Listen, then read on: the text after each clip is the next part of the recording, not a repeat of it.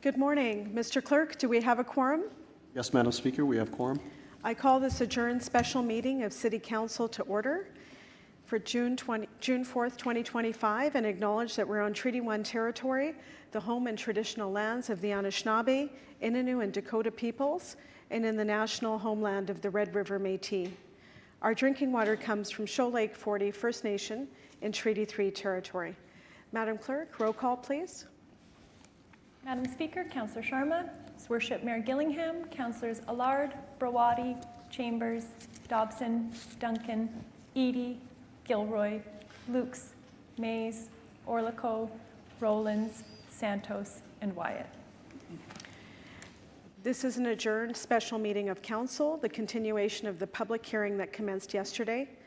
On June 2nd, we heard from the applicant, public representations in support of the application, and we also began hearing from those who have registered in opposition. Yesterday, we concluded with public representations in opposition and also those that were here for information. Today, we will hear from the applicant in rebuttal to comments made. Council does have the ability to ask questions of the public service at any point during the public hearing. If you have any questions, please raise your hand and I will recognize you. When there are no further questions of the applicant or the public service, we will take a recess to allow members of council to work on any potential amendments. We will then return for debate and vote on the proposed amendments and the items. As a reminder, motions do require seconders. Do not. Thank you. Says do. Do not. Yes, for public hearing purposes, they do not. The intent is today to break from noon to 1:30, but we'll see where we're at in the process. And we'll have breaks throughout the day as well. Councillor Santos? Just question and for clarity with respect to amending motions that come forward on the floor. Just like any public hearing, we are allowed to ask questions of the public administration for clarity on any amending motions. Is that correct? That's correct. Okay. Okay. Councillor Mays? At some point during the break, if we could get, I'd raised a procedural issue yesterday that I don't think got addressed. How are we changing requirements around 8-story apartments in complete communities on a hearing that's on 4s and 4s? So no urgency on it, but I would like to get that clarified. Okay. Our clerk will respond to that later or now? Later. Thank you. Councillor Duncan? Thank you. Aside from being in the gallery, which doesn't appear quite full at this point in time, is there any way for the public to see these amendments as they come forward? A screen. I mean, if that's a possibility to project We it may somehow. be reading them into the record perhaps later. That would be a good format. We've done that in the past. Thank you. Councillor Eadie? Point of privilege, it is my expectation that they'll be read into the record because I can't keep up to all the stuff that's going to be flying around, so. Thank you, Councillor Eadie. You're not the only one. There's a lot flying around, so we will read them into the record. Any further questions? Okay, seeing none, let's proceed with questions of the public service for Director Hazel Boris and her team. First, I'll turn it over to the clerk, who would like to share some remarks as well. So just to clarify the items that we're dealing with today, item number 1 is a text amendment to the Winnipeg zoning bylaw number 200 of 2006 to allow as-of-right residential development 2-unit, 3-unit, and 4-unit dwellings under file DAZ of 2009-2025. And in accordance with the City of Winnipeg Charter, the Development Procedures Bylaw, this is a combined hearing, and the following items will also be heard at the same time. Item number 2 is the conversion of the Dawson Trail Precinct J plan to secondary plan bylaw under file SP2 of 2005. Item 3 is the conversion of the North Point Village Precinct plan to secondary plan bylaw under file SP3 of 2025. Item 4 is the conversion of the Waterford Green Precinct C plan to secondary plan bylaw under file SP4 of 2025. And finally, item 5 is the secondary plan amendments to the Complete Communities Direction Strategy 2.0 and 21 additional secondary plans under file SPA 3 of 2025. Okay, thank you. Again, an opportunity to ask questions of the public service before we move on to rebuttal. Councillor Mace. At the risk of possibly bringing in new information, and you'll roll me out of order if I can, I think the question is for Ms. Rappaport, though. I'll put this question through you. I think the half office. There was a lot of talk over the last few days about revenue and expenditures. This particular initiative, we were given a document in December that talked about the incremental impact of the half missing middle program, 2s, 3s, and 4s. Incremental in that we were expecting to do some number of these anyway, roughly 800 or 1,000, and we're doing more. That document gave a number of additional annual tax revenue of I'll round it, $168,000 a year.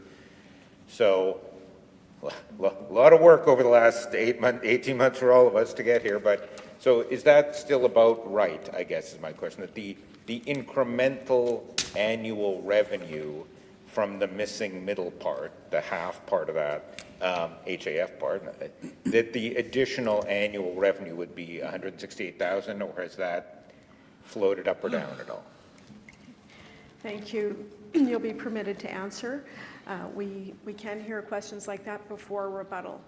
When rebuttal starts, there will be no new information that's presented. Through Madam Speaker to the councillor.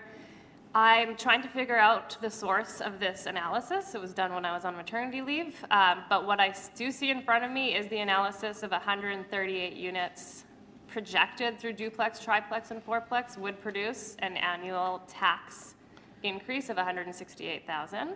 And I will find the source of that for you, hopefully before rebuttal, but I'm not sure where it comes from, but it looks accurate. So that's, thank you. There have been questions, I think, in malls and corridors to the planning staff who said, this isn't us, this is the half office. So we get about 700 million-ish a year in property tax revenue. So this is the property tax bump, as it were, the revenue increase from the additional half units that we're looking to authorize here. The additional missing middle will get a much bigger bump out of the malls and corridors. If they were all built, right? If they were all built? Yeah, if the 138 additional units are built, we would garner Councillor Allard, 168,000. you'll have an opportunity later. Well, it's the same question. It's a fair question. It's a fair edit. Okay. I think I'm literally answering my own question, but it's $168,000. Okay. Thank you. Thank you. Any further questions? Councillor Rollins? Thank you, Madam Speaker. The proposed amendments would remove mass and scale of surrounding properties and setbacks in height of buildings in the Osborne Village plan, Madam Speaker. I did get a summary of these changes to the Osborne area plan, a plan that enabled recently to enable 8-story multifamily along Roslyn, and further, I was concerned that the amendments would reduce the possible heights in the plan, rolling back opportunities for development in Osborne Village. If I could get reassurance once more that that would not be the case, and on the one hand, and on the other, sorry, Madam Speaker, I'm losing my voice from the smoke. I apologize. On the other, if you could, if the public service, Madam Speaker, could speak to the character elements in the policy. Madam Speaker, this is a very important local area plan, I believe, to the economy of Winnipeg. It is, it rocks and rolls.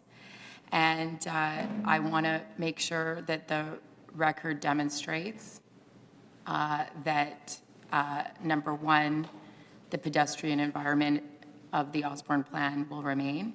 It's key to our largest transportation network our largest investment, I apologize. And on the other hand, that the density that was added, that I believe to be gentle, moving it up to 8 stories, would remain intact.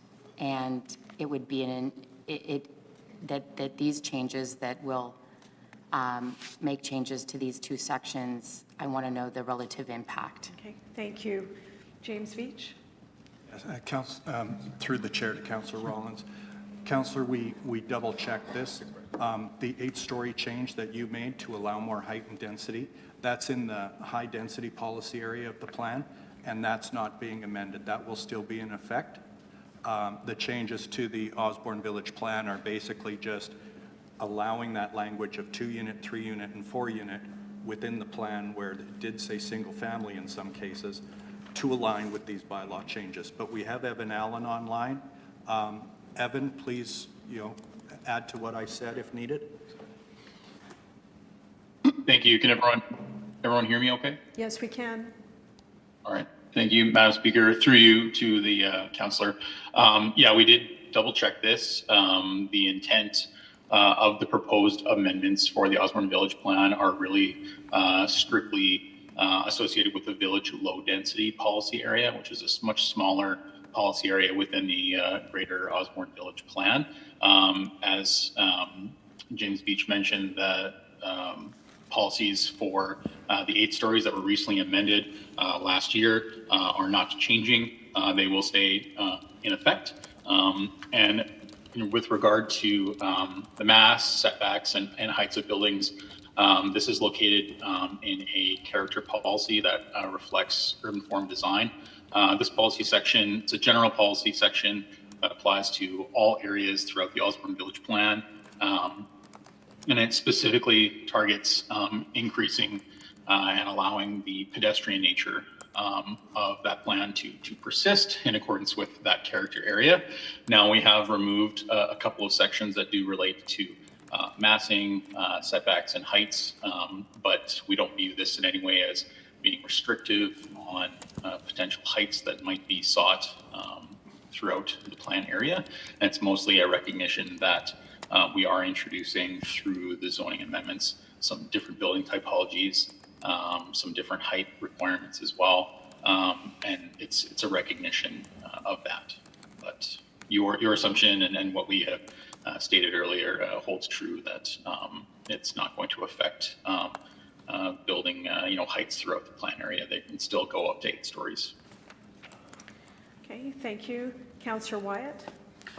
Yes, just to understand the process before I ask my question. So this is we're asking at this point, Madam Speaker, or Madam Chair, the public service sitting to my right here, questions in terms of the applicant's application? Is that the nature Yes, of it right any now? questions of clarification for the public service?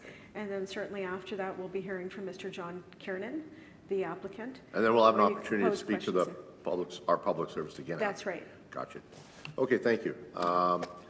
The question I have is this, is that when you kind of take everything to its logical conclusion in terms of what we're doing here today, and if I understand it correctly, we have a public hearing to do this large amendment to the Winnipeg zoning bylaw, basically to permit pretty well everywhere, which was R1, 2, 3-unit, and 4-unit dwellings. Is that fairly accurate in a sense? One or the other, either a 2-unit or a 3-unit or a 4-unit dwelling, depending on size of a lot and so on and so forth. Yeah. Okay, thank you. Hazel? Madam Chair, through you to the councillor, yes, that's accurate, except it's in R1 single family, R2 two family, and RMFS. Sorry, I didn't hear your first part.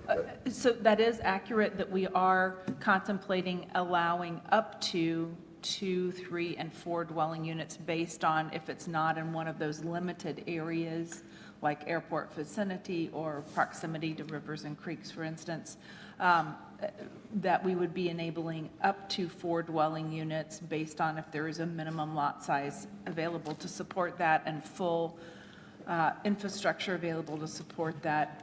But the zoning districts, in addition to the R1 single family you just mentioned, it's also in R2, which is currently 2 family, or in the mature communities up to 3-family, and also in RMFS, which is residential multifamily small. So that's those 3 zoning districts, R1, R2, and RMFS. Right. And it has to do other than certain areas that are restricted or regarding lot size. Right, okay. And so if you take it to its logical conclusion, I guess is the way to put it, and then we are basically, is it fair to say that being the fact that this is quite a dramatic change, a permanent change being done for a temporary federal program of money, that this will also, if council adopts this, by and large, or for all intended purposes, simply eliminate now permanently the R1 designation on any future applications coming forward for any subdivisions in anywhere in the city, for all intents and purposes? Does that really mean the R1 category has basically been wiped out de facto? Because how can we approve a new subdivision coming forward when we are doing this everywhere else? I guess that's my question here. Thank you. Hazel? So what we're doing today, first of all, no zoning is ever permanent. The nature of zoning is over the years, it gets amended for a vast number of reasons to respond to the market conditions. So, you know, that is just the way zoning generally operates. However, once you have given additional rights to a property, most cities don't choose to remove those rights in the majority of conditions. However, it's important to say that in the R1 zoning category, you will still be allowed to build a single-family detached home with all of the rights and privileges that the R1 zoning district currently has today. What we're contemplating here is an additional schedule to the zoning bylaw that would deal with the situations in which a landowner would like to build either 2, 3, or 4 dwelling units on their property. So the R1 zoning district is different than the R2 zoning district in other ways as far as the underlying zoning goes. So we are not contemplating any changes to those underlying zoning districts of R1 and R2, and those will still exist into the foreseeable future.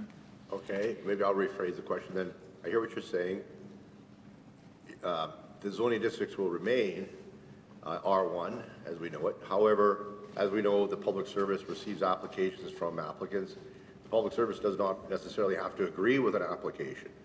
The public service can push back and does from time to time, and I understand why, and I believe that's the role of the public service, to bring forward their professional opinion when applications are made or when policy is being proposed to council or being formulated for council's consideration.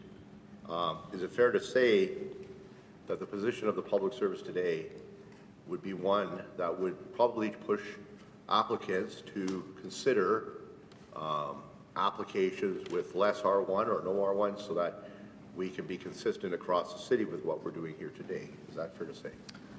Thank you. The response? No, we are unlikely to push applicants toward less R1. I mean, applicants bring forward whatever they feel is the best use of their land based on the regulations that the city has adopted, and so they still have full flexibility to build any of our zoning districts, provided that either their land is currently zoned to enable that, or that when they bring a rezoning forward to council, that it's supported. Okay, I'll play the devil's advocate in my next question, and that is this, that here we are as a city. The only reason a lot of these neighborhoods can come forward with the subdivision is because we as a council are spending billions to upgrade our North End treatment plant. We are constantly under pressure to upgrade expressways to service directly or indirectly these neighborhoods. We are constantly pushed for fire halls. We're constantly pushed for a library to service all these new areas. So in light of the fact that these neighborhoods don't plunk out of the air, fall down on the earth, that they require, by their very nature, a lot of infrastructure, soft and hard, to support their actual ability to exist? Is it not possibly the need of the City of Winnipeg Public Service to say, well, we've done all of this, we want to see a minimum standard when it comes to the use of what I would call land, precious land. You know, as my father would say, God is not making any more of it. And the amount of land we have in the city that's still available for development is shrinking every year, especially land that's serviceable.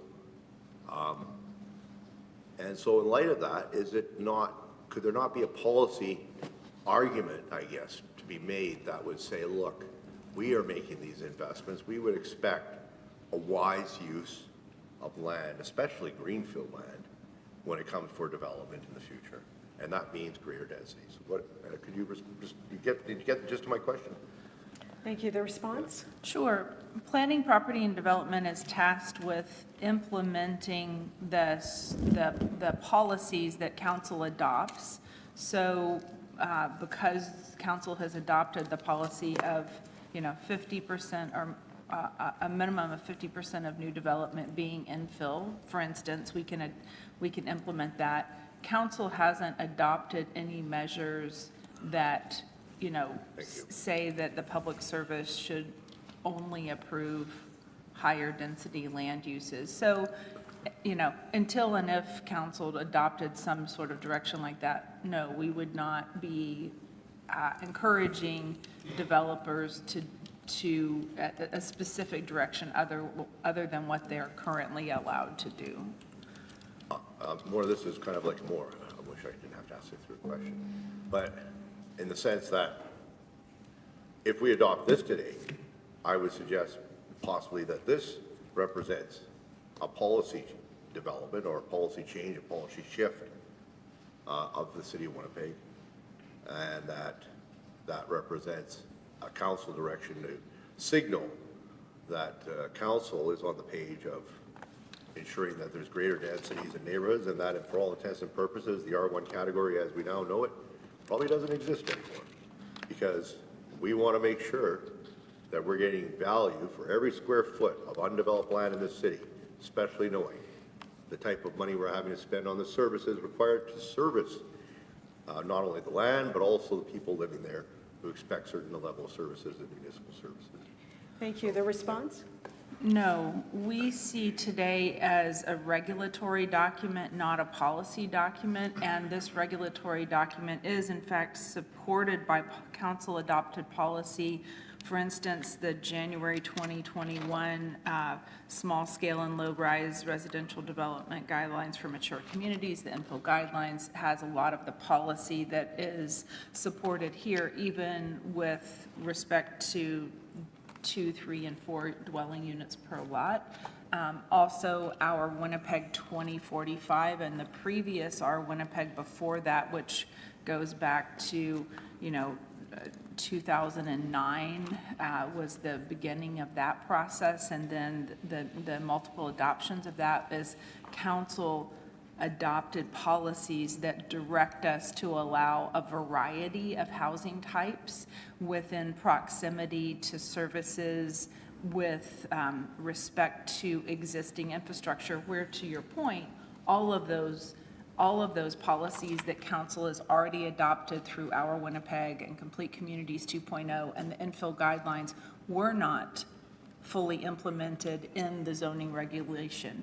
Even though the policy was established, the by right regulation was not established. So today just brings those two closer together and implements the things that council has been directing for a long time, but until now have been only approved on a case-by-case basis through a public hearing process.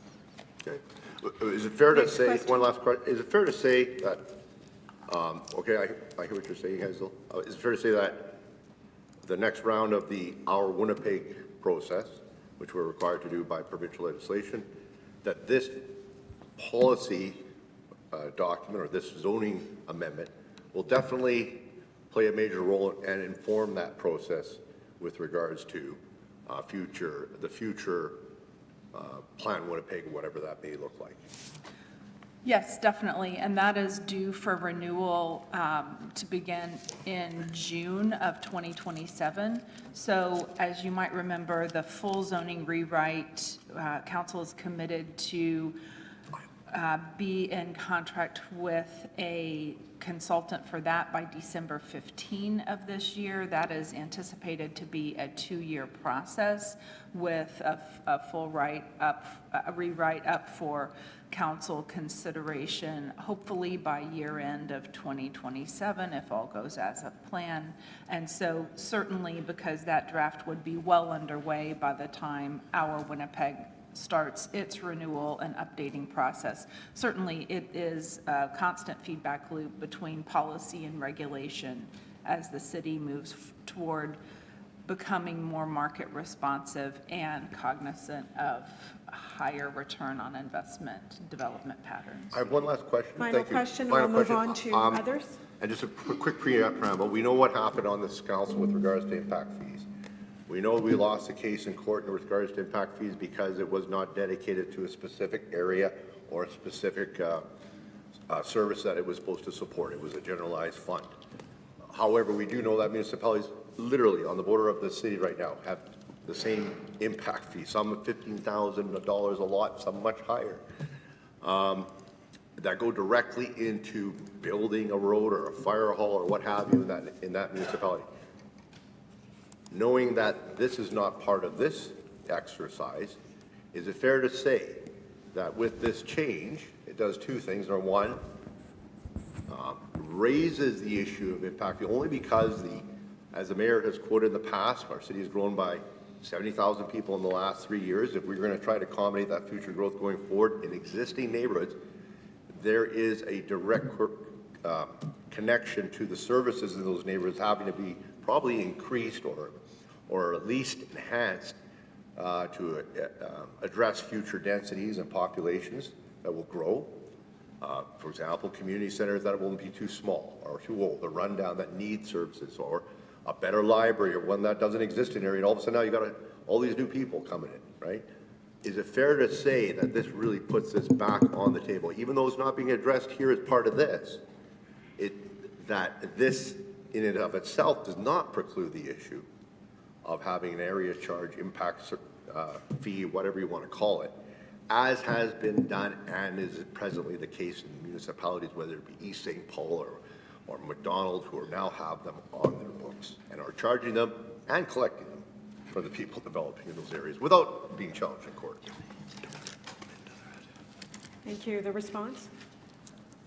Yeah, through you to Councillor Wyatt, that whole discussion would be at the direction of council. This is not this discussion today. Yeah, but it doesn't preclude it, I guess is what I'm saying. It's fair to say. That's the key. But anyway, okay, thank you. Thank you. Going to Thank move you. on. Councillor Rowlands, followed by Councillor Orlikow. Madam Speaker, it's not getting any better, my voice.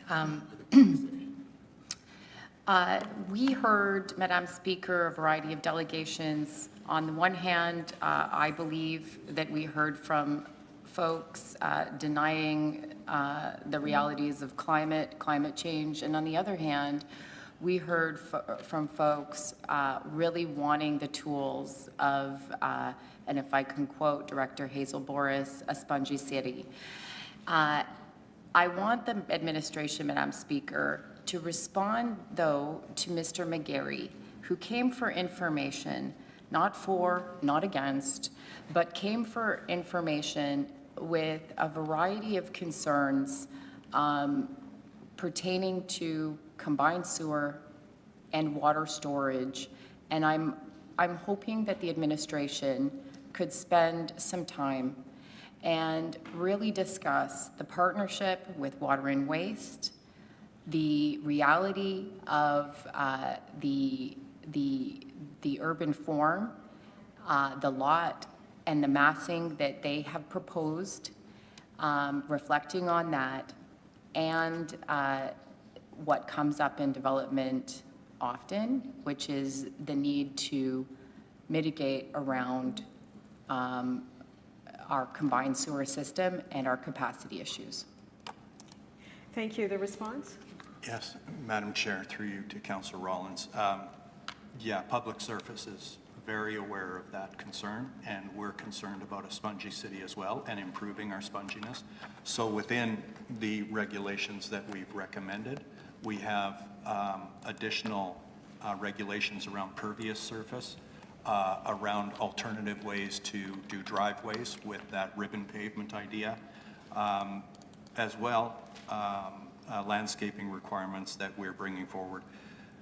Also, every building permit does go through Water and Waste for review. So, and as we mentioned yesterday, for any 3-unit or 4-unit development, they will be required to adhere to Clause 8, the provincial requirements on excess flow of drainage from private properties into our systems. So we can continue to get better on that. And in the new zoning bylaw rewrite as well, that's going to be a big priority for us. But we feel these regulations we're putting forward today do address a lot of those concerns and provide us a little bit more comfort with the spongy city issue. Madam Speaker, just to follow up. So to provide greater context for Winnipeggers, perhaps Mr. McGarry that might be listening, I'm wondering if you can point to the instances where and the developments of this scale, because we're not talking about other scales, you know, of this gentle density scale, where storage has been a factor. Where and when storage has been a factor, and I appreciate you might not have that at the ready, that might come later as we go through more questions.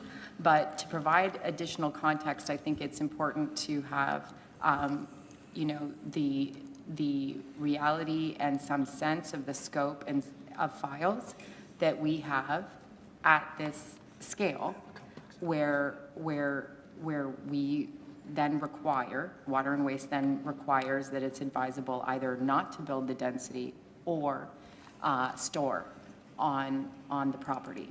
And so I'm particularly concerned with 4s, let's say, but if you could provide some data with respect to how many incidents that this has happened in the past, so we can have, or perhaps Mr. McGarry, some assurance of the future. Thank you. The response? Yes, Madam Chair, to the councillor, I can think of a couple instances right offhand. There was a project, a 4-unit project infill on Dorchester, just close to Lilac, and they provided the on-site storage cisterns. And what it ends up looking like is the lot is graded with grass and into sort of a private manhole cover that goes into a cistern, which stores the water and then releases the water into the combined sewer system at a rate that is regulated by Clause 8 of the provincial guidelines. So there's one on Dorchester. Sorry, just some feedback. Getting here, some feedback. Mr. Beach. Yeah, that's why I paused. How large was that? And how large was the lot? Do you recall? I don't recall offhand. It's right next, it's just south of the Panama Court, 785 Dorchester. It's the lot south of 785 Dorchester. Someone can get it. And then go ahead. You mentioned another one. Yeah, and then I don't know the specific addresses, but on Grosvenor, that you're probably aware, there's been several smaller infills along Grosvenor, just north of Stafford on the west side of Grosvenor, and those as well installed those on-site cisterns and then landscape the property so the grading would trickle down into those cisterns and then it would be held. So. And you can get me the lot size of those properties as well? I don't have it offhand. No, of course not. Yeah, in the fullness of time. Yeah. I think we're going to have some So time. just off the top, there's several examples, and there has been examples where they were told about the requirement for Clause 8 and the fact that they had to store water, and it became economically unviable for the project too. So there have been projects that we've gotten inquiries on, the inquiry stage, where they didn't end up going forward with the development because of the storage requirements. And you can give me the size and scope of these, because typically in that area, it's not necessarily 4s. This would be 6s. Yeah, and those, you know, inquiry level, like a phone call to planning, a discussion on the requirements, could have been a pre-application, things like that. But I know that's happened, but again, yeah, I don't have the specifics of those in. Okay.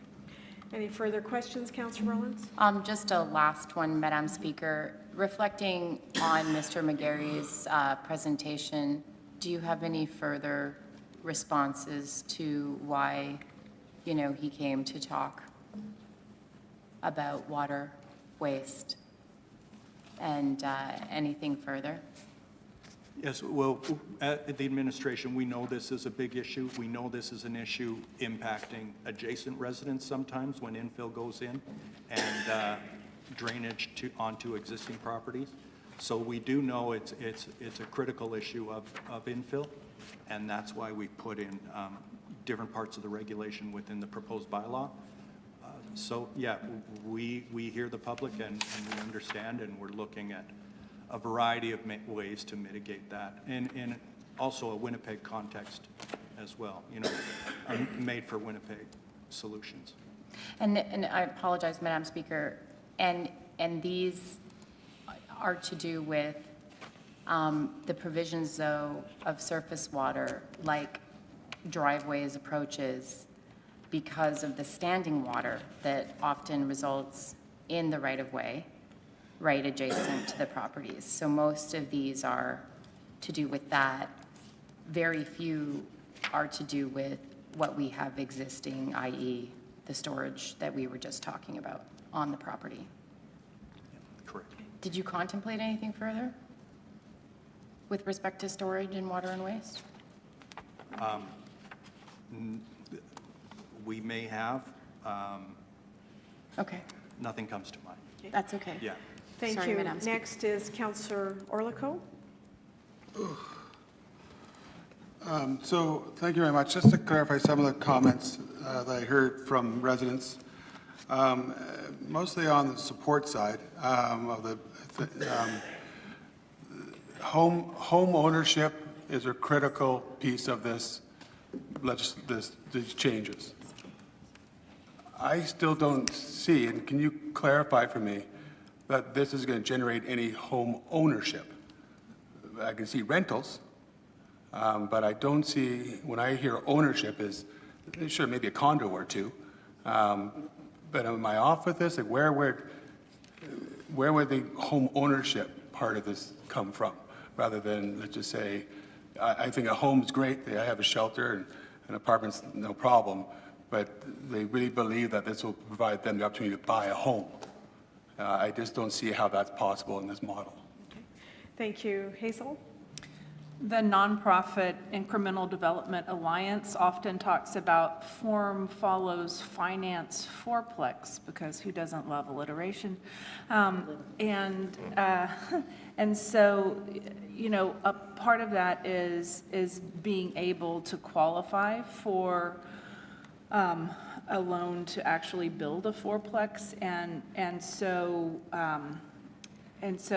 having an owner occupied. Clearly, zoning cannot address tenure, whether something is owned or rented. However, what council could consider are different incentives for home ownership.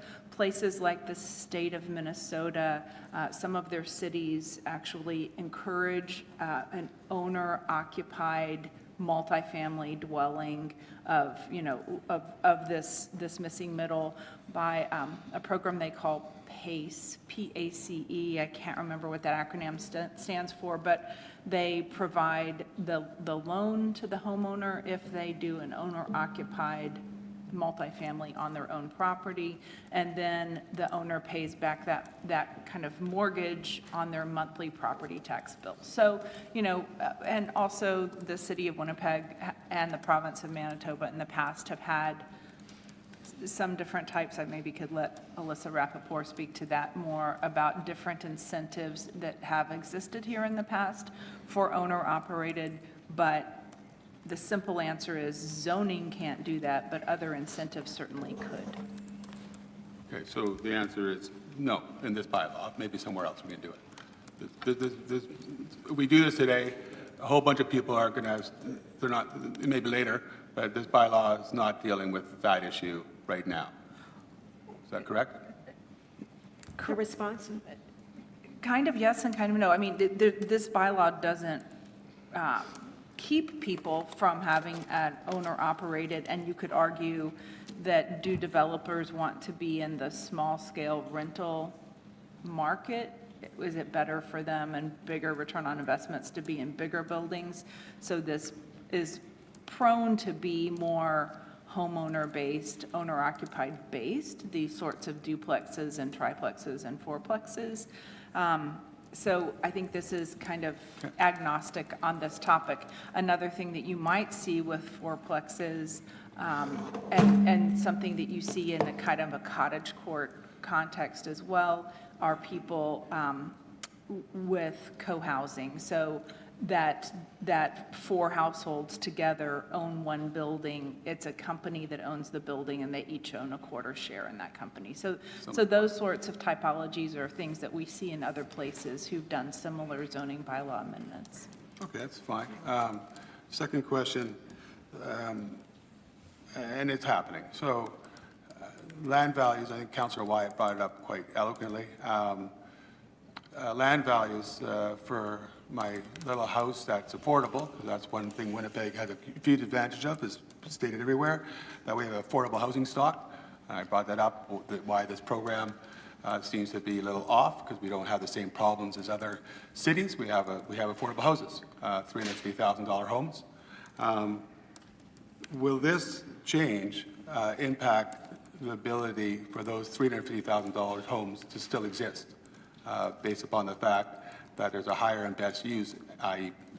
more units, but also more profits, that are going to drive those houses away, and other people, maybe homeowners who will buy a fourplex, I've never seen that yet, duplexes, skinnies, they're generally all rentals now, that I've seen, but maybe I'm wrong. So my worry is that when we do this, and maybe you can give me the assurance this won't happen, is that people who are able to afford a $370,000 house will no longer easily be able to find that because of the demand or the profitability of ripping down that house and building something bigger. For example, a lot split, you go from a $350,000 assessed property, split it into two, then you have now two properties with new properties on it, both assessed at $750,000. So $350,000 for one property, now you got $750,000 minimum plus two, it's great for the city for tax revenue, but I'm worried about whether this will be counterintuitive us to keeping our affordable housing stock in place. My fears wrong, or where am I at on that? I'd like to hear response. Yeah, Madam Chair, to the councillor, yeah, across the board, these changes aren't going to be happening to every lot in every neighborhood across the board. There will still be a variety of houses that are in place that aren't going to be switching over to fours and threes. There could be some, as Tim Comack mentioned, there could be some increase to value on some single-family homes, but we don't see this as across-the-board sort of perspective that's going to be happening. I think another thing that's important on this topic is the number of adaptive reuse scenarios that we've seen in the last 4 years of existing single-family homes that have been renovated into 2, 3, 4, sometimes even up to 9-unit dwellings of these larger, sometimes historic homes that are on the City of Winnipeg's list of historical resources that are getting adaptively reused into multifamily. So, in these situations where the younger generations just can't afford or not interested in these larger scale homes, and the existing homeowners would otherwise have more of trouble selling them. We are seeing a lot of that, and should council choose to pass what's before you today, all of that analysis and kind of inspiration will be part of the user's guide for this document that would be similar to the user's guide you've seen for malls and corridors. Another thing that I failed to say earlier, that the semi-detached duplex does enable ownership. So introducing semi-detached on equal footing with single-family detached lot splits, as we propose, does give that greater variety in theory and that greater opportunity to owning a form of housing that's not currently offered. Yeah. Yeah.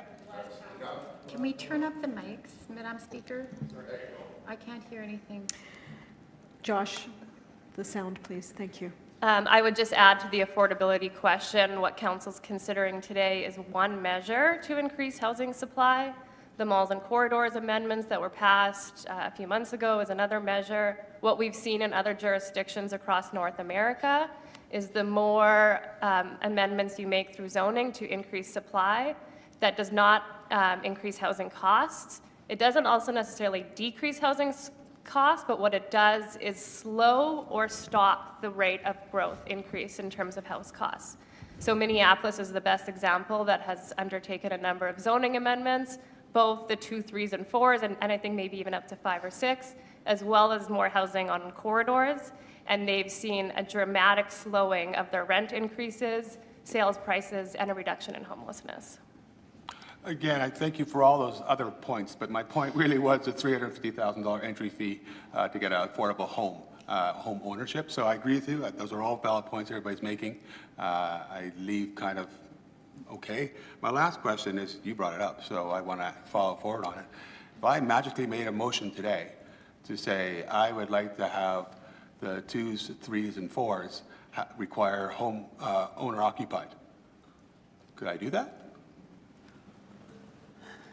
Zoning cannot, Madam Chair, through you to the counselor, zoning cannot require tenure. So it can't say owner or rental. That's not Fair within enough. its purview. Okay. That's my question answered. Thank you very much. Okay. Thank you. Next question, Councillor Wyatt. Just to follow up on that last question, zoning can't do that. However, we do have, and we have used this in the past, whereby a caveat has been placed on properties by the city, and in some cases by developers, requiring certain conditions to be met by the occupant. And in light of the fact that certain conditions can be required of an occupant, whether it's owner occupied or not, in theory, the same could be applied and the owners could be restored back, possibly with provincial legislative changes needed, albeit, to demonstrate owner occupied versus rental. In theory. Thank you. The response? Sorry, could you repeat the question? In theory, right now, we have the ability to place caveats on property. We do it for various reasons. Nothing to the extent or to the, with regards to owner occupied versus rental, but we have placed it to say that, for example, a back fence which backs onto a road that faces a major arterial or a collector street, that is the owners of those properties that must maintain that fence, not the city of Winnipeg, even though it may not border on our actual land. Things like that, the developers sometimes do it. Qualico does it quite a bit. And the city of Winnipeg will place a caveat on property requiring certain things. Utilities will do the same. So in theory, caveat mechanism can be used, whereby it would be the onus reversed, where the occupant would have to demonstrate owner occupied versus rental. And that would be backed up with various documents such as their tax return, personal tax return, such as just even utility bills, that this is where they live, this is who they are. And possibly it may need provincial legislation, I don't know. But in theory, it could be done based under the caveat system that we have right now. Okay, thank you. Is that James Beach, just in theory? In theory. Yeah, Madam Chair, through to the councillor. Yeah, the city will on occasion put caveats on larger scale subdivisions with many properties being created. Land titles is very strict about what the caveats contain, and et cetera. So In this as-of-right development, there wouldn't be a mechanism for us to put a caveat on these properties. However, in the future, there may be a mechanism, like you say, but there wouldn't be an ability for the city to put a caveat on these as-of-right developments. Are you getting that, is that, do you want to take that back to our legal department for 4 weeks? Certainly can, yeah. Okay, thank you. And then I guess the other question I had was that we're going to be receiving all these applications coming in, I'm assuming, possibly, hopefully, to densify land once this is for a build. Is it possible for pulling permits? Is it possible at this point, though, one of the things that we can do that would act as maybe not an incentive, but take away the disincentive? Let's say down the road, right now the market basically, let's be frank, market right now is the one where you don't really see condominiums as corporations being created like you once did, for various reasons, where for all intents and purposes, the R2s, the R3s, the 3-plexes and 4-plexes will be most likely rental properties. But one of the key things to allow for, especially if the property is being laid out in a certain way for development, is for property lines to be created now. And I guess the only way, I'm a very visual person, the only way to explain is to show you an example of a 4-plex. Now, if you look at, the 4 units here, all you have to do is have to require, right, and we do it now, that in the event a 4-plex is designed like this, or a 3-plex, or an R2, we include now the property lines here, the subdivision now. Thereby, what that does is in the event they wish to take this property and create a separate title, it's already been all intents and purposes done. And that can be done at this stage. Okay. The response, Hazel? That format would be super hard. I mean, I that hear what would you're saying. potentially work that definitely works for a side-by-side duplex, Right. which is what I was mentioning earlier, really, really well, beautifully well, really. Yeah. On a 4-pack, it's, above and below. unless you have an incredibly wide lot, Right. then this, but if the lot is wide enough and you have a skinny row house, that's certainly a possibility. Legal also is saying regarding the caveat that enforcement would be very difficult, that you can't add a caveat on a as-of-right zoning like James said. So in a DASZ situation where you are doing a rezoning, that would work, but for this as-of-right, it would be more of a challenge. But it's not, okay, so just first of all, I'd be curious to know how we could write something to the effect to change this so to allow for that to be just done as part of this, right? So that it doesn't preclude ownership in the future, but it gives us the ability for ownership in the future. The only impact as, from my own experience dealing with these, is that it would require, based on building code, the wall separations to be built according to firewall standards based on 2 separate units. But I believe that's the case anyway, possibly. And a better firewall is not necessarily a bad thing. What would that wording look like for us to do that here today? So that we don't eliminate the ability in the future, if somebody has, wants an opportunity or they need cash flow, for example, that all of a sudden they're in a situation financially where, they need to sell one of their units in an R2 to meet a liquidation issue they may have. They're now having to file for a subdivision to the city to do this because it's already done, and that we'd be doing it now. How would that wording look? We would need assistance to do that, and is that something that Public Service could help us on? Because I think it does not preclude one side or the other, if you follow. Thank you. The response? Yeah, Madam Chair, to the councillor. Public Service wouldn't recommend trying to tackle something like that today and putting it into this bylaw. It's a more complicated process to look at.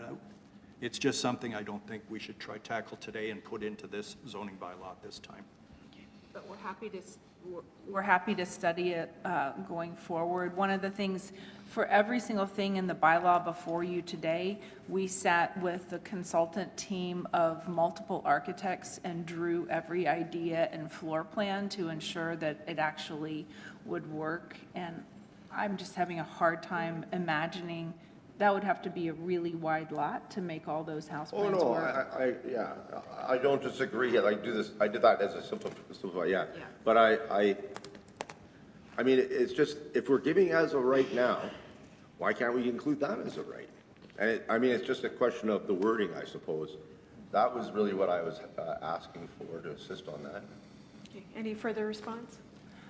We would be delighted to study that and bring it back for a potential future amendment that would enable something along those lines. Because I don't think this precludes what the federal government's requesting from the HAF in any way, shape, or form, right? That's fair to say. Agreed. Yes.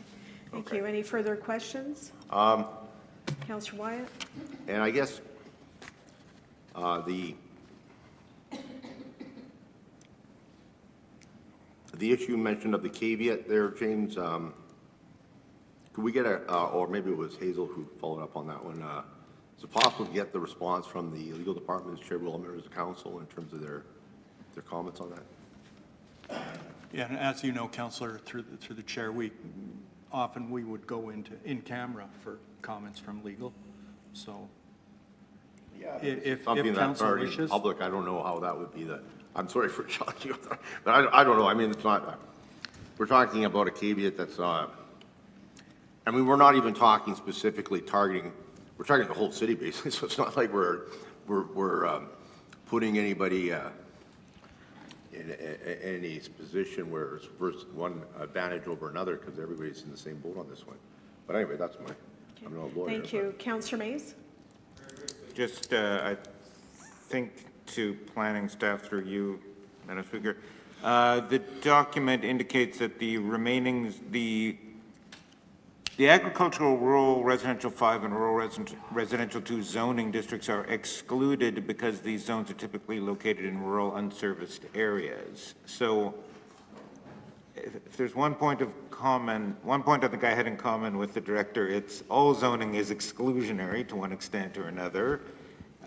So we are continuing to exclude agricultural, rural residential 5, rural residential 2 from these provisions. Okay, thank you. The response? Yes, and Robert Kostyuk can respond as well. Thank you. But Councillor, those areas are typically unserviced and, yeah, not suitable for infill, but Robert Kostyuk. Thank you. Robert? Through the speaker, agreed. It's that those are typically in rural policy areas without servicing, and that's the primary consideration. That's not the place for intensification. Okay, so just want to make, some parts of the city are still excluded. I mean, we heard a lot from the federal government about how we'd legalized housing and we were no longer exclusionaries, we were visionaries. But we're still excluding boroughs. It's ag, RR5 and RR2. Correct. Okay. And we noticed in at least some of the ones that we reviewed in other jurisdictions, they were explicit about having a full range of municipal services as well. Okay, thank you. Okay. Councillor Eady? Thank you, Madam Speaker. An opportunity to just stand up for a minute. So we heard from two different developers who are working in neighborhoods where we really require neighborhood revitalization. But I'm going to give a scenario just to make sure it's clear to the public. Mr. Lopez, for example, owns a lot that's 50 by 150. So we've got, 7,500 square feet. So it's in R2. It'll have a right to 4 units. But just to be clear, what's the maximum conditional use that they could ask for before asking for a variance? Thank you. The response? Robert? Yes, the Speaker, if it's a conditional use, it'd be 1 unit per 800 square feet of lot area. So the lot area divided by 800 would be the answer. Right, so 7,200 square feet. So that would be 9 suites, right? 9 times 8, 72, yeah. So, so we also heard in these neighborhoods that do need revitalization, I think these neighborhoods need a little more home ownership as well, because the balance, every neighborhood should have a balance of rentals and ownership. But we heard an example, many lots on Manitoba, for example, or Pritchard, they'll have a 33 on the front, and technically, I don't know where you would find 35 feet for frontage, because they have Manitoba, Pritchard, they have back lanes. So they require 35 for a triplex, but the lots are 33. That's how they were subdivided way long time, the parish of St. John's, whatever. Just to be clear, so if Mr. Lopez wanted to build a triplex, he would need a variance? Thank you, Councillor Reedy. Robert, the response? Yes, through the Speaker, correct. Okay. Next question. Yes, so I believe the 800 square feet apply in the triplex perspective.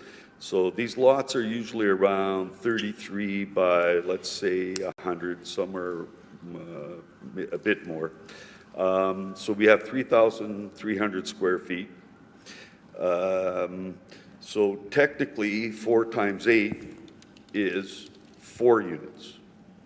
And I believe that owners can ask for conditional uses. Would, in the case of a 33 by 100 foot deep,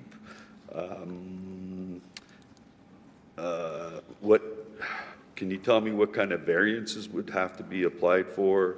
And I guess the conditional use would say that, you know, there's 3,200 square feet. So is there anything in this, aside from getting a variance of 2 feet, that would disallow them to build 4 units? The response? Robert? Sorry, through the Speaker, they would have to follow the proposed bylaw for the 4 units. So whatever they would be applying for would have to be varying to that degree. So in that case, it might be a 50-foot wide lot, it might be the variance, for example. Okay. Thank you. Next question. I'm going to move on to scenarios, and I appreciate that the public service was listening to me and to others about building, especially when it comes to 4 stories or even as a rate of 4 units along our rivers and creeks within Winnipeg. So the first thing I want to ask in regards to this situation, so you got a 25-foot rear yard setback from the riverbank. When coming up with this, did you look at following like creeks like Omens Creek or Buns Creek or others?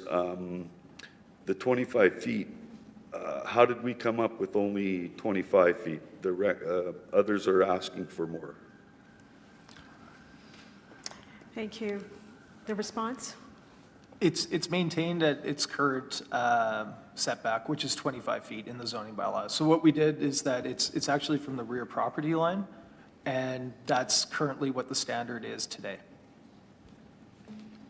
I'm sorry, could you just repeat that? I'm having trouble hearing. I got this on. No problem. Through the Speaker, it's maintained at a 25-foot setback from the rear property line, and that's currently the standard found in the zoning bylaw today. So we didn't effectively change that standard. Okay. And just for clarification then, so when you're in a, like, I'll use Scotia as an example because that's in my ward and very familiar with it. So there's a flood zone area where there's a primary dike, and then you go up a hill, and then they're not really, the problem isn't flooding, the problem is riverbank erosion or whatever. So just for clarification, if I was looking at Scotia, the flood zone area, which I live behind the dike, there are flood zone setbacks from the river, right? Thank you. The response? Yes, through the speaker, correct. You would still need to apply for a waterways permit for development within, I believe it's 350 feet from, what are the rivers that are listed, or 250 feet from the listed creek in the waterways bylaw. So there would still be a technical review. Okay. So now, I'm just thinking, would there be you have any idea what effects might happen if we said the setback was 50 feet? Through the speaker, that would have to be reviewed on a case-by-case basis. The lot variation and shape, it changes quite drastically, be it on the Seine or on the Red River for Scotia in your examples, particularly on the shortest distance from that, where there might be an angled rear property line. So that the effect could be pretty substantial in some cases, but it would have to be reviewed. Okay. Next question? Yeah, probably in most of the city along rivers, I believe most of that would be zoned R1, I think. I know on Scotia it's zoned R1. So I'd like you to please there are people that are quite concerned. Is there a possibility to build triplexes and fourplexes along an R1 along riverways? The response, Robert? Currently, sorry, through the speaker, currently the restriction is that a 3-unit would not be allowed in an R1 district that abuts the Red, Assiniboine, Seine, or LaSalle rivers. A 4-unit dwelling wouldn't be allowed on that, on any of those rivers either, or those creeks. So 3 or 4 units would be restricted, is proposed in section 3.1 and section 3.2 of the draft bylaw. That's it for me, Madam Speaker. Okay, thank you. Okay, we're now going to take a short health break, and I'd like everyone to return for 11:05 so we can get moving with the day. Thank you.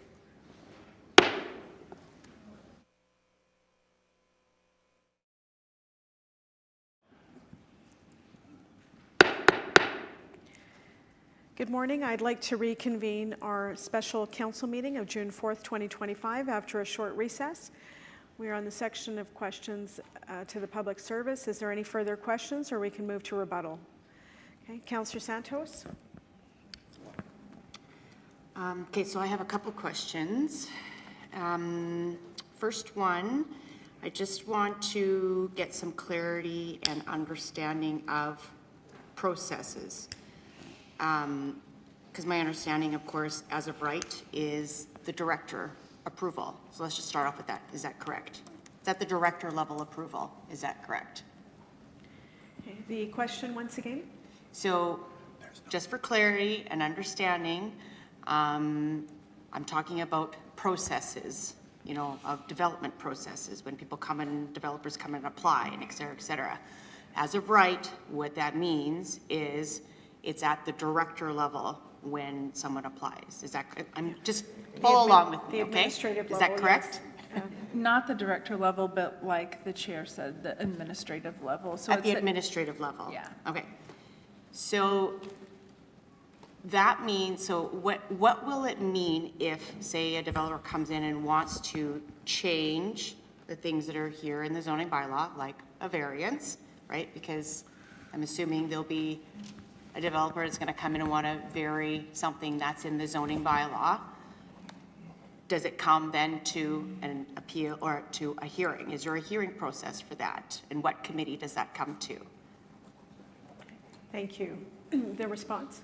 Yeah, Madam Chair, through you, any variances of this sort to the zoning bylaw are C variances, which are director approval, which means director's delegate.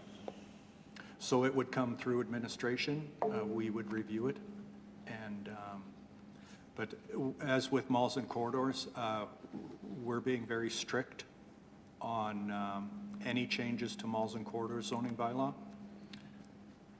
But yes, it would be administration approval of variances. However, they would be posted, and there would be an appeal period. Okay, so then there will be an appeal period. Okay.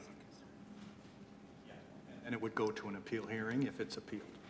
And that would come to PP&D, like community committee? That would be the appeal committee, Okay. you know.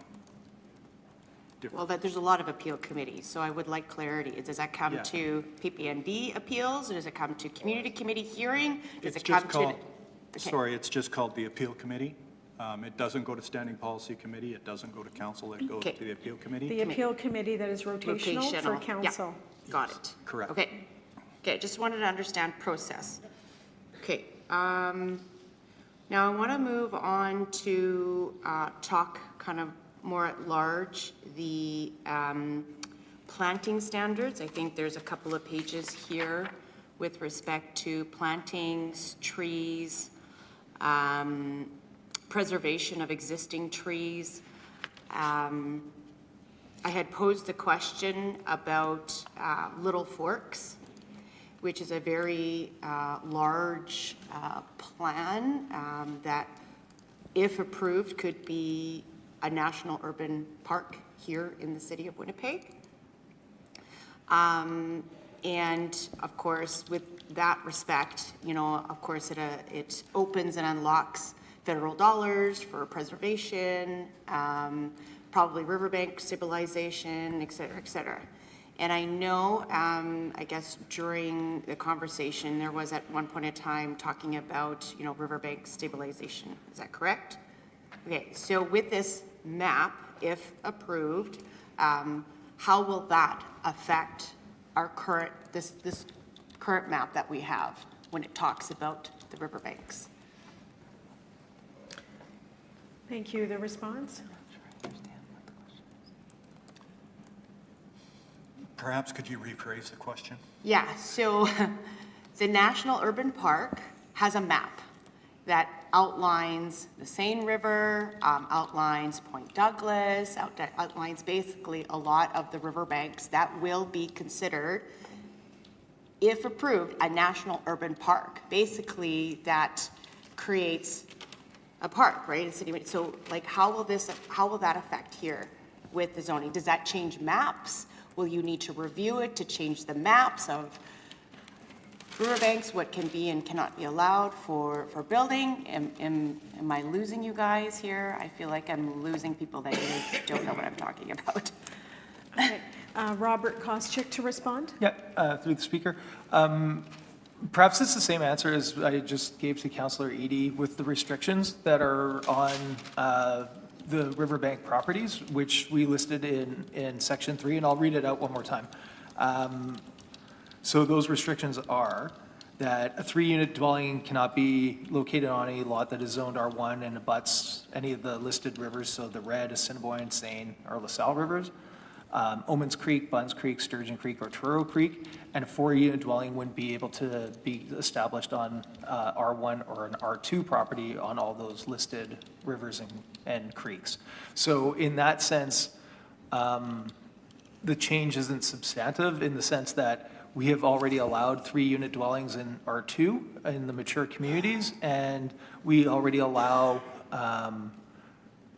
single family with accessory suites, so Some would consider that 2 families, but it's not. But technically, a lot of people would think of that as 2 units in the R1 district. So there is a restriction in place on the R1 and R2 zones along those rivers and creeks, Okay, Thank you. are proposed in the draft bylaw, sorry.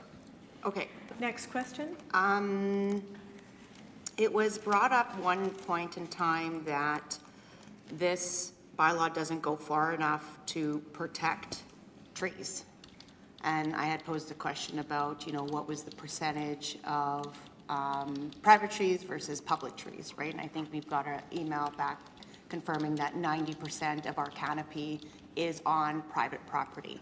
So with that being said, could you walk me through to help me better understand how we are protecting private trees in this particular section, 21.1 all the way to 29.1 all the way to 29.5?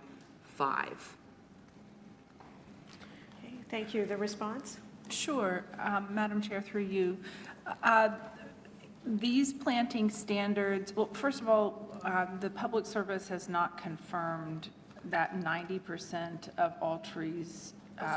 It was somebody as a delegate. Yes, confirmed that. so I can't, that number has not been affirmed from the Public Service perspective. However, it is very important both for stormwater management and passive cooling environments and carbon capture and just livability in general to ensure that our tree canopy, which is one of the best of urban forest of any North American city, is maintained and protected. So as you mentioned, that the planting standards in section 29 intends to do that, in addition to the section 29.4 that indicates that lots must contain no less than 1 tree and 4 shrubs for lots that are 35 feet or less in width. And so that's on private property, not including the street trees in the planting strip. But then that would be in addition to any street trees that exist in the planting strip or that might be planted there. And then item B of 29.4, that 2 trees and 6 shrubs are required for lots greater than 35 feet, but less than 50 feet in width. And just, I don't mean to cut you off, just to confirm, these are new plantings. Maybe. It's a minimum of that. However, section 29.5 says, because we understand that the preservation of existing healthy trees is very important and that their carbon capture and passive cooling and stormwater management benefits are significantly more than a newly planted tree. So if existing trees are successfully preserved and that they're at least 7 3/4 inch minimum caliper at breast height, then that will count for 2 of the minimum trees required in those other either 1, 2, or 3 trees that are required depending on how wide the lot is. And then, I'm just stop you there, so I'm Yeah. just going to get an example here. New plantings, right, in 29.4, existing trees in 29.5. Developer comes in, there's, so many trees on there, and the minimum caliper of 7 3/4 inches. Let's just say, and you're saying it creates a credit, like 2 trees in the new plantings. So if it minuses off the number of trees that are required for new plantings. that's right, Okay. because if it's only a 35 to 50 foot lot, that would comfortably support 2 grown trees. And so if they're preserving their existing trees, that would count toward those minimum trees that are required on that lot. Okay, and so we've heard from some of the delegates saying they want to have an arborist report. I had it in my notes, but I do see here in section 29.5, you're saying here, planting requirements imposed under section 4 may be satisfied preserving trees on a lot, subject to an arborist report identifying how these trees will be preserved. So are you stating that you will not be issuing permits unless a arborist report is conducted? That's right. If people are wanting to have their existing trees credited toward their minimum tree planting requirement, they would need to provide an arborist report, both identifying how these trees will be preserved and protected to the satisfaction of the city. So those arborist reports to the satisfaction of the city means that the arborist would need to confirm that yes, those trees are healthy and you know, going forward, they're going to be meaningful contributors. Okay. Thank you. Next question, Councillor Eady. Thank you, Madam Speaker. I'm going to provide, I got two lines of questioning here, but I want to start with Councillor Santos brought up a very important point in terms of what is being proposed to the federal government, who said supposedly there's money available to establish an urban national park. And there's two proposals, somebody from Assiniboine Forest, which I don't think is legit because the city's not going to be selling that off for housing. But this new proposal, it goes from North Point Douglas, essentially, all the way down, I think, south to even south of the Assiniboine. It'll go down either side of Seine River, either side of the Red River. So I think the public service might be aware of the Salisbury and the seniors housing that was built a number of years ago, threat of riverbank erosion. But essentially, I just want to explain that when you come around the actual point, where the point of Point Douglas, which is basically divides south because of the CPR, much of that land, when you're in mine and Councillor Santos's ward, is zoned M, some kind of industrial zoning. Much of it, some of it's residential the further you get away. On the other side of the river in Elmwood, for example, most of that is housing. And then south of the, if you go up the Seine, I believe most of that is residential, although some wouldn't be considered residential. So the question is, will what we're doing with the zoning bylaw have an effect on these non-R1, R2 properties? Thank you. The response? No, it won't. The non-R1, R2, and RMFS properties will have no effect from today's proposed zoning amendments. Councillor Santos and I are funding a secondary plan or plan development overlay over in North and South Point Douglas area. I guess that plan will put into consideration what we're passing today in the zoning bylaw. Thank you. The response? Through the chair to you, Councillor. Yes, Councillor, any future secondary plans will be in alignment with the existing zoning bylaw, what is passed today. And typically secondary plans are, as you know, a higher level of policy and regulation. So it will be in alignment. Okay.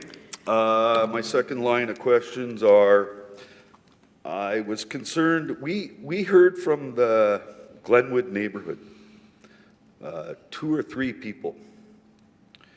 The experience with infill in that safe, highly desirable neighborhood, the majority of those new builds are rentals. Much of this, what we're talking about today, will become rentals. Not all of it, I'm sure.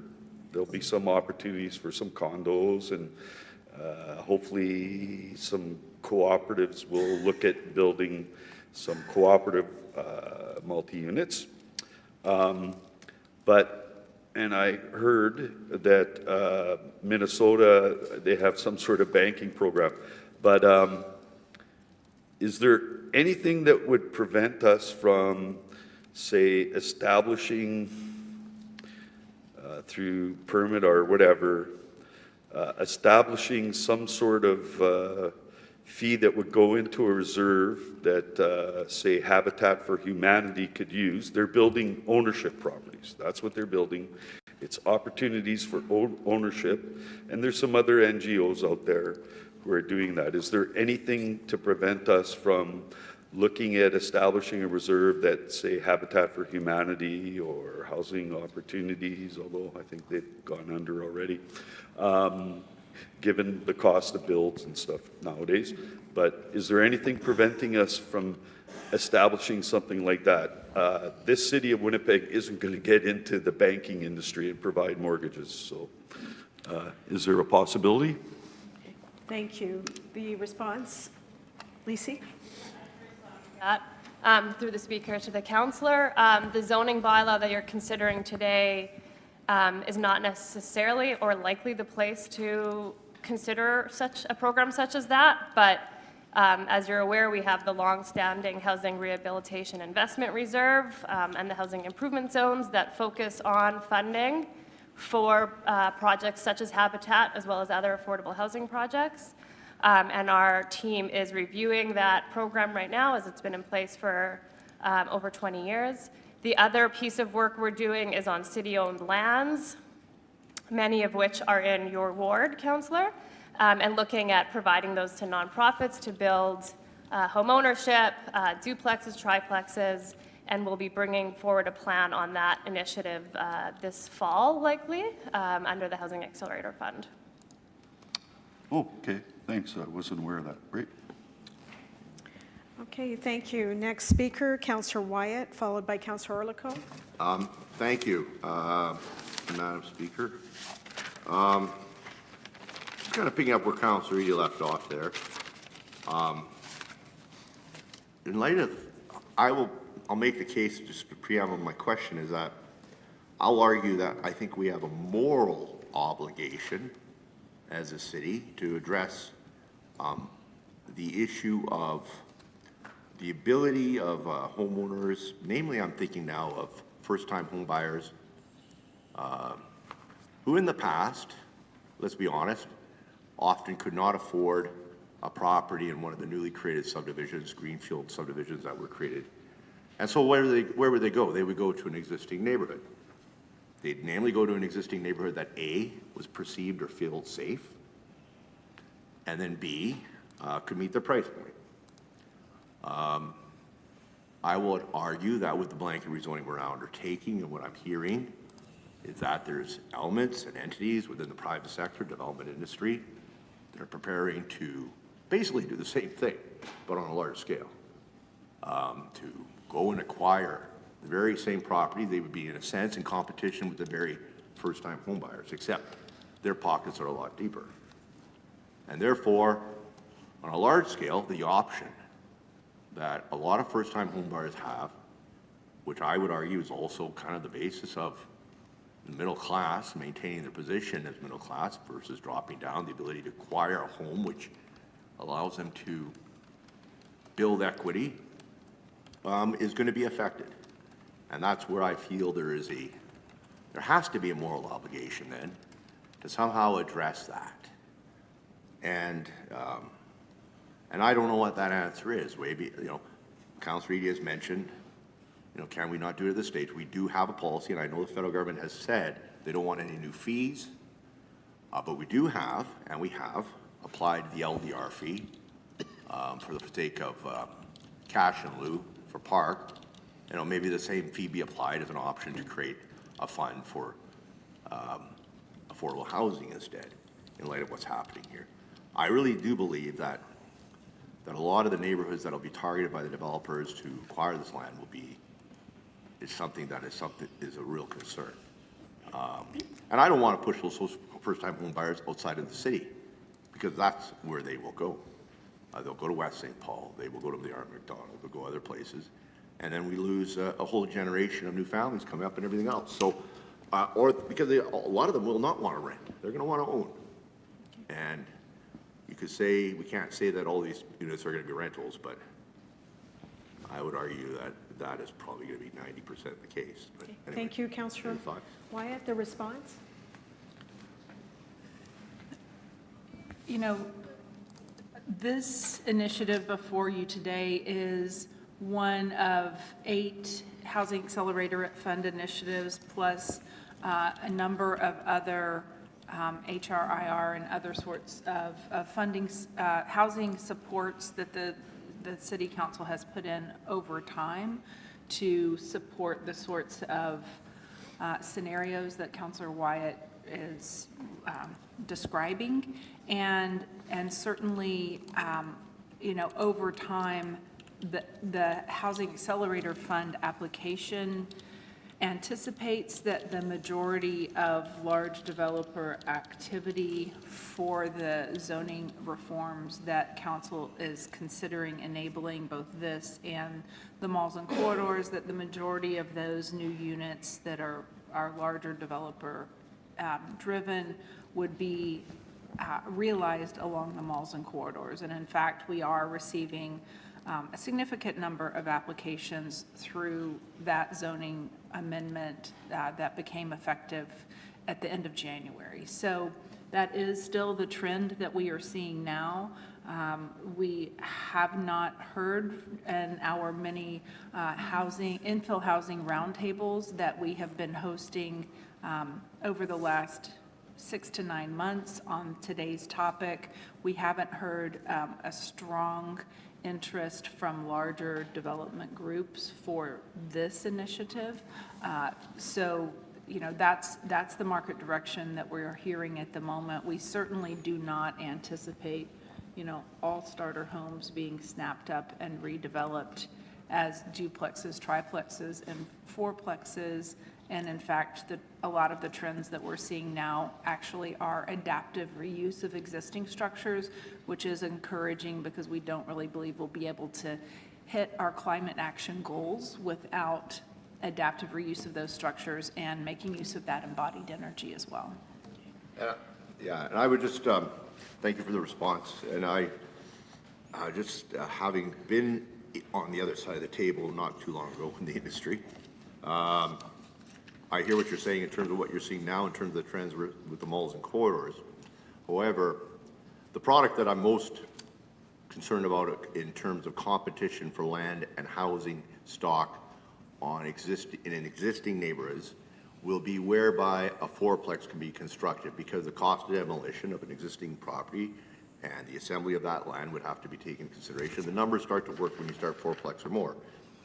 And as we know, once it's zoned technically RMFS, they could file for a simple conditional use to even have higher density, which was not as of right, but could be filed for. And that is my concern, is that we're going to see a trend develop whereby you're going to see activity to do exactly that. And I realize that this is a planning exercise, but we can't ignore through this planning exercise the impacts with regards to the ability of families, and I think we want to attract families and young families and young entrepreneurs, young individuals starting out their life, young professionals to live in the city who want to acquire a property, but maybe feel that they can't compete or bid against the very individuals because they're planning to live in that house as a single-family house. But a entrepreneurial business person / developer will come along and say, well, actually, I'm prepared to pay more. That land's worth more to me now. And I'm prepared to pay a bit more because I'm actually not going to live in there as a single-family home like a first-time home buyer would. I'm going to redevelop it. And I can have value out of that, and therefore I can pay more up front to acquire that land. And that's the trend that I'm concerned about here, and the moral obligation I think we have to somehow to address that. Because we might be cutting our noses to spite our face, I think, in the sense of building affordable housing. So. Okay, thank you, Councillor Wyatt. The response? Thank you, Madam Chair, through you to the counselor. I mean, the situation that you are describing is already happening today. And when we were looking at, especially the 3 and 4 dwelling units per lot that have been built across the city of Winnipeg over the last 6 years, the great majority of those occurred without a required rezoning, just as the counselor is describing now. And so, in fact, there were 324 dwelling units that occurred in this way over the last 6 years, which is, since the majority of them did not require rezonings, that's why they also did not contribute to the land development reserve. So a few of them did require rezonings, and the LDR contributions were $13,125 per year. So when we look at what that is per ward, it ranged between $0 to $1,300 per ward per year, up to the largest ward was Fort Rouge, East Fort Garry, which was on average $6,500 per year. So certainly that dynamic is already happening today. The only difference that what is before council today would do would just make this more predictable, make it take less time and money, and so therefore reduce the barriers to entry for some folks who might want to go that route. Thank you for the response. I would just add quickly to that I think it would be very naive of us to think that this in and of itself, this massive exercise we're doing across the city, will in and of itself drive up the price of land and the price of these homes. And for us to think otherwise, if interest rates remains relatively stable, would be very naive. But the other thing I want to say is, or ask, this is an opportunity for us as a city maybe to ensure certain things with this. I want to pick up on what Councillor Santos left off regarding planting of trees. We as a city require, for example, when developers come into a new neighborhood, that build a new neighborhood, they have to plant trees on the boulevard, Greenfield. And we require, our forestry department requires a warranty be applied on those trees, minimum 2 years. In other words, it ensures greater survival of the trees and the landscaping that's taking place in that development. Is a warranty system going to be used here on private property to ensure that the said trees that are being planted will actually be maintained and followed up? Because I've seen situations where a tree is planted and it's like a twig, like my pinky finger is thicker than that tree. And so a warranty system would ensure that, and that's something that we could do as per our existing policy, without the federal government raising its ire saying, well, that's a new charge. Well, no, it's not. This is a requirement already. And it would be a very simple amendment to this process to ensure proper landscaping occurs on private property, since that is our intent to ensure anyway. Thank you. The response? Yes, that having as part of the development permit process, deposit or bond being required for the value of the landscaping outlined in the submitted plans to be held for 2 years to ensure planting and survival of the landscape. I don't think that would materially impact what's considered today and could fulfill the need. I guess, which is one clarification for what the councillor mentioned regarding developers being required to plant trees in the planting strip along the boulevard. That predominantly applies to larger greenfield developments and not the 2, 3, and 4 dwelling units that are before us today. However, that being said, the City of Winnipeg's community planting bylaw is one of the best on the continent that allows individuals to plant as they like within the planting strip in front of their homes, provided that the plant material is 1 meter away from the curb or from the sidewalk, and provided they're not planting anything that's poisonous or edible, because of the way we treat our streets that would make those lands not great for for community gardening, as if it's edible, but otherwise, anyone in front of their home today could go plant trees if they comply with that existing adopted policy. Okay, And I thank guess you. technically that's a question to ask the applicant as well. There's so other what- questions? Thank you, Thank you. Councillor Wyatt. Mayor Gillingham, followed by Councillor Rollins. Yeah, actually, I'll pass. We can move on. Thank you. Okay. Councillor Rollins. Madam Speaker, I'm going to turn to ask the Public Service, Madam Speaker, to contemplate about the implementation sciences. There are those that have argued that since malls and corridors and perhaps this hearing may risk representing an overregulation, where malls and corridors, now these potential amendments, bog down the very department that is bringing forward property and development. And if the rules are clear, well, and concise, and, then great. However, the reality is PP&D continuously falls short through no fault of their own and no efforts in budget with respect to permitting and the analysis time that it takes, even for new policy that we've done this term. So I'm going to ask you to comment on your staffing model and the resources to oversee these changes, because I anticipate the community saying, that's great, but in reality, the malls and corridors are costing us time that is a reflection of the resources within PP&D that are not there. And so can you comment on that, please? Thank you. Hazel? Thank you, Madam Chair, for the question. And while the City of Winnipeg Planning, Property and Development is one of the lowest staffed big city in Canada today, and we would greatly benefit from having additional staff.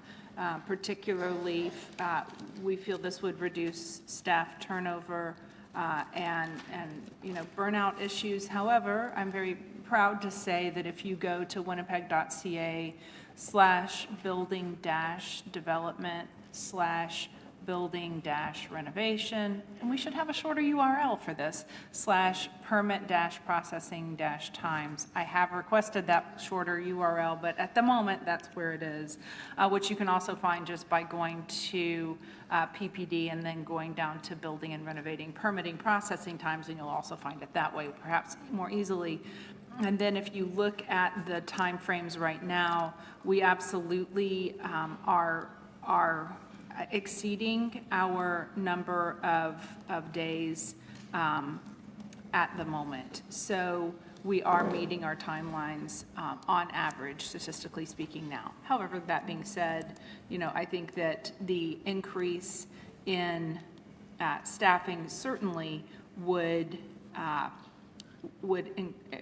continue to increase our ability to turn things around quickly. So we look forward to a time that we are able to do that. Certainly, Council has approved in the four-year budget 38 additional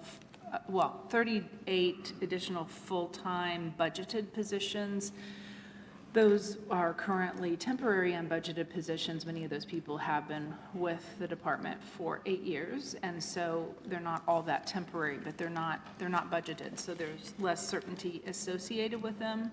And on one hand, you might argue that things like malls and corridors certainly took the staff more time to initially prepare.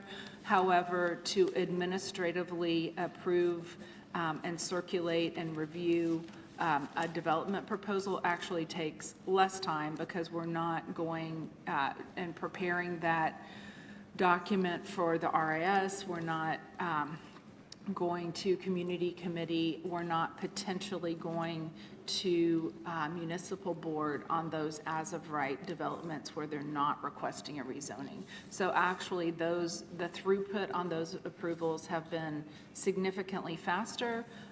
All of the leadership team that you see around the table this morning have been involved in those malls and corridors approval processes so far, and we're greatly encouraged that that as-of-right development is doing what it was intended to do.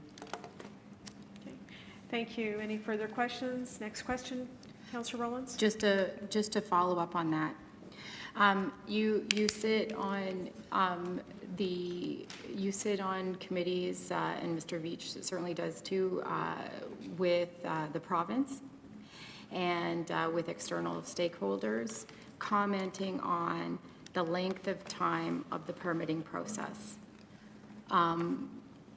Recognizing that it isn't only PP&D, but it includes other departments to circulate with. Please comment on what you are hearing at those tables.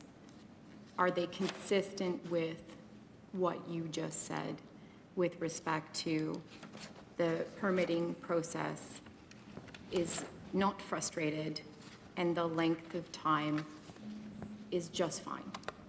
And what more different would you add in reflecting from those external committees, including with the province? Thank you. Hazel? Sure. The Land Development Advisory Group and the Industry Advisory Group have both given us very positive feedback on our processing timeframes. Certainly, there's always the individual project that runs into difficulties or does not provide a complete application, and we work with the applicants to ensure that change is moving forward. The malls and corridors and infill zoning changes that increase by right entitlements certainly are reducing the volume of development applications. So that includes subdivision, rezoning, variance, and conditional uses. And all those are very time-consuming, both for staff and for the elected officials. And development permits, which is a mechanism for implementing the bylaw amendments, are faster to review and approve than the development applications that are typically required under the status quo, where the existing zoning doesn't match up with the general market demand, and people have to do those more complicated development applications to ask for special permission to build what they would like to. So even with more detailed zoning regulations at the permit level, we do anticipate that today's amendment would certainly enable faster approvals. What it does require of us as a team, you might have noticed on winnipeg.ca/malls and corridors that the user's guide for that malls and corridors zoning amendment that you passed in November and that was effective the end of January is almost a 200-page document, and it's actually growing because we are adding to it. But the checklist itself isn't quite that long, but the checklist requires an applicant to actually go through and say yes, no, or not applicable pretty much to every single sentence in the zoning bylaw. So they are basically self-assessing their application with the very same exact checklist that then the zoning development officer is also reviewing them on. So this is the first time that we've had an internal checklist and external checklist that are exactly the same, so people know right up front what is the thing I'm being scored on. And so that process is helping people understand, oh, actually this is exactly what's required of me. And that is unburdening staff because they're getting applications that are more compliant with city council approved regulations. Okay. Thank you. Final question? Madam Speaker, going to affordability, and time does time, including time where I've been really concerned about losing half dollars with respect to appeals. I've been really concerned about, elongated approvals and dispute resolution processes, which, goes to exactly what we're doing today and as of right construction. But to quantify a data point that I'm very concerned about, a two-part question. The average length of the building permit process and is an important one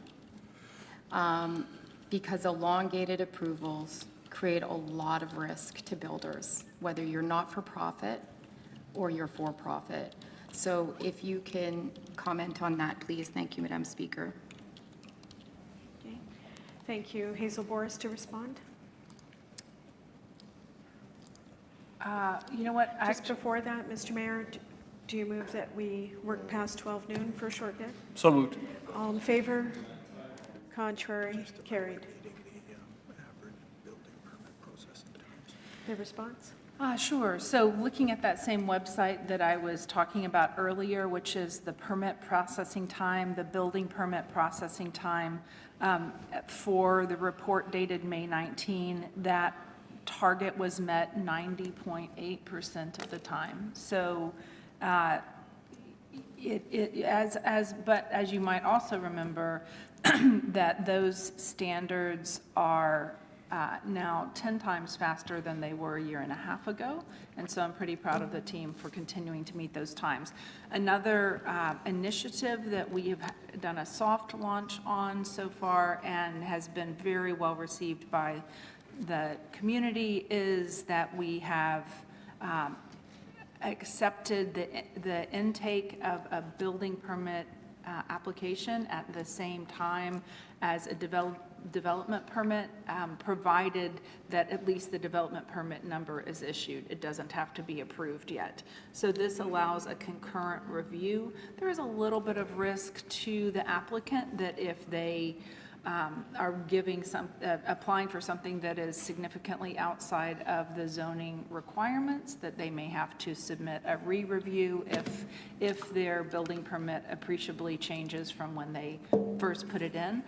But this is also a vast time-saving measure that has been really well received and is effective, and is allowing several Housing Accelerator Fund grant recipients to stay on target time-wise. Places like Portage Place, that concurrent review is very beneficial. Okay. Thank you. With that, we're going to take a break until 1:30. I have Councillor Lukes, Councillor Mays, Councillor Orlikow on the speakers list. Anyone else? Councillor Wyatt. Okay. Reconvene at 12:30. Thank you. At 1:30. You're on the ball. Thank you.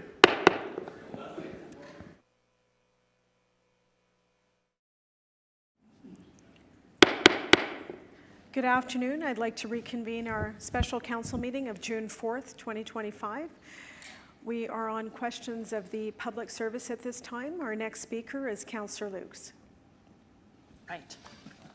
Hold on here. Just give me 1 second. Sorry, I thought I should have had this. Okay.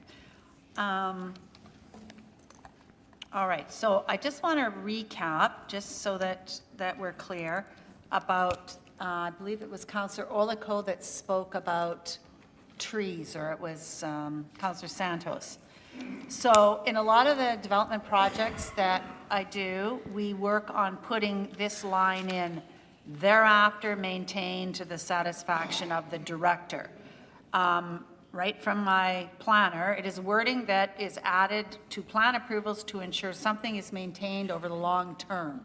So I'm trying to get the definition of the long term, but are we writing this into, what are we writing specifically into these landscape plans that, I've seen I've seen a lot of development, I've seen a lot of trees go in, they look beautiful for the first, year, maybe the second year, and then they're toast. So just reiterate, please, how we can ensure the vegetation continues. Okay. Thank you. Hazel Boris on the plans and the maintenance of them. Yeah, I'll start, and probably several of us will jump in on this one. But yes, Councillor, that statement is often put in our zoning agreements under plan approval, and that, to maintain to the satisfaction of the director, so that when plants die and things that are located on the plant list, planting plan, die after the first year, they have to go back in and replace them in perpetuity. Yes, for the zoning agreement, and it's a caveat on title where this specifically wording is located. So in the zoning bylaw, I'm not sure if we can put Hazel and Robert. Thank you. Robert? Through the speaker, it technically is a requirement of the zoning bylaw, though, at the same time. So they would have to meet that requirement and maintain it. You could add that language, perhaps, that as James was mentioning, but it is still a requirement of the proposed bylaw to have the landscaping in. So I personally would like to see it written in there. I discovered this. I wasn't aware of it, and and it isn't always written into every one. They are telling me that they try to write it into every one, but it might get missed. So I think we should write it into every one. Because now that I know that, now that hopefully everyone knows that, if you've got trees that have died in 2 years, my understanding is you can go back and get them replaced. Thank you. Hazel? So, like Robert Kostiuk said, because this is now, what you're referring to is a development agreement when someone's doing a large rezoning. So now, because this is by right zoning and it's written into this zoning bylaw, it requires compliance with their permit, including landscaping for, in perpetuity, if you adopt this language today. So that if a tree dies, then the enforcement process would be exactly the same enforcement process today. Any person driving by can write up the report on the city's website where you can report anything that is not in keeping with the adopted zoning bylaw. That ticket comes to us, we do the enforcement, and then that process rolls. And as you know, we've recently beefed up the enforcement process and made it more streamlined.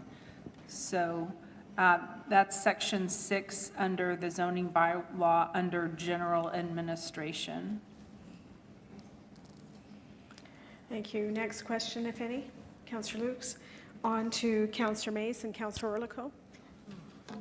Is there any way, there were questions earlier about drainage, about needing bigger properties for storage of water. Is there any ability to understand at this stage sewer capacity outside the CSO districts? We've talked a fair bit about that, but I know Councillor Wyatt, I don't think is in conflict to hear this. Councillor Wyatt acted as lobbyist for an apartment building owner, would-be apartment building owner at 7 or 11 Moore Avenue in my ward.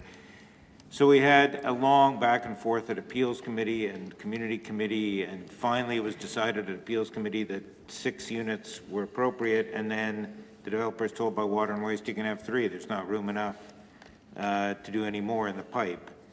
Then down the street, Water and Waste approves 2 new Glenwood Cell, building two infill homes, each with a secondary suite, so 4 units total, but that doesn't breach the sewer bylaw because it's not multifamily, so that goes in.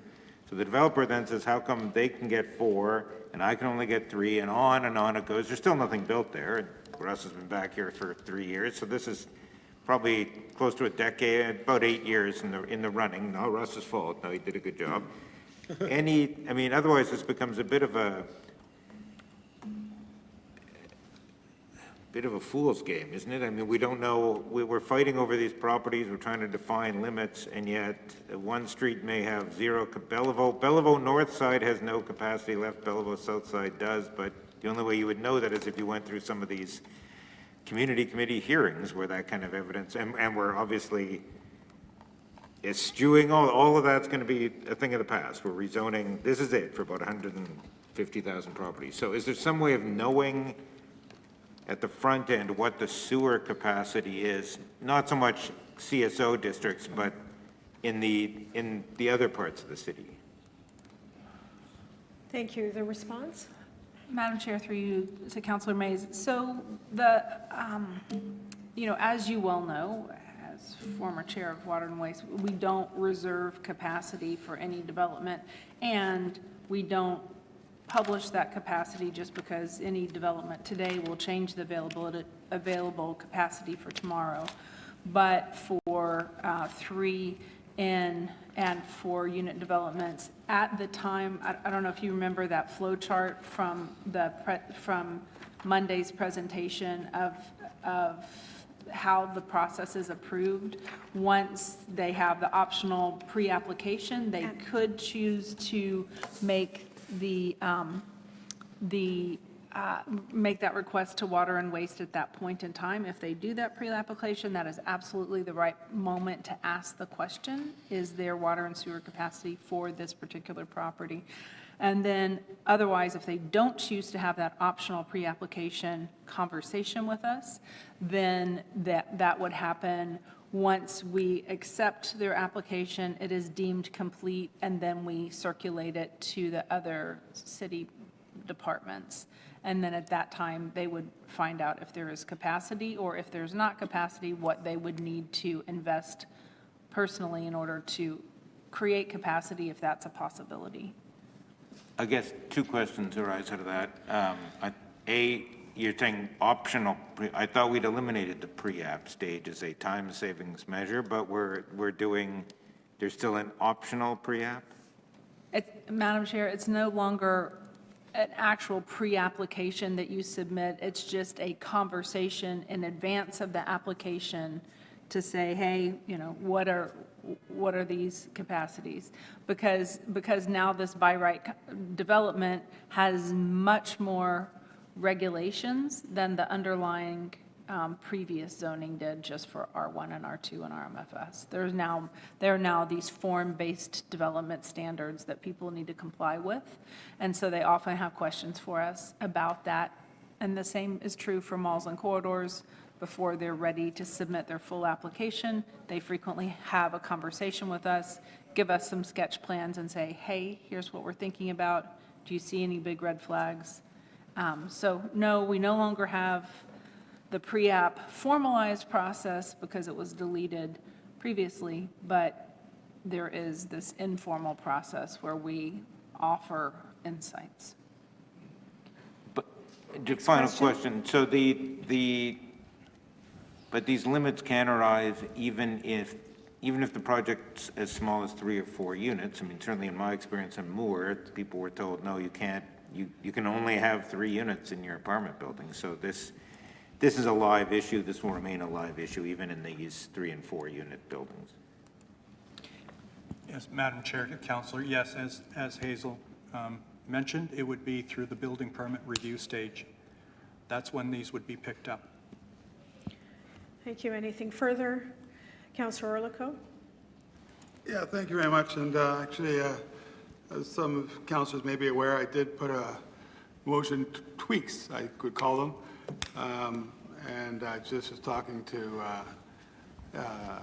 the director right now just to go through them for me. We've already had some quick conversations about some of them that would be very problematic. And so some of them I said, not too bad, we'll have that debate when it comes. Some of them I totally agreed with. So she's still going through them right now, and I really appreciate that extra help because I'm not trying to, well, not in this one at least, trying to be too upsetting. But The one I want to talk about is the arborist report. The reason why in the arborist report, I know that they do that for if they wanted to keep a tree. My concern why I wanted an arborist report in this one was simply, and I've seen in the past, where they put the trees, or they say, I want to keep that tree. Well, anybody who knows anything about trees and knows the type of tree, where the property's going to go, the tree's going to die. Some of them have nice root systems that go straight down. Other ones spread out pretty big. So an arborist will indicate, hey, you know what, they say they want to keep that tree, but you know what, they can't. That tree will not make it if they build that close to it. So that's the kind of nuance that an arborist report can help us, the administration, when they're looking at the plans. Like again, but even that was, I had it before, I can't remember where it was because I already changed it. And there'll be a few amendments coming at the issuance of the occupancy permit rather than the one I had before. So I appreciate those kind of comments that are having there. So that was good. The other one I wanted to ask a question was, and again, there'll be some more, so just that's really FYI to council. Well, I hope that we'll have a few minutes at least after we get through this process to have an opportunity, the administration could have a few minutes at least to review some of the motions. So I want to do what I think is right, but I also, and we're not always going to agree, but the administration, they're smart. They understand much more of the nuances than I do. The other one that we have in here is regarding landscaping. We're still debating landscaping a little bit, and the director pointed out, there are some good rock formations that people put in their front yards. And I go, well, that's not the one I'm getting at. I'm getting at the ones where they're usually a rental property and it's just gravel. Not sidewalks, not driveways, we included that in there. But there are some really nice black, I'm not sure what they call them, and so that may be tweaked as well. But I just didn't want to see what I've been seeing a lot in the Beaumont neighborhood, where it's a rental, the guy who's renting it, the developer, is never coming back. And they don't want to have any hassle with grass. So they put gravel out front. Again, I just find that just gross. Again, design is in the eye of the beholder, but I'd rather see grass, so a little tweak there as well. I'm looking at doing that. The other one I just want to ask is, there's a little talk about conditional uses today, and I know we have a little bit battle, so I'm not sure if this is to the director or if it's to the clerks. Just to confirm or not, to one on, but we had that Grosvenor property where the municipal board decided to weigh in on a variance, and which the municipal board is not supposed to weigh in on a variance. So I'm not sure we got any kind of update on that, but my understanding still is it's rezonings only are at the municipal board. So I'm getting nods of yes on that. So that was a question kind of over to the clerks, got my answer there. And then the other, that's it. So if people do have some concerns or questions, again, the director brought up, we're going to have a disagreement on that regarding the front porches being 12 feet or 6 feet. Even some councilors, and I really appreciate the ones who brought it up to me, well, we want them enclosed. And I go, well, I don't. I don't mind screens, but I don't want to be a big building block there. Some councilors will say, no, we do. And as the director mentioned to me, we are a winter city. It'd be nice to be able to have that three-season stuff. And that's fine. So again, when I'm going through these, I'm going to try to make them where I believe, but again, there's also areas here where, we're going to have differences of opinion, and that's called the democracy part, and so I'm fine with that at all. So if you do have questions, I'm more than happy to address them as I can, and if I can't give you the answer, I know the director will try her best, or Mr. Beach will as well. So those are kind of, I was interested today about the timelines. I'd like to follow up on that one that Councilor Rollins was talking about, because we know we have some developers out there saying that we don't do anything in their timelines. We're horrific, and they put these 780 days timelines on their development application. They come forward to us. But I just want to clarify that the timelines we are meeting, based upon the information I heard, I just want to clarify that the timelines that we are meeting right now, we're about 99% meeting those timelines. That's what I heard? 90 or 99? 90. 90? 98 point something? No, it was 90.5 for the last 12 months, and that was for a building permit, I think. Permits, yeah. And then development permit.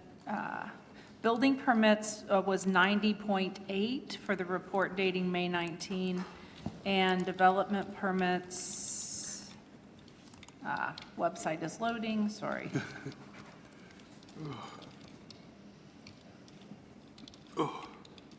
Yeah, I'll get back with you on that one. My website's not. Okay. I need to get out of this room. No, thank you very much. So those are all my questions right now. I have appreciated, I'm going to echo our former Councilor Schreier, that really have appreciated the conversations we're having today. I know some of us gone off track to little weird spots, but this is a really big bylaw change. So I do appreciate what we're hearing today, so thank you. Thank you, Councillor Orlikow. Next is Councillor Wyatt, followed by Councillor Allard. Yes, I'm not sure if all members of council are aware, probably not, that, and I just want to bring attention to the public service because maybe they're not aware of it as well, that as a member of the Winnipeg Housing Rehabilitation Corporation Board of Directors, along with other members of council, we're part of it. We received information yesterday that relates directly to what we're doing here today, and namely the HAF funding that the federal government previously, the same government technically, though different prime minister, made a commitment last year via CMHC, the rebranding what's called the Co-Investment Fund to what was now rebranded in November of last year to the National Housing Fund. Funding that was going to flow through to not-for-profit groups across the country on various projects that makes these projects doable. It's related to the HAF. I only say that to preface it, just bring your information to see if you're aware of this or not.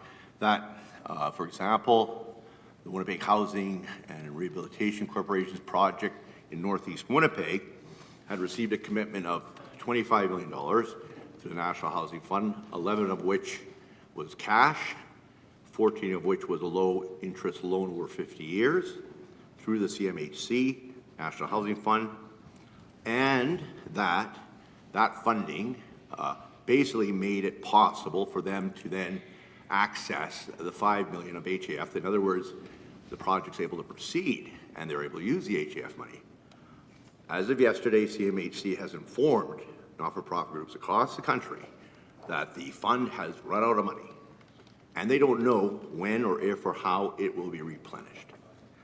And what I understand, I believe I've heard this informally from the public service, that it's not only the project in Northeast Winnipeg, but there's projects across the city. I want to thank the mayor. I brought it to his attention. I brought it to the attention of the contacts I have in the Premier's office. But this sends a very strong message, maybe the wrong message, that as we are dealing with this very issue here today, in good faith with the federal government, that one hand is doing one thing and another hand in Ottawa is doing something very different. And maybe it's a miscommunication. Maybe they just haven't communicated correctly in terms of reloading the program. Maybe it's a rebranding based on what he wants to do on his new housing program, the new prime minister. I don't know.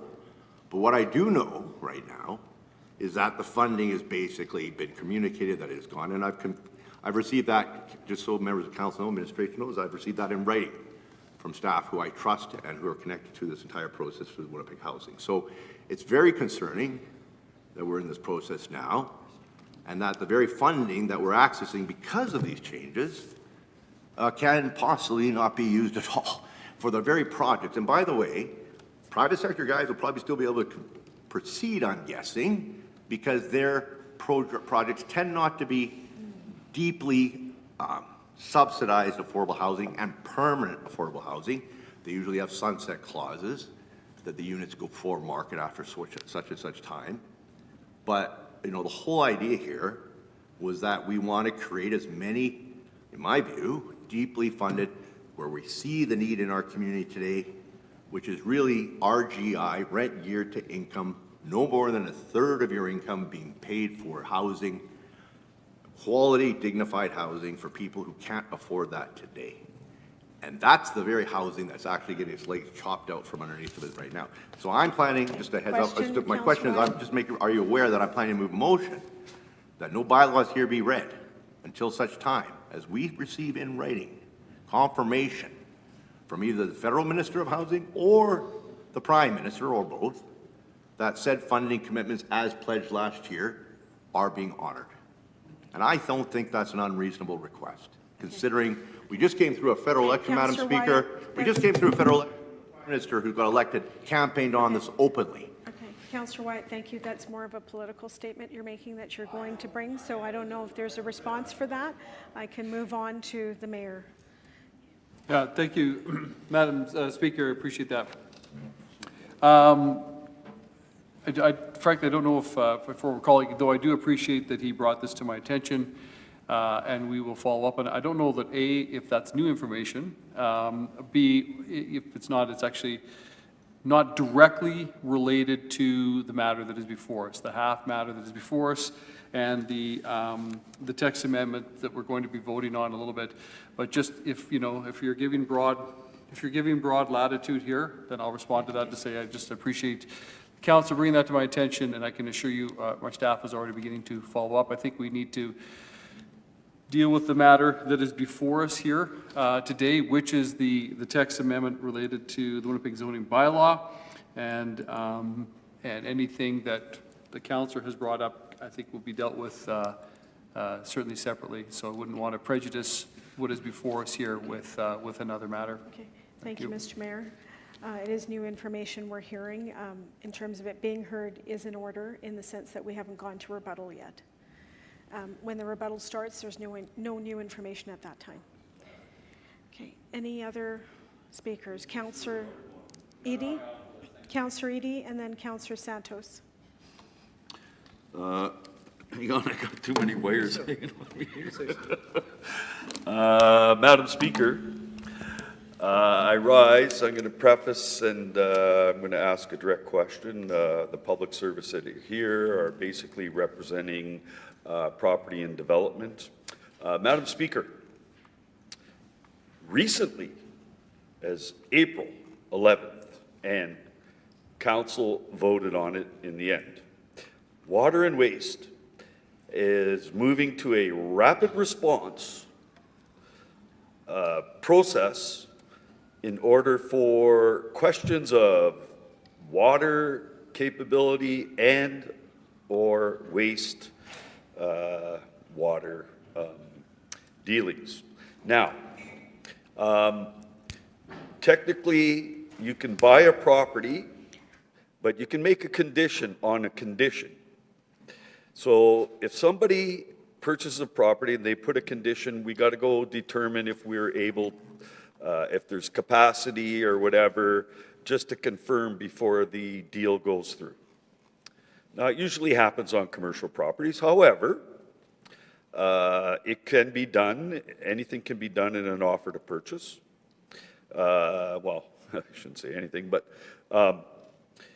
essentially, if you have an interest in a property and you want to find out what sewer capacity there is available, this rapid response through the budget and so on, established dedicated workers who will work on this, answer a phone call, and deal with the problems that I heard councillors and I heard other people, delegations speak to. And so my real question is, let's not, estimate or you can't really provide. What should happen is we're hiring extra people who will have the expertise to determine and give an answer to a potential developer this sewage capacity. So what I want to know is, we're going to pass these zoning rules and stuff, and we're talking about 4 units, so we're talking about this capacity issue and all these efforts. Now,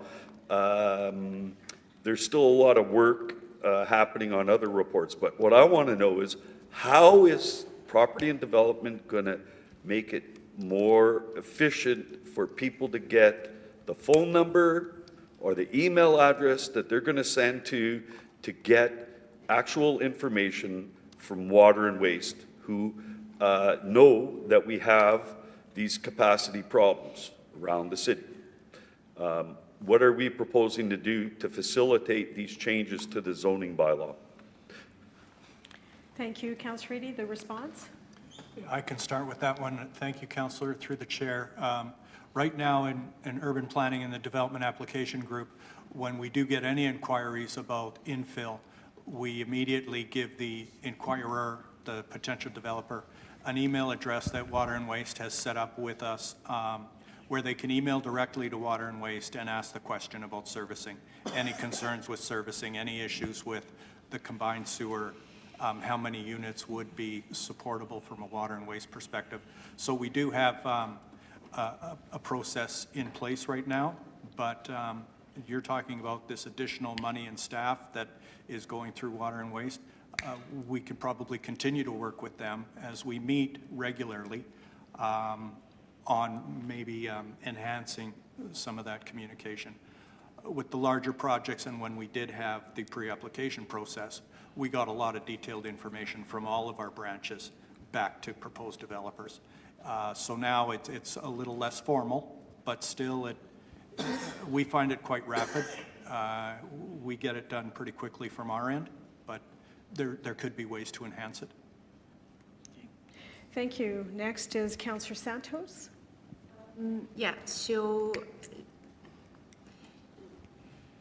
we know that some of the requirements that is built into this zoning comes from the infill guidelines, correct? I'm going to play a little bit of devil's advocate here with respect to the designs and I believe what's the other, sorry, I'm just going back here. Bear with me, my apologies. Materials and frontage designs. Is it true to say that the infill guidelines are more strict when it comes to design and architectural versus what the zoning bylaw is requiring? And my second question is, what consultations have been done with the, I guess, the architectural and landscape professionals out there?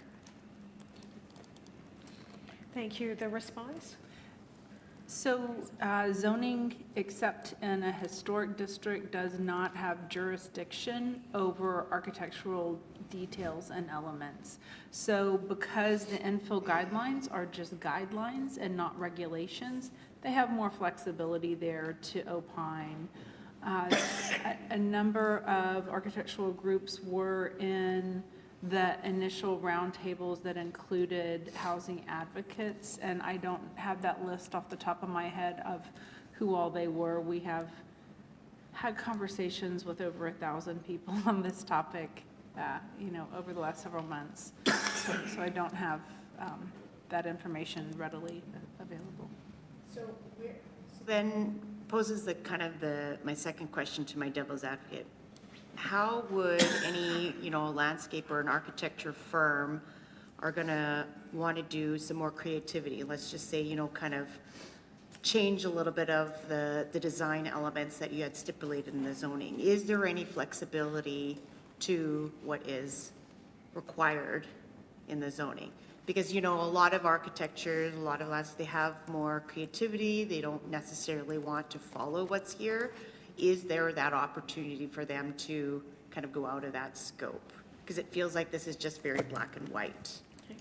Thank you. The response? Yes, zoning typically is very black and white, but most of what this is regulating here are bulk standards. So basically how the building sits on the land. So, heights, front setbacks, rear setbacks, parking location, numbers of trees and shrubs, only for the front part of the building that faces the primary street, a minimum amount of glass that must happen between 3 and 8 feet above the floor, and then only on the side street, the side of the facade, if it's a corner lot that faces a side street, a minimum amount of glass on that facade.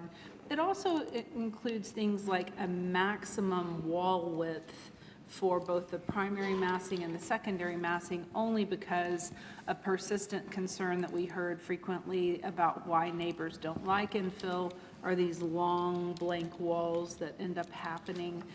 Also, this is regulating things like lot coverage, so the maximum amount of the lot surface that the building can cover along with a minimum amount of permeable surface, like Councilor Rollins mentioned earlier, to get spongy, that sort of thing. So it is very black and white of how the building can sit on the land and how the building must address the street.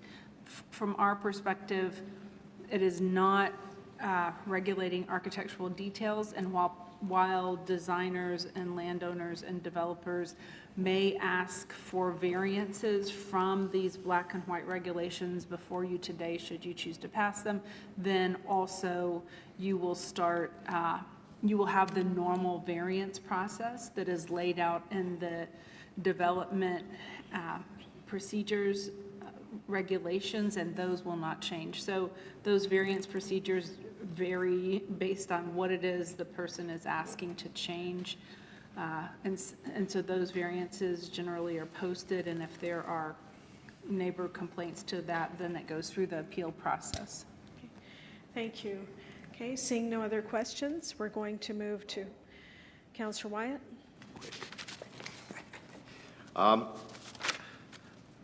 This is an example that I know other jurisdictions in North America have done, whereby when they've done this sort of as a right, or when they've tried to encourage infill, to try to make the process as efficient as possible, they have instituted programs whereby, working with the industry, they have come up with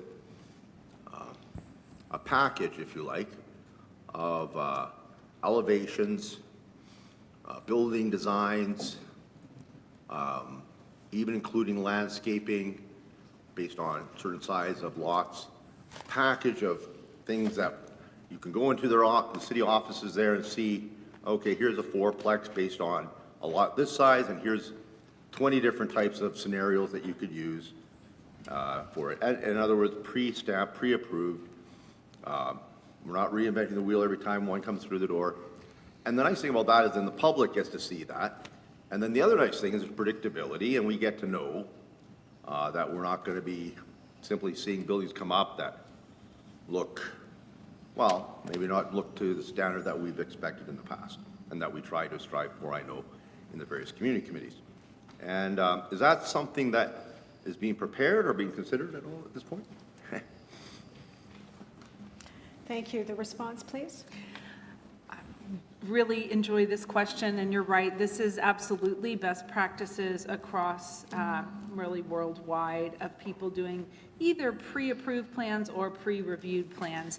And that is one persistent complaint that we heard from the community during all of the public open houses, both in person and virtual.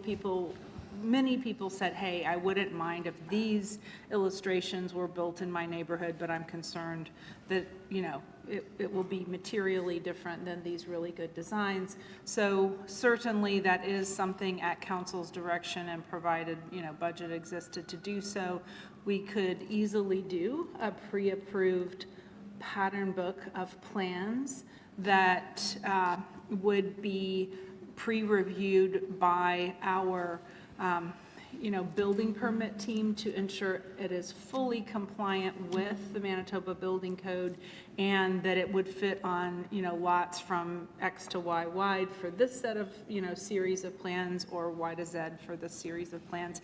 And usually the way that at least our department would prefer to do that is that still the applicant would need to provide their own foundation plan based on whatever their lot conditions are. And just the foundation plan then would need an engineer's stamp or an architect's stamp, but the rest of it would be a pre-reviewed plan package that would certainly accelerate the development of infill that would be in keeping and with very good design details. And that is something that would require funding, I guess, right now that does not exist, for us to do something like that. Is that correct, is what I heard? Madam Chair, through you, yes, that is correct, but it would be, if we utilized the illustrations and draft floor plans that we prepared as part of understanding the parameters for this zoning package before you today. So all of those illustrations that you've seen already, if we utilize those, it would be of a somewhat moderate budget. Okay. Thank you. Just a follow, Thank you. There's a response here too from Lacey. I'll just add, as we've continued doing our planning for year 3 and 4 of the Housing Accelerator Fund, this was conceptualized in the application, and so following the outcome of today's vote, it's something that we can look at in future years for council's consideration. something that I hope would happen sooner rather than years, maybe months, but that'd be great. The other part of that is is there any thought given to in terms of giving council updated either quarterly reports or maybe biannual reports in terms of tracking the trends, the neighborhoods that are getting greater demand, applicants coming through the door to pull permits, what you're seeing out there in terms of, and maybe even forecasting what could be seen in the future based on the trends that you're seeing now. Is there any thought in terms of that? Thank you. The response? Yeah, we report monthly to EPC on the number of building permits, and they are mapped on a monthly basis. You report where? Month to EPC. Why not P&D? It's a good question. It originated out of funding where we report to EPC at that level. It could come to P&D on a quarterly basis with a more detailed analysis. It's citywide. It's not by ward or area, but that would be, I think, a relatively simple analysis to add on those reporting. Okay. And I guess the last question I have right now, Madam Chair, is, we get calls from constituents all the time. We'll get a call like, okay, what's going on such and such street? Now that this is authority, typically in the past, we would often, we'd have input into the plan approval, we would see it at community committee, we know what's happening. Is it much to ask, and I'll ask the applicant this too, but really it would be the administration doing the work, but just not for the purpose of providing it to community committee for the purpose of approval or anything, but more way as information. Just to say, by the way, in the last 30 days or this is a project that is pulling permits, and this is the elevations that have been pre-approved or we've now approved, FYI kind of thing. Just so that, we don't look like deer in headlights when we get a call from a constituent and we don't even know what's going on in our own community kind of thing. That's all it's a courtesy, I guess. Is that much to ask to do amendments to that effect? Thank you. That concludes. That was my question. Okay, Lacey? I might refer that one to Hazel. Madam Chair, through you, I mean, this is as of right zoning, and the moment we start circulating plans and elevations, as much as folks don't want to meddle in as of right zoning, invariably it feels like calls may start to occur. So as of right zoning generally doesn't circulate plans and elevations, and also we just don't have staffing capacity to be able to do that sort of outreach and still be able to hit our times, but maybe. Okay. And what I could add, Councillor, in response, our area planners, as you know, work very closely with their area councillors. And we do often, with bigger projects, give area councillors the heads up of what's coming forward. Typically, like you say, it's a rezoning subdivision, et cetera.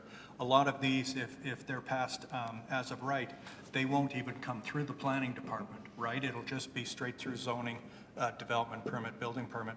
However, we could informally, I can go back to the area planners and talk to them about this idea, and I think it would be more of an informal process that if they are getting inquiries, if they are hearing about projects, I think it's reasonable to reach out to the area councillor, at least with maybe an email or heads up. But that's if we get wind of some of these, and like I said, they don't have to deal with the planning department at all. Thank you. Final question? I just wanted to thank you for that. Thank you for the responses, everybody. No way I'm saying that you're doing this to get approval or anything from us, just more of information. And let's be frank, the city, when the economy is moving, struggles to deal with existing permitting. I believe that this is going to demand that council find funding to do number one, be able to process these permits through the appropriate division, as Mr. Veach was referring to be able to do so. And that's something that we have to address coming up here, in my view. And then the second part is enforcement. It's all been talked about trees and landscaping and elevations, but it's useless if it's not being enforced. And right now, our enforcement is based on complaint. And if nobody complains, and you don't know what kind of landscaping is being required, most public don't, and they are not enforced, I can guarantee you right now, there's builders and developers in the city out there who do not go out and do what they're supposed to do with their plan approvals, and there is zero enforcement at the back end by the city, which makes our system a bit of a farce. But anyway, That was more of a you're aware comment. that you're going to need probably more resources going forward, I guess, is what I'm saying, as what Councilor Rollins was saying, I think, too. Thank Yeah. you. The response? Yes, we absolutely agree that we could utilize more resources to deliver on our collective local vision in a faster and more efficient way, for sure. Also, just like to point out that Councilor Orlikow, one of his specific motions is about requiring a deposit or bond to be required for the value of landscaping to be held for 2 years to ensure planting and survival of the landscaping, and that would certainly help with enforcement if somebody's waiting to cash back in their bond. Well, and as, I'm going to ask another question, because there's nobody else that I see, but I just want a quick question. Councillor Duncan? Go ahead. Sorry, point of order here. I don't believe we're discussing motions at this point in time. Is that appropriate? That's right. So you've asked your question, Councillor White. I think you just, no, I'm saying, did you finish that question? Point, it's more, are you aware that about 10 years ago, somebody on this council moved a motion that didn't go anywhere that was similar to what we have done with engineers, that is to reverse the onus. That councillor worked with the landscape architects of the city to reverse the onus on them to be held enforcement-wise on plan approvals. And the landscape architects welcomed that process, but the city of Winnipeg did not implement that initiative. Are you aware of that? James? That was over 10 years ago.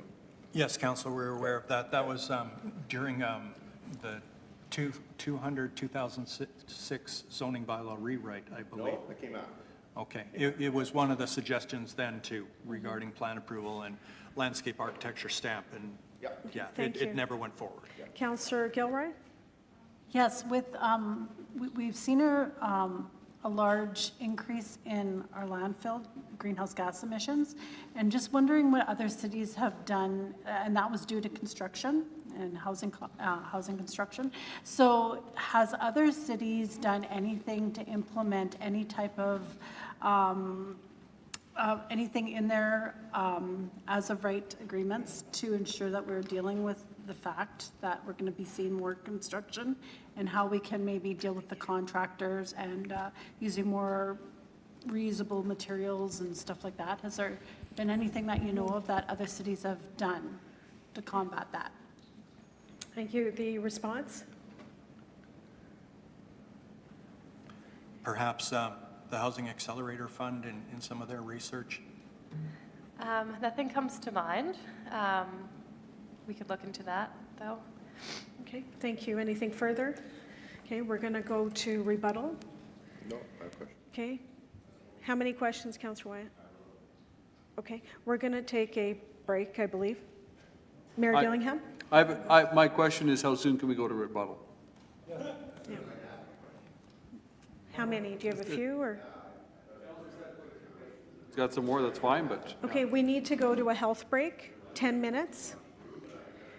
10-minute health break. Can we come back at 2:40, please, or sooner? Thank you.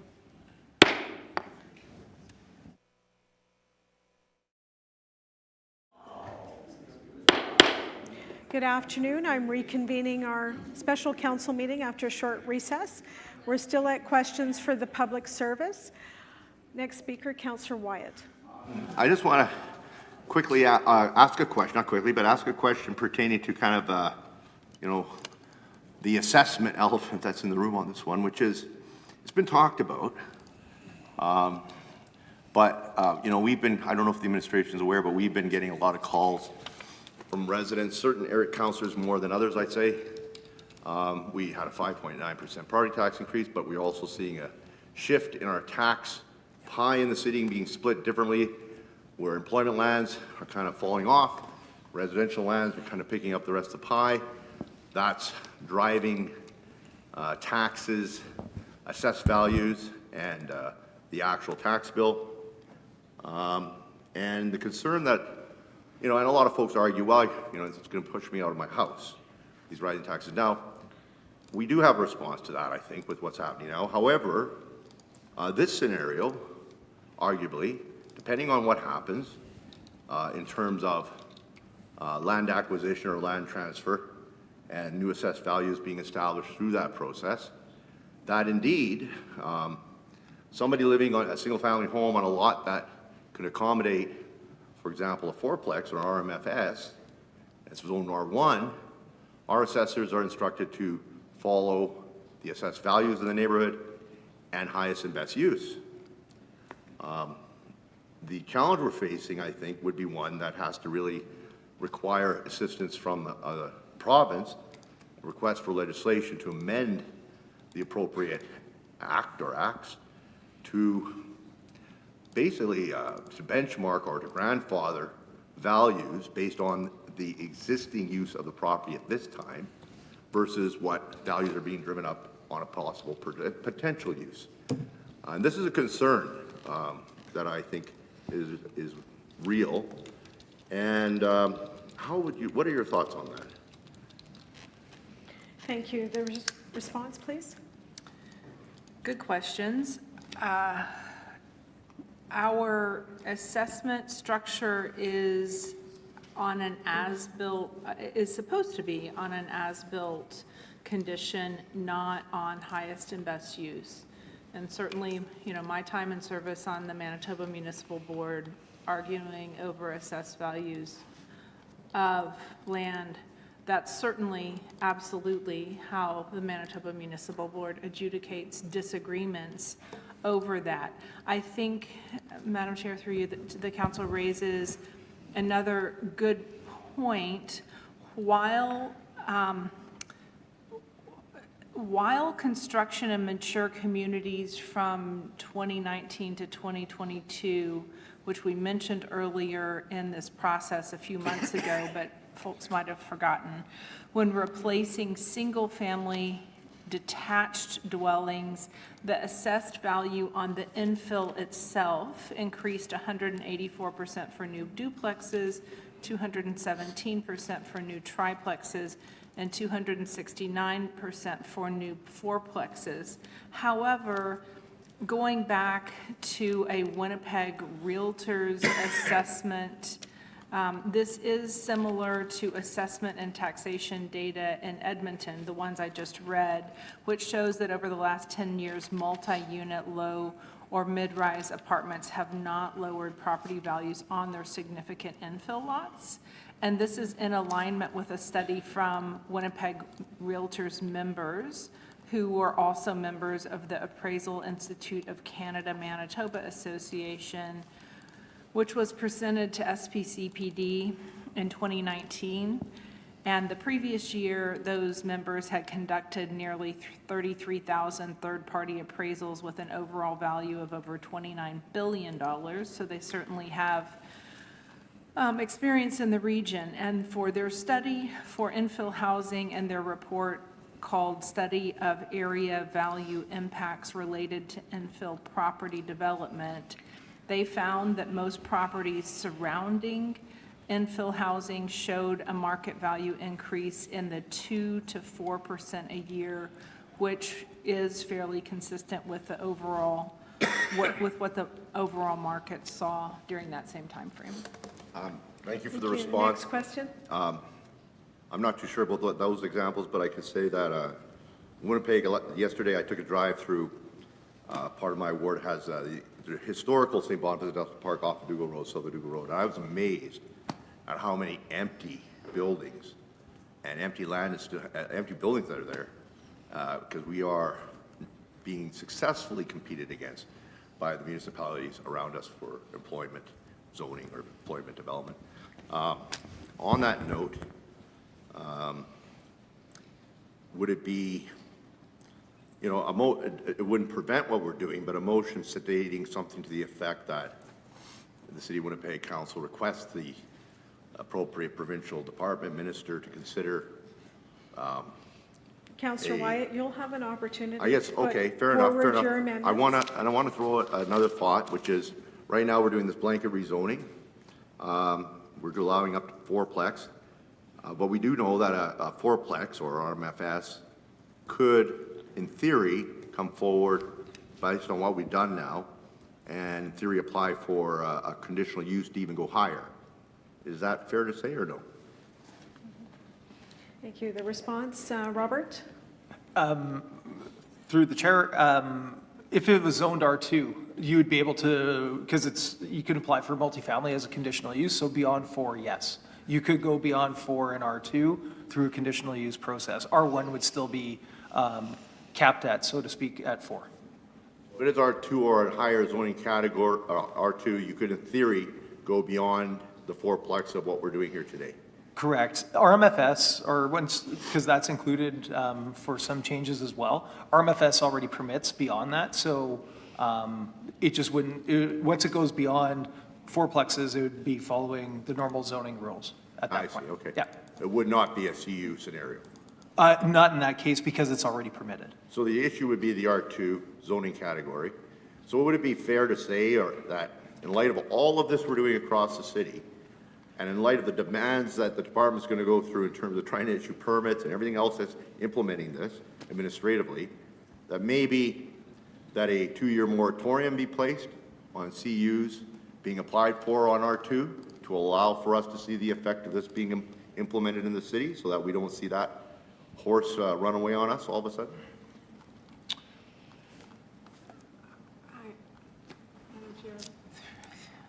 Through you, I would highly, that would make me very, very nervous, only because, like, for instance, many of our historic buildings that aren't being used currently for residential are in R2 zoning categories if they are neighborhood anchors such as church, mosques, temples, places of worship, that sort of thing. And so a lot of those buildings are starting to go dark now.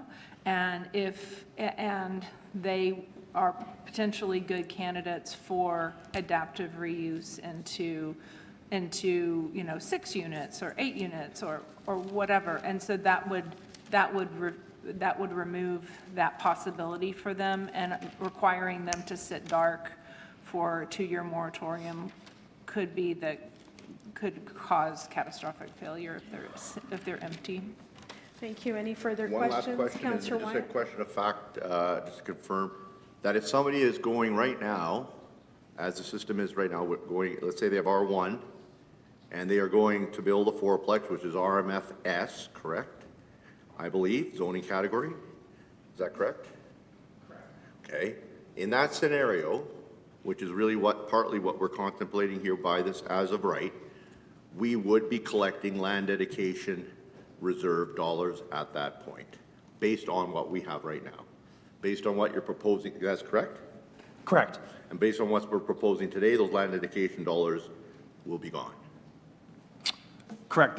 If there's no rezoning process attached to it. Well, if we don't include that as part of this at this point in time, because it's as of right, correct? And this is not and I know the federal government doesn't want new fees, but this is a fee that we already have in place, correct?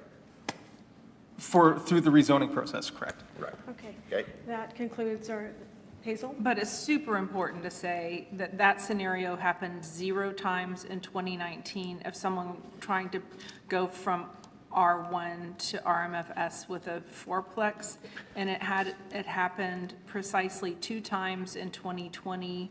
It happened precisely 2 times in 2021. So it's a very rare occurrence. As far as the LDR money that we have collected. In light of it being a very, very rare occurrence, that it shouldn't be an issue to adopt a motion to that effect.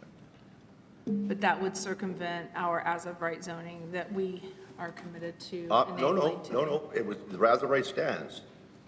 But this is just the fee that they have to honor as they've honored in the past. There's no appealing of the fee. They pay the fee, and that's that. Thank you. That concludes our questions. I'd like to call Mr. John Kiernan forward. Mr. Devin Clark will get into the rebuttal stage. No new information will be presented at this time. Mr. Clerk will watching for that. Thank you. Thank you, Madam Speaker, and thank you for clerks for inviting me onto the floor. I would defer to you on the aspect of new information. I think we want to provide clarifications and some context. I would say Devin and I were brilliant 6 hours ago with the Is presentation. there 5 minutes on the clock? Pardon me? Now there is. Yeah, thank you, Josh. I'm moving along. We were going to be brilliant 6 hours ago, except I think you've covered many of the things. So in the discussion with the public service, lots has been addressed. We would acknowledge the voices heard as the applicant. We wanted to know, especially acknowledge the people who spent time to come down here. There was pros and cons. Some of the pros said we didn't do enough. Some of the cons said you did okay, but, and that related to trees and canopy and combined sewers. Like everyone, like any Winnipegger, when this came out, I went to a map to see was my house within 800 meters of frequent transit or rapid transit. Next step is what would I feel like if a fourplex was built beside me? And so we've kind of worked through that collaboratively with our community. And when we've done that, some interesting things have come forward. Winnipeg's a series of building blocks. In the older areas, 25 and 50 feet work. In many areas of our city, the 30-foot and the 60-foot frontages are in place. There's anomalies, there's differences, there's different subdivisions that have happened. So there's a unique pattern of land development based on legal system that's in place. I'll just turn over to Devin. He's just going to kind of touch on what we heard and what we took away from yesterday, and then I'll come back on some specifics, and I have a feeling you may have some questions for me. I will note, just as I step away, we've had conversations. I want to be clear, and we touched on it in our opening presentation. What has been approved, and it was included in implications in the report, is what was endorsed by CMHC as meeting the spirit of and intent. I know there's motions that will come forward, all good. The CMHC perspective, and I'll use their language, is that they cannot materially weaken the approved proposal that's in place. And by materially weaken, you'll ask me what that means. I'm not sure I'll be able to define that until some of the motions come forward. I think you'll have to rely on the public service to do that aspect of interpretation. I will state, and for you, and we talked. Clearly, the evidence the other day was the river lot exemptions, which came in after the public so the CMHC sign off, the evidence given the other day, and there's no evidence, was that they hadn't yet considered the river lot sign up, the river lot exemption. Correct, and that was the language around materially weakened, that there's not a hard definition on it, and that was the intent. The other aspect that I would go through, and we'll come back to the lot width numbers if you have questions, because I think that will be an important thing for you in your deliberations.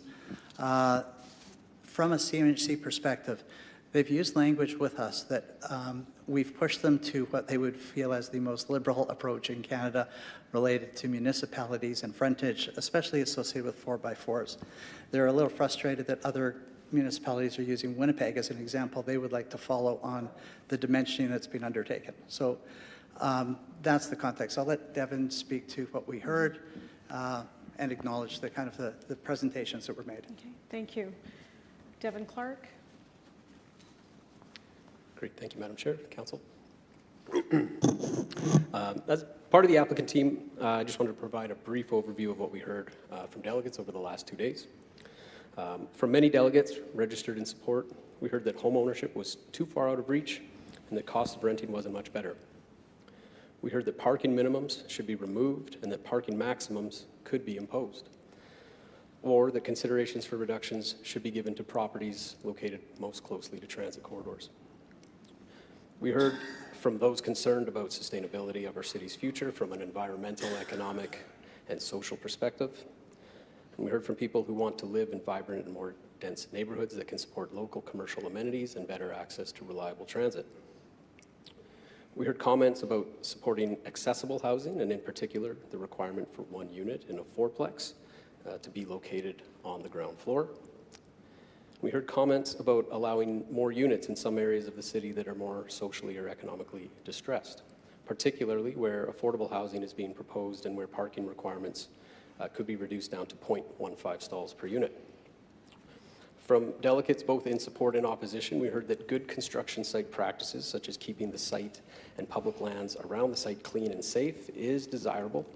And we heard questions posed asking if a certification process or membership in the Manitoba Home Builders Association would be beneficial to help elevate the construction site practices.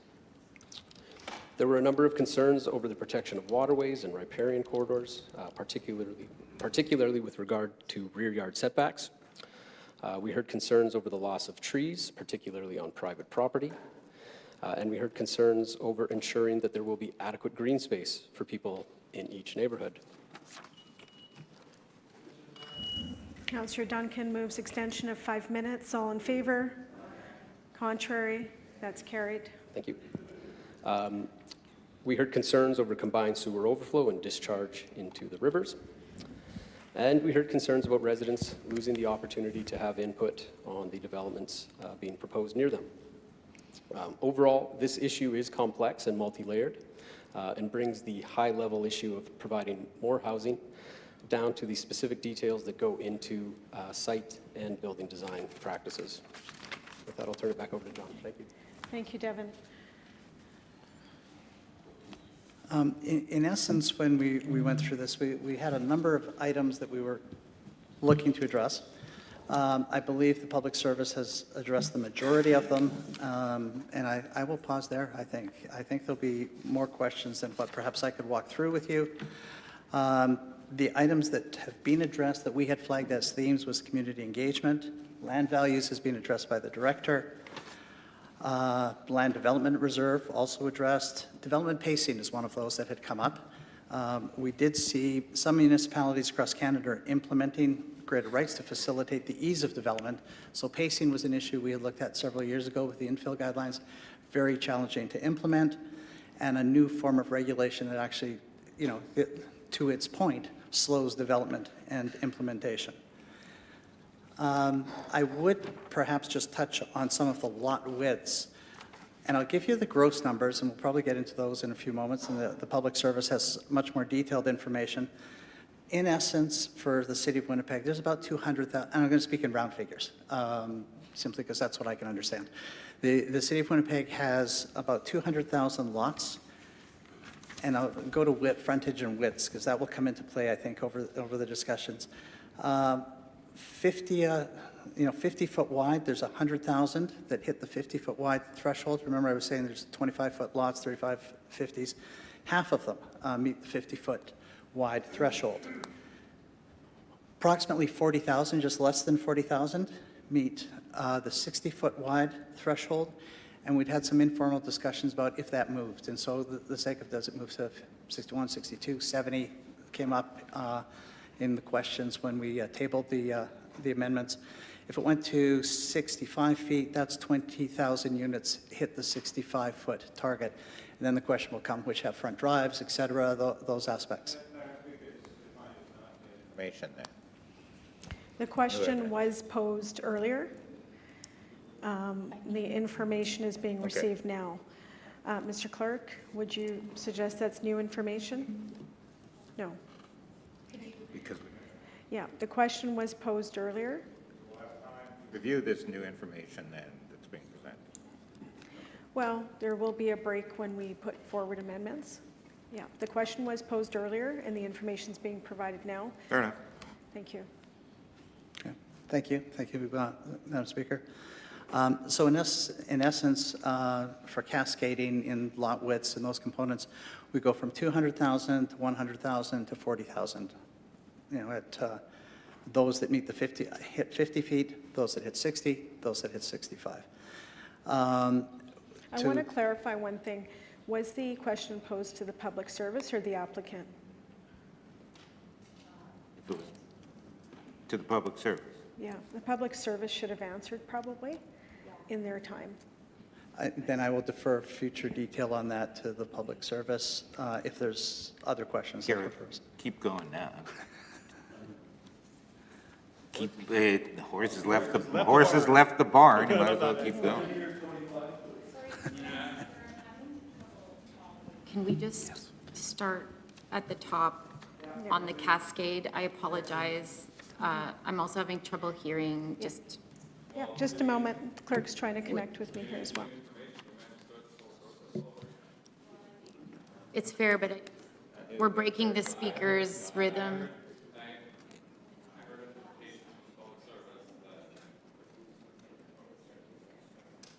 I Okay. would step aside on the figures, Yeah. and that could be a question of the public service. that's It's okay. the same information. so Yeah. it's- The conversation's in order? Yeah, okay. Questions of the public service can be asked throughout, even when we present amendments. So Mr. Kiernan's comments are in order because he can comment, to what he hears from the public service, the public, and also ourselves. It would have been a good idea if we presented this information a little earlier, because since it was posed to the public service, but let's carry on. All right, thank you. And I have a feeling we'll be coming back to it, so I'll move on at this point to other items that have come up.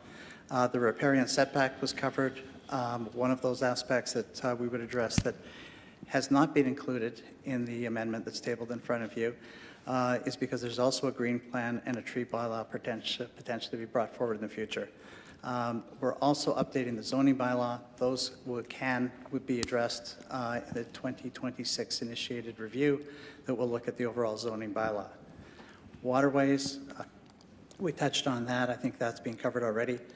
There was discussion related to expansion of that zone along waterways and based on some differences from what's in the current protected area and the properties that are affected.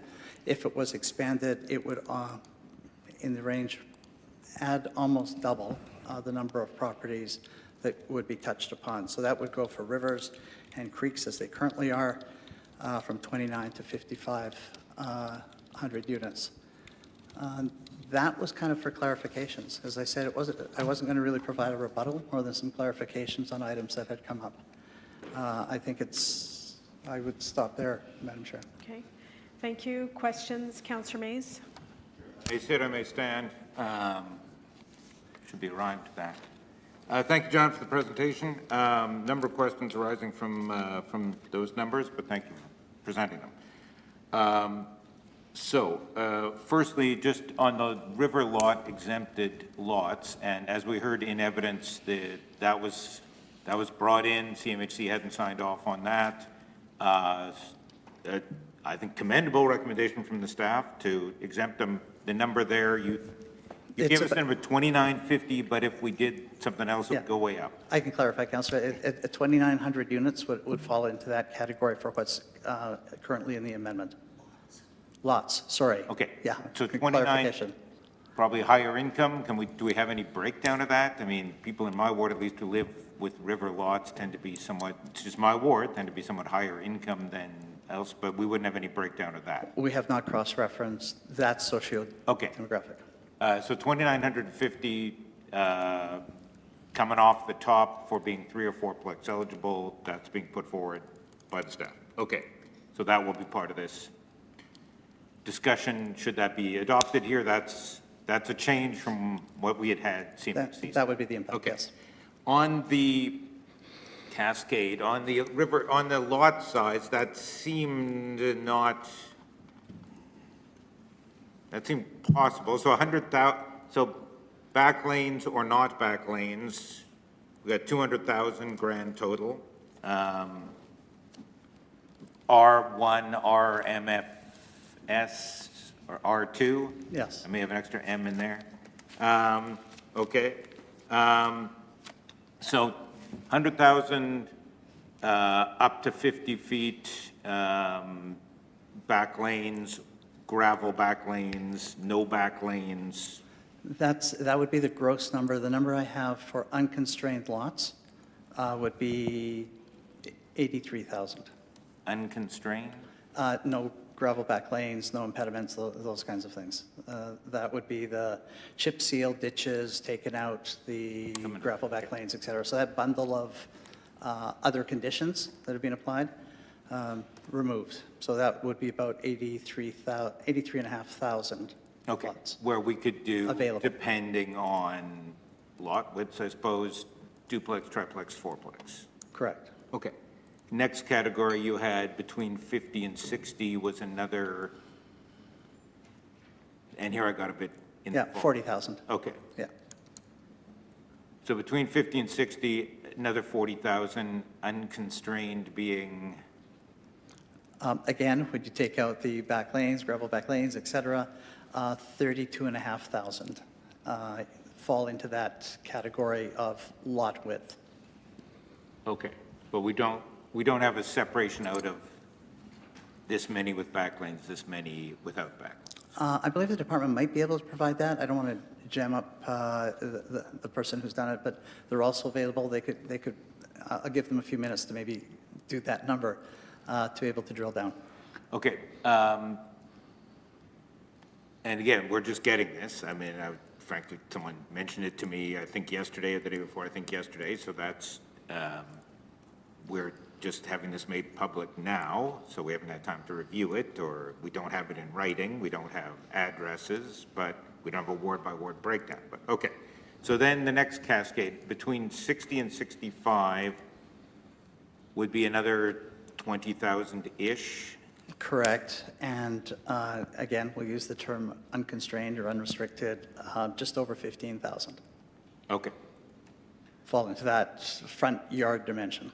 Okay, so okay, so, because obviously I've said in my discussion papers, I've said for, well, months, and nice to get the numbers now, because I've had this discussion paper out with the department, with the public since November, but good, thank you for providing the numbers, don't want to be negative. So, okay, so roughly 20,000 lots fall between 60 and 65 feet in lot width in the city of Winnipeg. Roughly, I'm sorry, can you give that to me again? 3,000, how many, some number fell away there? Oh, yeah. To be consistent, if we just talk about lots, and then we can Yeah, drill down to the unconstrained. So between the 60 and 65 foot wide, there's 19,000. Okay, and how many beyond 65 then? That would be 65 and up. I could sort of, the reverse engineering part. So 65 feet wide and up, there are Whatever's left. 19,693 available summer constrained. So before we get into that, Yeah. detail, I'm 20,000 short here. So there's 100,000 up to 50, Under 50. right? 100,000.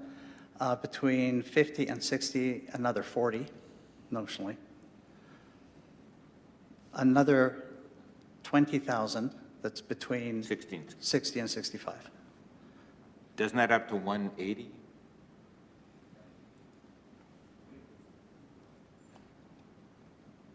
Well, yes, but there's some with other restrictions in too. So the 60, I'll do the math just as I stand here looking at the sheet. God bless you, John. Yeah, we're around 180 plus some rounding. I was doing rounding and working round figures, sorry. You are correct, Councillor, I hate that. Maybe You are maybe that correct. helps my argument. I don't know. So there are 200,000 lots and we can find 180,000 of them. Okay. On the 20,000 that are between 60 and 65, can you give me the constrained number again? Constrained or unconstrained? Constrained lots. Either way, that math we can both do. I know. The constrained sites between 60 and 65 is 4,200. Okay, so that falls away anyway. Regardless, if we don't touch the lot width, that's fallen out, that's gone. Is that's comprised of river lots? Yes, it would. River abutting is the way we've described it, combined with the chip seal and substandard back lanes. Okay, gravel roads out? That would be I'm going chip seal gravel roads, yes. Okay. Some of that would be corner, are we adding back in? Are some of the constrained, however, on corner lots, so they'd be back in, or do we know? At this point, Councillor, I'd probably ask the department to speak to that nuance. That's yeah. pretty new, that's a little too far nuanced. Okay. And I would flag that some that have back lanes also have front drives in certain areas. Right, so I'm presuming we didn't take out A couple of streets near the St. Vital Library, Glen, Glenview, Nickel, all 60s, all gravel lanes, almost everybody has a front driveway. So, Correct. did we catch that? Because that's front-end loaded, but, Those are the, are they, and sorry, what's the street condition there? And some of them have ditches, because I know your word a little bit. I just want to make sure we're talking about the same streets. no, everything has the word Glen in it, so it's easy to Oh, okay. confuse. Nickel, N-I-C-H-O-L, two blocks out of St. Vital Library, 60 feet wide lots by and large, but they also have gravel lanes. So, but front driveways, so we're assuming they're constrained, they're out? Correct. Okay. Victoria Crescent, no city sewer, therefore, did we catch that in the constraint list? At that point, like, if we're going street by street, I want to be very respectful of the information and the question you're asking. I'd probably defer to Mike Pill from the department to Yeah, that's fair. give you your specifics. But right now, it's the applicant, so we'll just. Yeah. The applicant may not Keep have having that a level of conversation. detail. Okay. Yeah, it's evidence you brought in, so I'm obligated to ask you questions. Okay, so there are a number of constrained properties, and then there are a number of properties that I would think might yet be taken out as well because of other factors. That's a reasonable, well, that's a bigger number than I would have expected, but that would include properties with back lanes, though, right? In some cases, yes. Right, so like a paved back lane, I have my 60-foot wide property on Sterling Avenue, and I have a paved back lane, that's in there. So any move to change the lot widths for properties without lanes, that 16,000 number is going to be too high, because you've got back lane numbers in there. Correct. And I would say Councillor Duncan has some in his ward as well, where there's back lanes and front drives and the combination of the two. That's. I'm not even getting into the front drive. Just, if I've got a 60-foot lot and I've got a paved back lane, I'm not constrained, I'm in this. Correct. in this group. We would see this in the amendment of a potential So- fourplex. So to be blunt, obviously, I've been talking about moving from 60 to 65. It's under 16,000 because we know some of them have paved back lanes, where all you need is a 50, right? Correct. Okay. Do we know how many, I mean, we are exempting we are trying to exempt thousands of river abutting lots, you've already talked about that.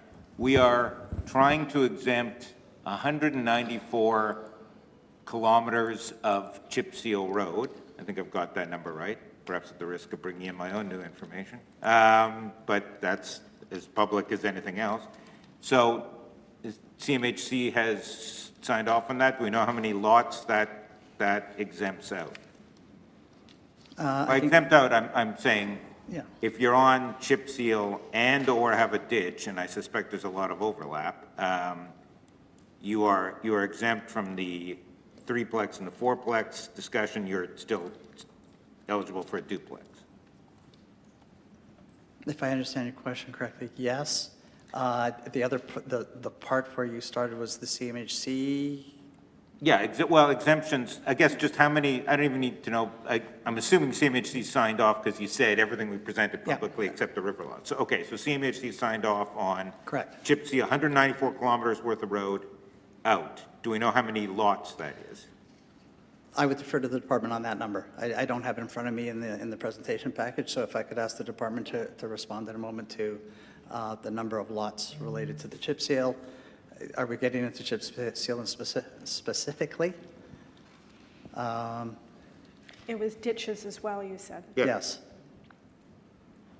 I would think the gravel roads is a bit of a non-issue due to the ag. The earlier mentioned ag exemptions and. There, quick glance at the numbers, in the range of 20,000 lots that come into play there, and I'll Oh, defer that to might the explain department. the missing 20,000 lots would be on the chip seal or ditches.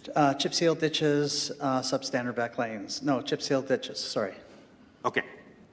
To be fair, to be open, there's also like 86 kilometers worth of gravel lanes in this town, my ward having the largest share of those. Do we have a break, is that in with the other number, or is that a separate number? 'Cause that'd be- I can break that out for you, just in half a sec with,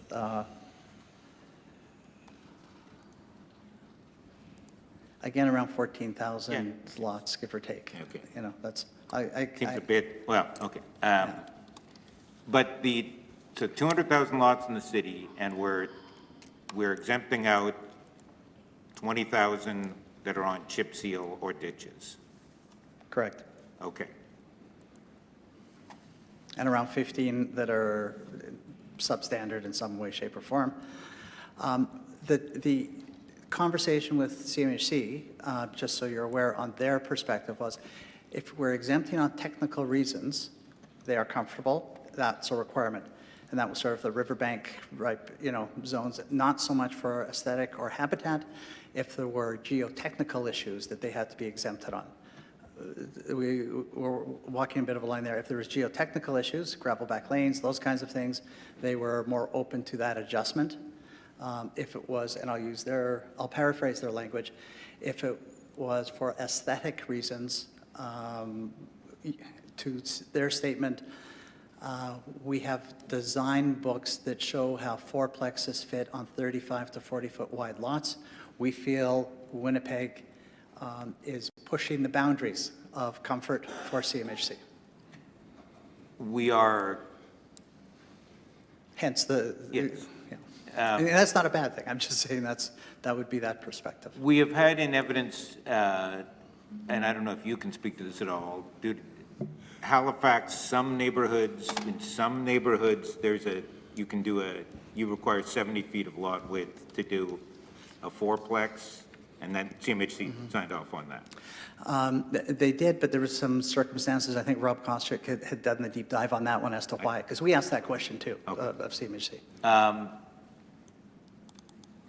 Surrey, BC chart staff presented to all of us, only, fine, fourplexes, you have to have a back lane. I'm assuming that, I don't know. But there was no provision in Surrey for fourplex, like our infill guidelines, where we had no provision for if you want a fourplex, you can't do it with a front driveway. We had that in the infill guidelines.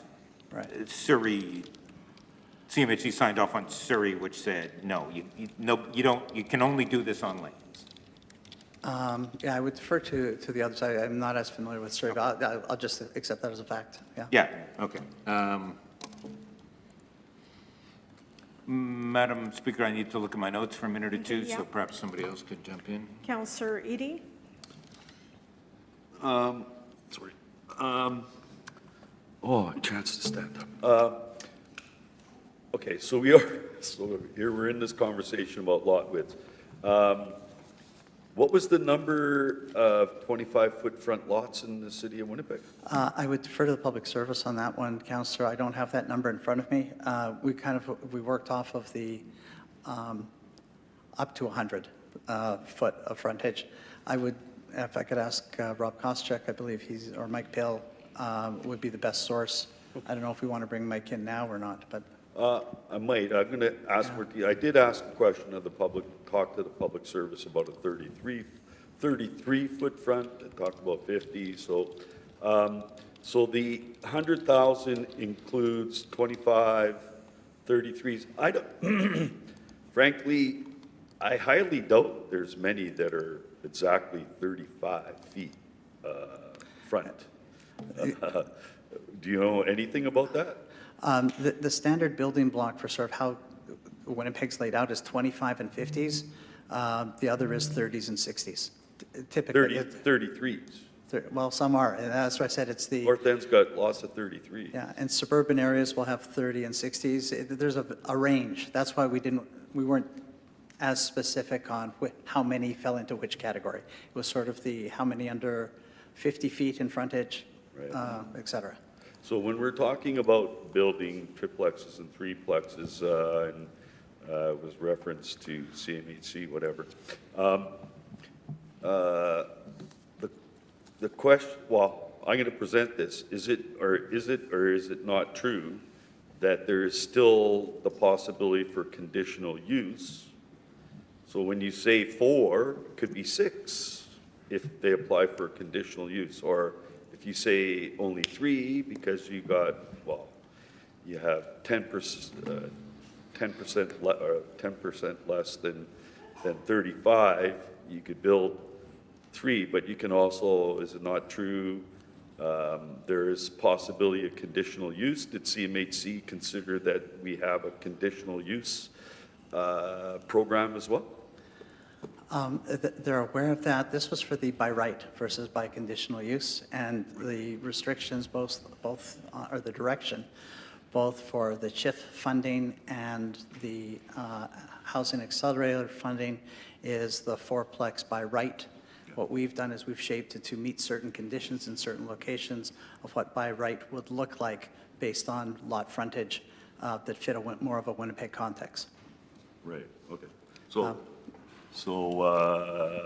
I mean, the reality is, though, we have a conditional use process if a developer wants to spend the money, right? Correct, and then that has its own public process and to be followed. And really, that's, you know, if you're looking for greater density beyond the by right, there's a separate process for that. Thank you. Councillor Mays? Back to me already. All right. I only got a couple of questions. Maybe we can get done before midnight here. I'll be quick. 3 things. We can't know how many more lots are going to be excluded due to sewer constraints, right? We can't know that. Correct. Okay. To the staff's credit, between the December presentation we got and the January presentation we got, the staff said, well, we listened and we're the 3plexes, if you don't have a back lane, we said 45 feet, we're going to go to 60. We wouldn't have any number of how many lots that affected, I'm assuming. And I don't have that in front of me, then the nuance of that and whatever number I give you that I believe may be wrong. I think that's a Mike Pill question, in all honesty. And Mike has been, I will say, exceptional in doing the mapping and the numbers. Yes, Mike has been remarkably patient with me, at least, And mapping. And mapping. Okay, so that, and again, that wasn't a 4plex issue, that was the 3plexes without a back lane issue. And thank you to the director and Mr. Veach for Kostiuk, I think, listening to some of the concerns from councillors there. Third question, council in November of 23 directs, you gotta allow 4 stories for the 4plexes within 800 meters of transit. Council says a height not greater than 48 feet. We've, through this process, moved that down to 39 feet. CMHC has signed off on that, I'm assuming, at this late date. They have. As I said, everything that was presented publicly, they accepted as meeting the spirit and intent. One of those, the height, shaping of the height, continued to meet the intent of the agreement and the program. Okay, and there's no way of knowing how many, I guess that affected, do we have the count of how many lots are within the 800-meter walk shed? We do, but that would take me a moment to dig out of my file, Councillor, if you could. I would be very impressed and surprised if you had the number of how many, I'm assuming we don't know how many lots that affected. The idea that we're going to go from 48 to 39 within the 800-meter walk shed. No, I don't, that number we don't have. What we said is in that effect, the net value was the same. And to the department's credit and the people that they worked with, they were shaping the box, for lack of a better term. So by bringing it down, they stretched it out. They balanced that off with a percentage of lot coverage. And I think you heard earlier today about the, trying to reduce the giant blank wall beside existing residences. So I think it was the shaping of the dimensions that they were able to achieve and demonstrated through design criterions, a bit of a design workshop, how that can be accomplished. The height, the words 4 stories are still in there. It can be accomplished within the 38-foot height. 39. 39, okay, sorry. Do we have, final question, Madam Speaker, to everyone's relief? Yes. Elise Finnegan once said, you know what people don't like? They don't like a 35-foot tall, 50-foot deep stucco wall facing them. And we attacked that problem in the infill guidelines, I have to say. Do we have, is it possible to give us it probably isn't because it's a lot coverage calculation, right? You can't tell me, hey, how deep, we know how tall the wall could be. Do we know how deep the wall could be? Thank you. The Mr. depth, Kiernan? the 50 feet? I mean, you've got a front yard setback, you've got numerous backyard setbacks, so. Yeah, We're- there's a number of precedent images within the public information package. I'd have to go to it, but it's broken up, and I think that the department had highlighted through that process the use of dormers, window glazing, those kinds of things. Fair enough. Rather than you had a wall. Final question. So just to confirm, the number that you gave of the properties between 60 and 65, that's both with paved lanes and with front driveways? I'll say yes as I check myself. Okay. That's, Okay, thank you. Any further questions? Okay.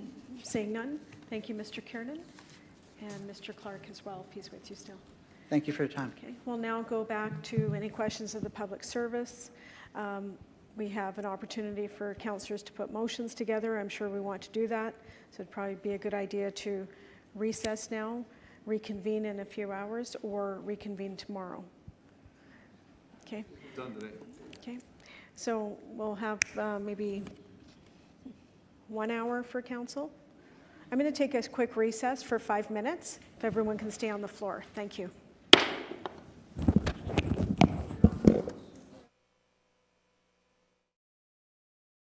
Okay.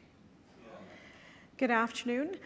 We are going to be taking a recess, so council can now put together any amendments they may have. It's 3:45, and we'll reconvene in about an hour 15 minutes. So that'll be by 5 p.m. Thank you.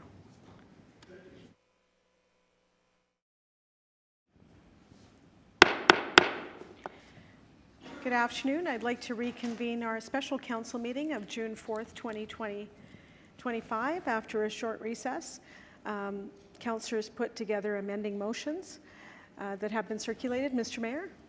First of all, Madam Speaker, I'd like to move we go past 6 o'clock, because my assumption is we will be. Thank you, Mr. Mayor. All in favor? Contrary? That's carried. A number of motions have been circulated. The format, as you know it, we'll be introducing each amending motion and then have an opportunity to debate and weigh in. Mr. Mayor? I'd like to, I haven't done this in a few years, so I'd like to move the report of the public service be taken as read. All in favor? Aye. Contrary? Carried. I'd like to move that the receipt of the public representations be concluded. All in favor? Aye. Contrary? Carried. I'd like to move that the recommendation of the Winnipeg Public Service be concurred in. Okay, as amended, Mr. Mayor? Well, I'll just, Yeah, well, not as amended, No, not but as this is an amended, but opportunity yeah. to hear the amending motions. Yes. So we'll pause there. pause there. Thank you very much. Thank you. The first amending motion, Madam Clerk will have the resolves read into the record. First amending motion is moved by Councillor Mays. Correct. Therefore, be it resolved that the proposed bylaw be amended to allow for the following, that sections 5.2C and 5.3C and 11.1 in Schedule B be amended by deleting 60 feet and replacing with 65 feet. Thank you. Councillor Mays, your opportunity to introduce your motion. The mayor seemed to be getting in there. Well, here we are after about 18 months of, since we first voted, here we are on the fourplex hearing. So my thanks to the staff and to the public for weighing in.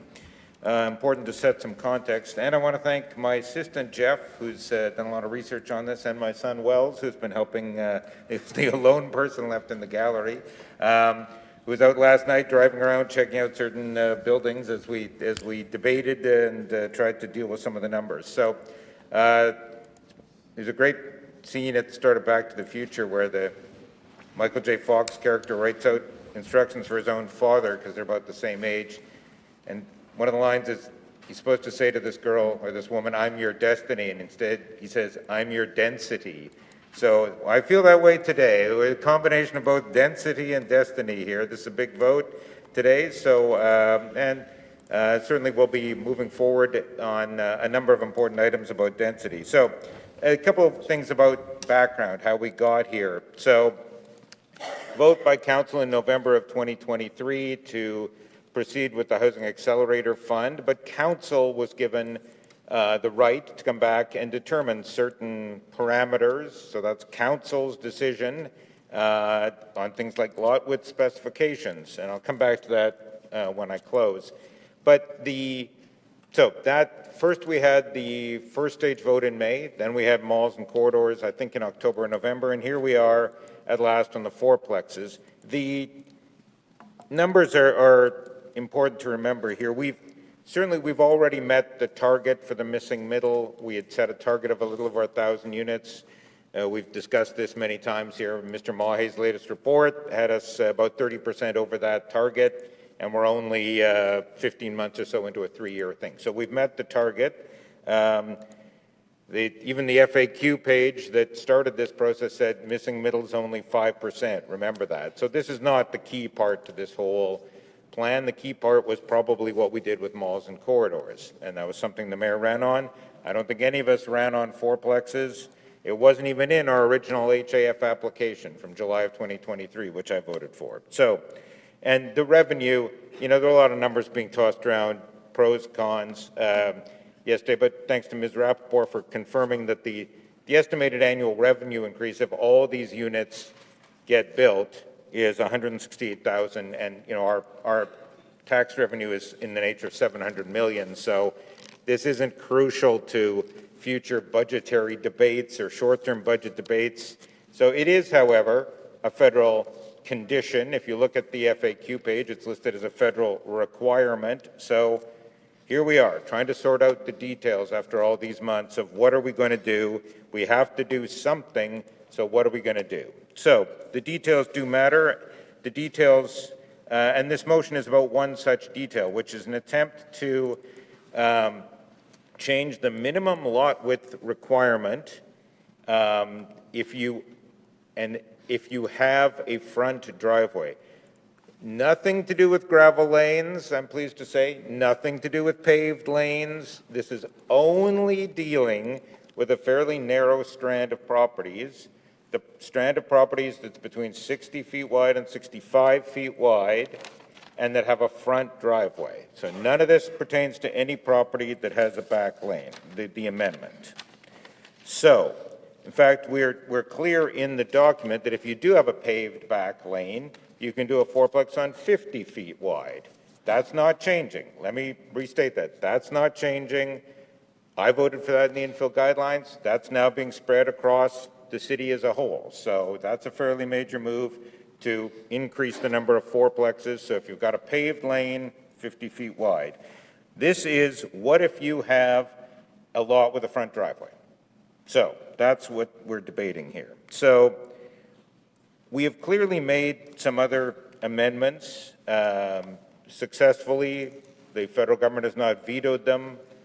CMHC has not vetoed them. And I will say, man, all the conversations I've had with everyone from Dan Vandell to Terry Duguid to Ben Carr, they've said, ultimately this is your decision. You're the council and they're an elected body. So ultimately this is the decision of this elected body and the elected federal body. So they've been clear that, it's our decision. So what have we done? You might say, aren't you restricting here the number of properties affected? But so have we done on various other provisions in this plan, right? We started off in 2023 at 48-foot height limit. Now we're down to 39 feet. Federal government was fine with that. We started off at 45 feet in our November document for a threeplex, if you had a front drive, commendably, the staff said, no, we're going to go to 60 feet for that. No veto from the federal government, no veto from CMHC, so 15-foot more width was allowed in that stage. So that's, I think, a good precedent to say, look, we did that, and there was no veto from CMHC. So the 15-foot increase, where would I get that from? It's pretty straightforward. We talked about it earlier. It's right out of what we already approved and as part of the half process. So infill guidelines said if you've got a 25-foot, you can build on a 25-foot property if you have a back lane. If you don't have a back lane, you need 15 more feet. You need 40 feet, okay? 15 more feet of width if you don't have the back lane. That was in the infill guidelines. Then we voted, and I voted for it in May of 2024, first part of the half process. We said if you have a single-family home on a back lane, 25 feet. If you don't have a back lane, 40 feet. We voted for it, went through, no veto from CMHC there. So I would say we've already got a precedent here. In fact, if you wanted to do percentages, going from 25 to 40, that's a 60% increase. That's a lot bigger than going from 50 to 65. So bear that in mind. We have a precedent here under the Housing Accelerator where we've increased the lot width requirements by 15 feet if you don't have a back lane. That's my rationale. So we've certainly, and you might say, well, you're exempting out some properties here. Well, yes, but that dialogue I had with Mr. Kiernan, clearly we've already exempted out 20,000 properties where there are ditches or chip seal. No veto from CMHC. We've also exempted out thousands of properties that have gravel lanes. No veto from CMHC.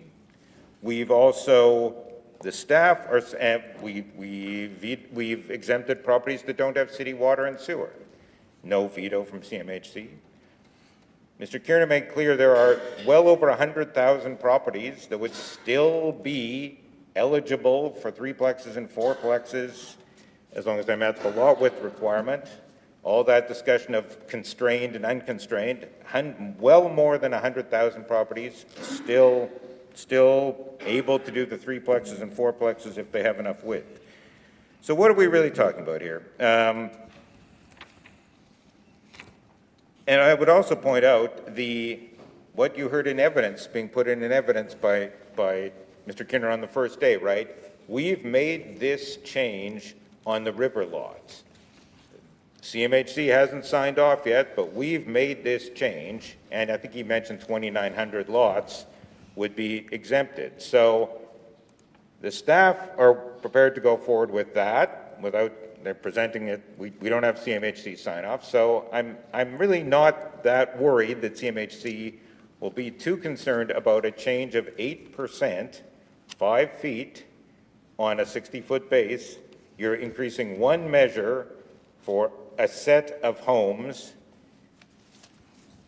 We're already going forward. We're already gambling to an extent that the river lots will be okay. And I'm certainly saying, look, based on our history here, this shouldn't be difficult. It shouldn't be controversial. We had a number of exemptions already. We had a number of amendments that were made on malls and corridors. Councillor Lukes moved the bird policy stuff. Councillor Orlico moved the requirement for affordable housing. Did CMHC veto anything? No. Away we went. So I would submit that I think we're in good standing here. If we go forward, it's a 5-foot increase on a 60-foot base. It's really not that big a deal, frankly, but it does matter in some wards. It certainly is important. I say some wards because I've talked to Councillor Orlico, who said, I don't think I have any 60-foot lots, and I've talked to Councillor Santos, who, to her credit, said, I don't think I have anybody serviced off a front driveway. So this will have differing impacts in different wards, but it's not meant to exempt my entire ward. I could give you street after street where, yes, some number, Greendale Avenue, there's 58 properties over 60 feet wide, but we're exempting 6 of them here. So you'll still have more than 50 properties on Greendale where you can put up a 3-plex or a 4-plex, in fact, a 4-plex. Okay, thank you, The- Councillor Mays. More? Okay. Yeah, I'll have a close as well, but wanted to thank Councillor Santos for a question she had for me, which was, well, if you do that, aren't you moving forward then with the bigger buildings will survive because it's on a bigger lot? And that's true, but the bigger buildings would be there anyway on the 65-foot lot. What this would do is on some of the smaller lots, the 60-foot, you would no longer qualify. You would, however, not be exempt from everything. You could still have a duplex. You could still have a home with a secondary suite. You could still intensify. So it's not trying to exempt any property from the scope of the housing accelerator. You could still do a duplex. You could still intensify. So final points, and then I will have some discussion on my close, I think. The infill guidelines, and I won't read it out unless people want me to, I won't read out the whole provision that said, why should we have, it's on page 18 of the infill guidelines. If you're doing a 4-plex, you have to have a back lane. Why? And there was a lot of talk, and Councillor Allard has been very good talking about this. We should be encouraging people to do this where there are back lanes. It's much more pedestrian friendly. There are fewer conflicts with pedestrians. There's less impact on boulevard trees. There's less impact on street parking if you service it all off the lane. So we're told, unlike Surrey, BC, you can't just do it where they're back lanes. You gotta have some that are front driveway serviced. Okay, so it makes some sense, I would submit, to go from 60 to 65, a little more encouragement to do this where there are back lanes. And I think that's entirely consistent with the infill guidelines. And we did say in 2023, the lot, you should be following the spirit of the infill guidelines. So I feel I am doing that by saying, let's try and encourage more of this where there are back lanes rather than where there are not back lanes. One more thing on the numbers that Mr. Kiernan was talking about, and then I can come back to that later perhaps if that's concerned. The mayor has said to me, well, what's the impact of what you're doing? I put this out in a discussion paper in October or November. We got the numbers yesterday, in part from the staff, who presented in good faith, and again today. All we can come down to is what Kiernan said, right? We think there are about 20,000 properties between 60 and 65 feet. We think 4,200 are already out because they're on river lots, they're on chip seal, et cetera, et cetera. But the remainder, we don't know if they're back lane loaded or front lane loaded. We don't. So how many lots is this going to exempt? I don't think we can say exactly. If I had to place a bet, maybe 6,000 out of the 200,000 in the city, but you'd still be able to do a duplex. You'd still be able to do a home with a secondary suite. So it's meant to reflect, a consistency with what we've done on other lots where there aren't back lanes, and it's meant to reflect the reality that we should be trying to encourage this where people have back lanes, as we did in the infill guidelines. So I wish I had an exact number. I don't. I know it's less than 16,000, that's for sure, because Mr. Kiernan said it's a mix of back lanes and non-back lanes. So I can't give an exact number. I can in my ward. We did the manual count. It was about 500. So I think my ward will have more effect on this than others. So I will come back with a close, and I thank various, Councillor Chambers has talked to me about this at some length. Councillor Allard, to his credit, talked about trying to encourage this where there are back lanes. Councillor Santos heard me out and had some good questions, I thought, so I appreciate that from her. So I will have some more on close, but that's it for now. Thank you. Thank you, Councillor Mays. Mr. Mayor? Thank you, Madam Speaker. I won't be supporting this motion number 1.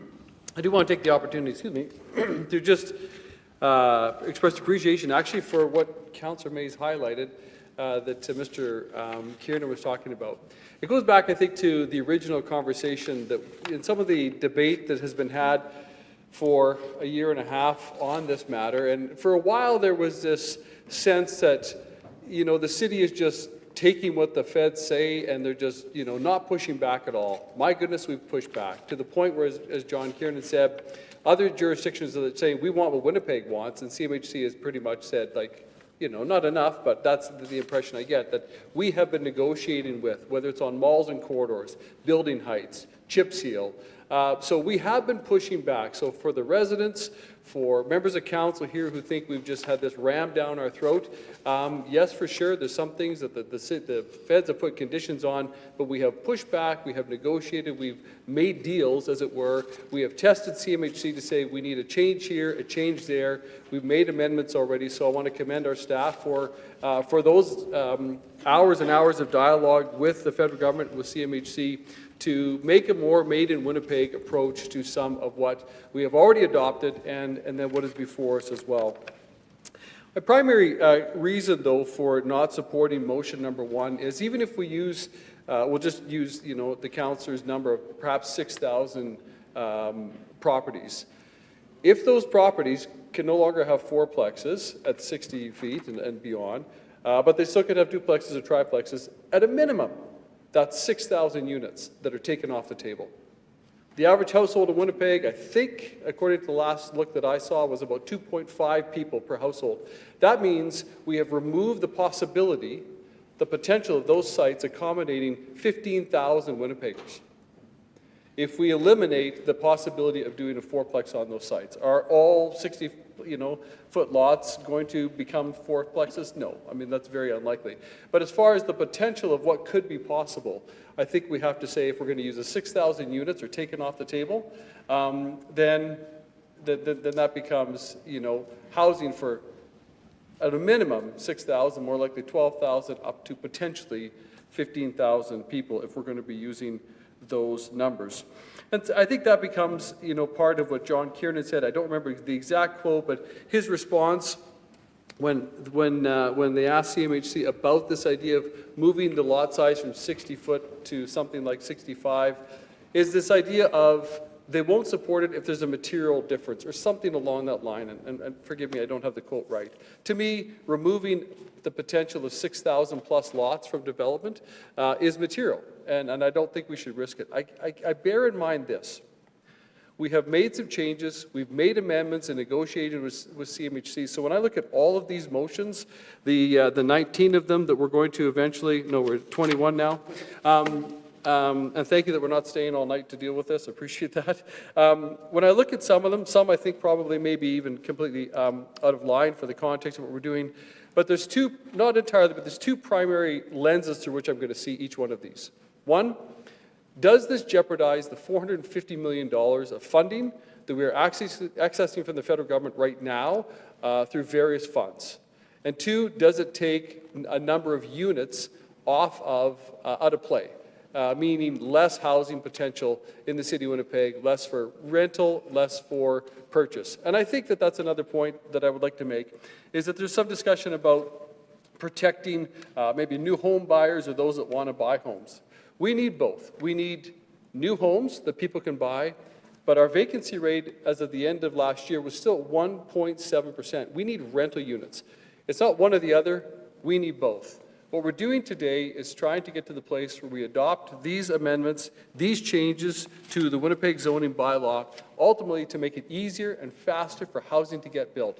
Whether that's rental housing or whether it's housing that will be purchased, we need both. So it's not one or the other. So I will not be supporting motion number 1 for those reasons. Thank you. Okay. Thank you, Mr. Mayor. We're going to recirculate this motion right now. There is a small typo in the last sentence where it says 53C. It should say 53B. So it'll be, pardon me? I was clarifying Yes, which motion 1. Bill, if you could recirculate it, please. In the Any meantime. further speakers on this item? Councillor Rollins? Thank you, Madam Speaker. So, Madam Speaker, is it time to speak to the motion of the public service and other motions? Can I do that? Or can, I'll just start. You can, but I think it's So- time to speak to this particular motion. And the main item, I guess you can Okay, leave it I'm gonna in, speak- because the other motions have not been introduced just yet. Then I'm going to With fear of being criticized, I'm going to speak today in full support of the federal government's national housing strategy then, Madam Speaker. The Housing Accelerator Fund application of the City of Winnipeg, Madam Speaker, the one that we put in. And then I'm going to speak to the public service recommendations before us that are consistent with the motion to preserve and protect the federal transfers into the City of Winnipeg. I want to acknowledge the extraordinary work of the public servants, first and foremost, Madam Speaker, and particularly the Housing Accelerator Fund team. I want to say, as direct as I can, without breaching protocol, that, Madam Speaker, that your diligence, your precision, and deep engagement with community priorities deserve to be commended. And I want to thank the public service and the hybrid application team from the City of Winnipeg who are no longer in the room, but hopefully are still listening. And I want to thank everyone who came to the zoning hearings, the public engagements, or took time to write counsel. Your testimony, your concern for your community are part of what shape important decisions, and I especially want to thank the Urbanist Discord page, Madam Speaker, and those who routinely show up to say yes in Winnipeg and advocate for better climate, equity, and housing outcomes. And I want to meet with all of them, Madam Speaker, following this hearing and do a bit of a postmortem. As someone who served as chair of planning and development, I can say that advancing comprehensive city-shaping policy has been a personal and professional priority for me. What we have done this term is the most intensive policy overhaul of Winnipeg's zoning framework in a generation, and I am very proud to stand before you, and was proud to stand with council to forward a series of motions and amendments. It has been a thoughtful multi-year journey for us that I hope will take us through all the way to the 2027 rewrites. There have been many phases of dialogue. The attempt, I think, was to build more permissions, less red tape, and less expense for all of those running to support the housing crisis to increase supply and build up this city, not out. But I want to be clear, Madam Speaker, this package isn't my favorite installment of all of that. It isn't because of the threat of eliminating the single-family home neighborhood. It is that this installment doesn't in of itself generate a massive amount of affordable housing. As of right, grants property owners to use and develop without needing approval from the City Council or a public hearing or a return to City Center committees or community committees. Allowing duplexes, triplexes, and fourplexes as of right is not about disrupting neighborhoods, but it is about evolving with them. And it's about ensuring housing is available for a wide spectrum of residents, young workers, families starting out, and yes, our growing population of seniors who want to age in place near communities that they help to build. And I know what gentle, small-scale infill looks like, Madam Speaker, and how it can work really well. But it's the conversation around fourplexes, especially in mature neighborhoods, that speaks to the generational change we're facing, I think. We saw this generational divide play out in this hearing. We see it in our offices, one generation most critical of density until they need it, until they're looking to downsize without leaving their neighborhood, until their adult children face a divorce and want to keep their own children in the same school catchment, and until a parent passes away and multi-generational living becomes a reality that they want and need. Madam Speaker, my own personal experience reflects the need for this move. When my parents divorced, it was a beautiful duplex with a basement suite that my mother and I moved into, the top floor of that duplex. We occupied that second floor. A young married couple with a newborn, eventually a newborn, lived on the main floor, and a frequent traveler, a JTF2 special operative, lived in the basement suite. It was in walking distance of my high school, Madam Speaker, and it worked well, side by side, in the neighborhood we lived in Ottawa, amongst single-home residences and other duplexes and triplexes. These scenarios are not theoretical. They're lived experiences from families across from the Churchill High School, in Earl Grey, in Osborne Village. They're what we, as counselors here at the ground level, probably every day opposite people who need us to build different and more housing for them. And they're why a more flexible zoning framework across the city, one that supports gentle density, is critical. And in some respects today, Madam Speaker, I believe I am sacrificing what works in my own neighborhood PDOs and density for the greater good. What guided my work as chair of property and development and within my ward was evidence that showed me that city bylaw represented barriers and red tape.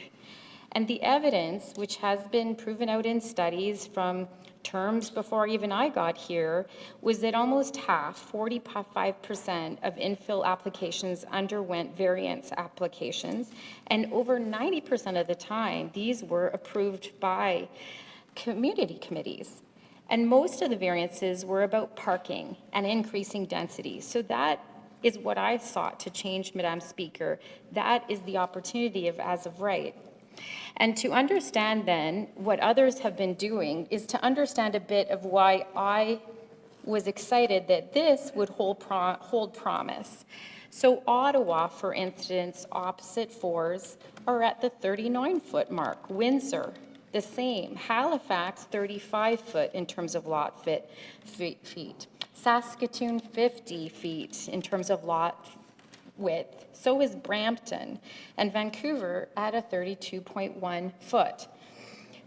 Now, to give you relevant examples of city center that we've approved last term, I would like to review, and if you want to follow along with me, and those of you at home, 797 Dorchester, 4 units, that's on a 50-foot lot. 717 Jesse is 4 units. That's on a 50-foot wide lot. 107 Cochon is 4 units on a 33-foot wide lot. 160 Furby, 4 units, 33 feet wide lot. 813 Rathgar, 4 units. It's in a regular corner, but I'd argue that that's probably a 50-footer, and if not less. 125 Cochon, 40-foot lot. Oops, sorry, that's a 5-plex. So, Madam Speaker, as of right, for me, when I look at 60 feet and I look at 65 feet, I arrive in a moment slightly disappointed as a Osborne Village downtown councillor and the councillor for Fort Rouge's Fort Garry that arguably has approved half of all of the 4-plexes that we've approved at all in the city of Winnipeg. And so I want to point out that I got excited when Mr. McGarry came. Why? Because most of these examples, by the way, have a cistern. They have the storage on that 35-foot, 40-foot lot. And so I arrive with a public service recommendation on a 60-foot lot, an amending motion on a 65. I'll tell you, it probably doesn't matter much. But what I do think matters is that federal government money is critical. It does not help us win headlines, that's for sure. We know that. Why? Because every member of parliament would be out in front of this, and we know that that isn't the case. It will, though, directly fund infrastructure, transit, and it's absolutely, this money has absolutely helped house people. And we know all of those things are true. We have to make space for people, young and old, who want to live in walkable, connected community. And according to a Probe Research poll, 60% of Winnipeggers support this direction. And this research poll, I think, is really critical because it was on duplexes and triplexes and 4-plexes. And it is a scientific poll because the good people at Probe did it. And it shows that 60% of Winnipeggers support this direction, and many of them are younger. And these are the people we need to retain, people like my kids that might after their sojourn in British Columbia and Ontario for school, come back to the city and need someplace to live. So I'm reassured today, Madam Speaker, by this point and by the colleagues that put so much thought into this hearing. This motion isn't the end of the conversation. It is the continuation of it with each other and with our federal and provincial partners. And I just urge all of us to in some way support that national housing strategy and the money that is tied to us doing this, that Prime Minister told us at Federation of Canadian Municipalities, indeed all municipalities, that he didn't have time to change, but that he was going to add more funding to it. And I urge all of us to support it in any which way we can, and to, as a committee of a whole, that I'm still so proud we're doing for each and every iteration, even though it's difficult and we're unaccustomed to it, but to remember what's truly at stake. And for each of us, that might be different. As Bowman used to say, I am putting a bit of water in my wine today, too. I've illustrated that here, I hope, today. And what I believe is at stake is a city that works for everyone, and not just everyone who has a home in it, but everyone who we need to plan that will have a home in the future. Thank you, Madam Speaker. Thank you, Councillor Santos, followed by Councillor Wyatt. Actually, I just had questions of the administration with respect to motion number 1. Appreciate the comments made by the mayor and Councillor Mays, but I wanted to understand and help me understand, why did we choose 60 feet? Could you kind of give me some brief context of why we chose 60 feet? Is it to open the window for more units to be built? Thank you. The response, please, Robert. Through the speaker. Yes, the context is that the parameters that we were given in the motion from November of 2023 was to use the infill guidelines to support the recommendations, basically, not in not so many words. But the infill guidelines have never had anything for front approaches, particularly for 3s and 4s. It was mainly speaking to instances with lanes. So with that, we had 50 feet was the parameter for a 4-unit development.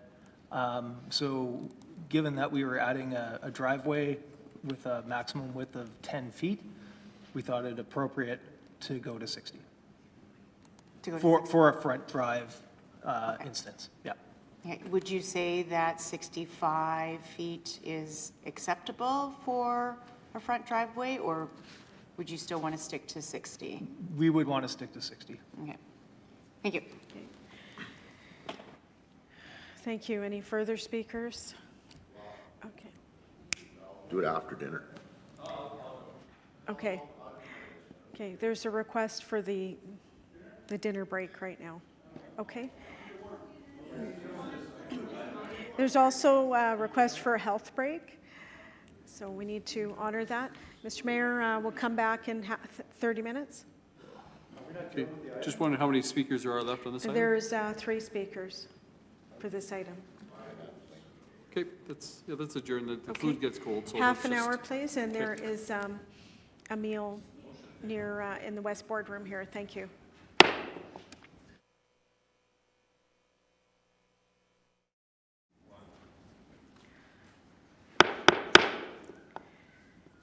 Good evening. I'd like to reconvene our special council meeting of June 4th, 2025. We are deliberating on amending motions that are before council. Motion 1. Next speaker. Councillor Lard. Thank you, Madam Speaker. I will attempt to be brief. Yes. The more comments I do get from the gallery, though, probably the less brief I'll be. In all seriousness, I want to thank Councillor Mays for this motion. This reflects, I think, some of the conversations Councillor Mays and I, Madam Speaker, had with Public Service earlier.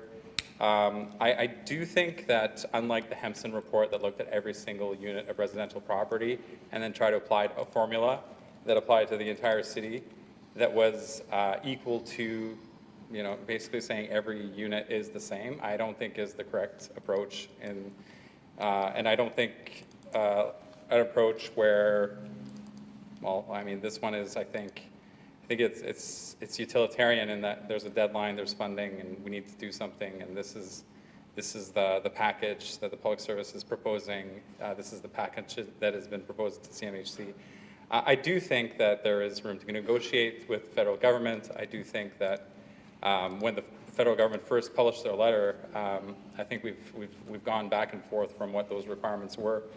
And so I guess that would be my thoughts on that. I think if we do pass a bylaw that allows for 4 units as of right with the conditions, which is I think what Councillor Mays is doing here, is setting some of the conditions. I did do some analytics for St. Boniface Ward. Most of the properties that would be excluded would be in the communities of Southdale, Windsor Park, mostly. Surprisingly, not that much in Island Lakes. I guess the frontages there aren't as big. But primarily, and perhaps it's having grown up on Bertrand Street, Central St. Boniface, where there's back lanes and sidewalks.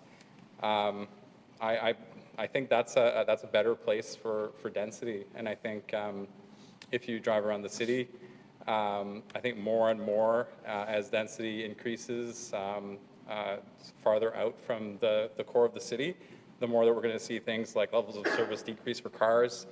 Many of the streets that these residents are built on don't have sidewalks. A lot of them were built with the idea that kids should play in traffic, like literally. That's like, I heard that from developers, that the communities are built in order for kids to be on the street. And I think some of these streets are quite busy already as they are, even if they're bays. So I think like in St. Boniface Ward, the North St. Boniface secondary plan is the type of model that I championed, and that saw big density increases in a residential area where residents were engaged over many years, and we created a high density policy area, medium density policy area, and a single family policy area. So I think, to support Councillor Mays' motion, not all residential units are created equal. I think we should focus on the downtown. This is not going to help the downtown. I don't think this is going to help suburban neighborhoods in terms of levels of service for vehicles. And I think in terms of things like transit, yes, we have a master plan. And yes, some of these communities don't have the same levels of service that you have in mature neighborhoods. So I think this is a little tweak.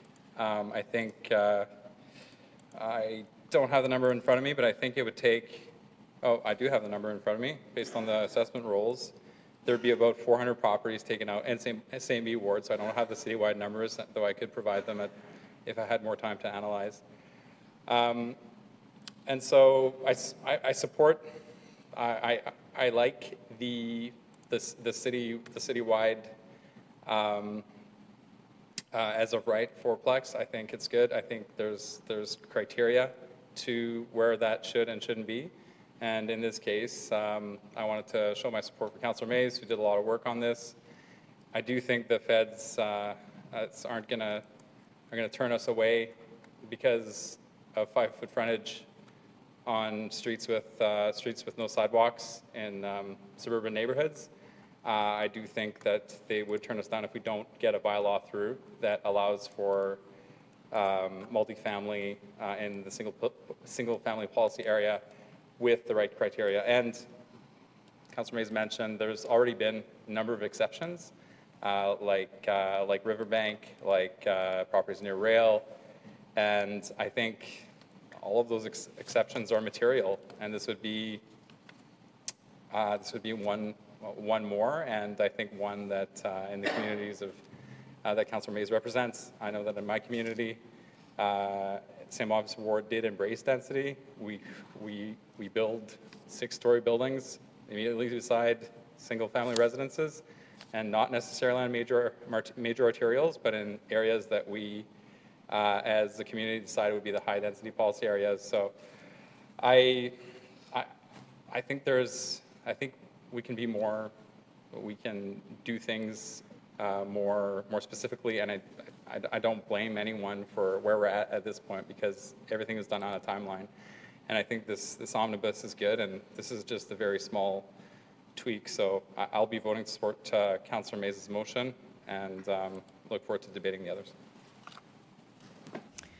Thank you. Next speaker, Councillor Eadie.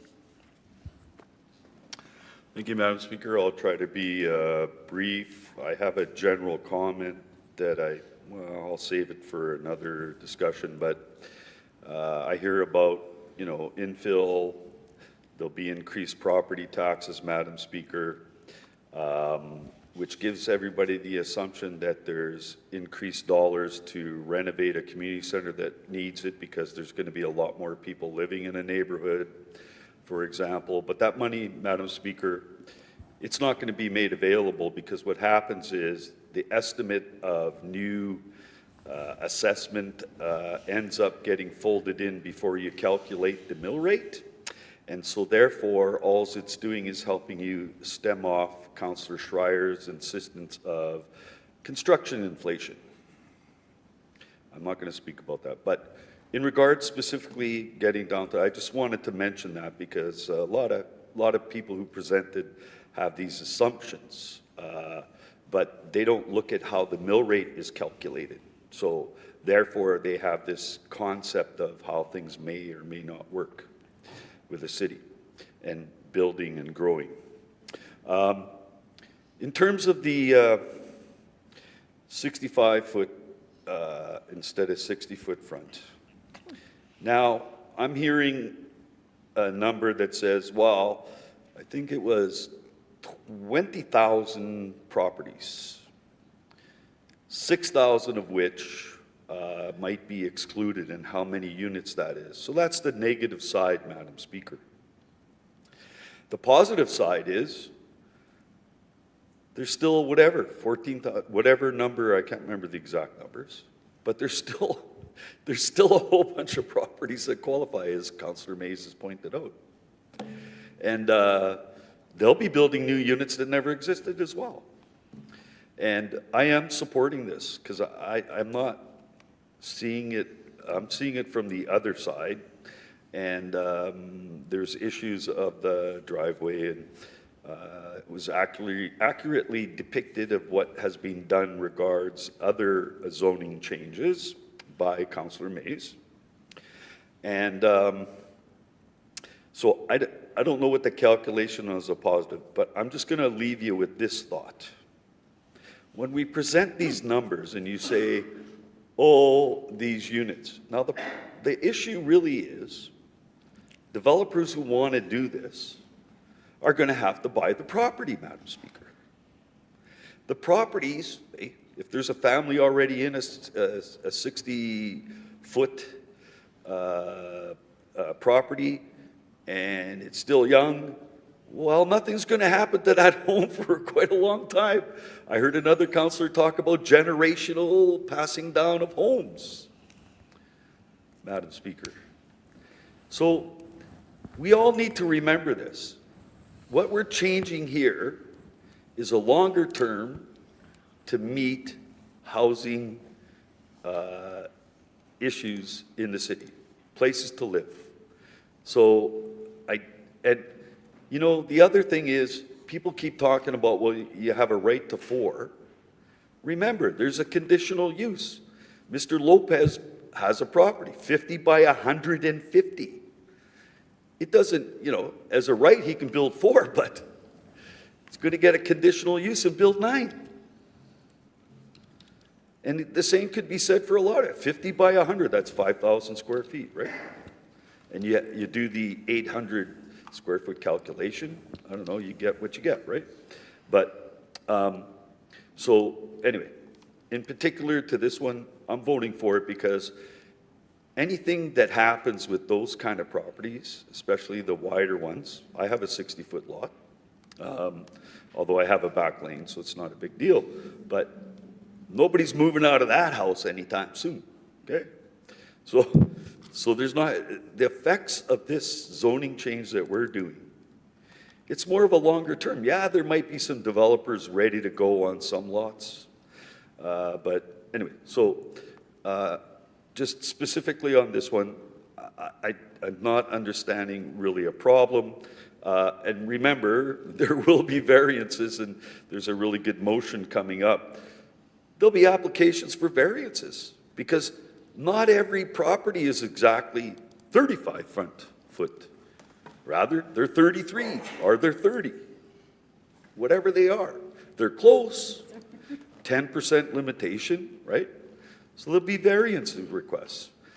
10% to 60 feet is 6.5 feet, is it not? Or 6 feet.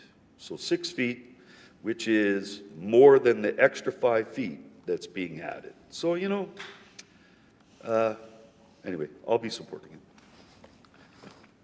Thank you. Next speaker, Councillor Lukes.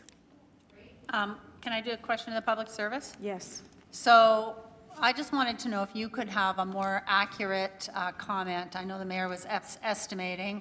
I had notes written down here. But by changing this to 65 feet, approximately how many units would be eliminated? Lots, sorry. Thank you. Madam Chair, through you to Councillor Lukes. This is a reduction of almost 17,000, actually 16,899 unconstrained lots from the remaining conditions in the draft zoning amendment. While the sponsor of this motion pointed out that this motion would still allow smaller units, the federal... Madam Speaker, Can we let her the number finish? Can includes... we let her finish? The number, I'm entitled to a point of order on correction of factual statement in error. Mr. Kiernan stated that number included driveway service and back lane service lots. So Yeah, it isn't affecting, there probably are 16,000 Yeah, thank you for the lots. point. How many have front Are driveways? these We haven't been numbers told. similar to what John Kiernan presented? They have been refined through the additional, I don't think that Mr. Kiernan was looking at all of the data in front of him. Mike Pill is still on the phone if we, on Zoom, if we would like to bring him in. Motions have been circulated based on what council heard earlier. Okay. Yeah. But we can let you, we do want to hear. Mr. Kiernan did say he would defer to the public service on this point because he wasn't sure of his numbers. Just a second, Councillor Wyatt. Councillor Wyatt. No.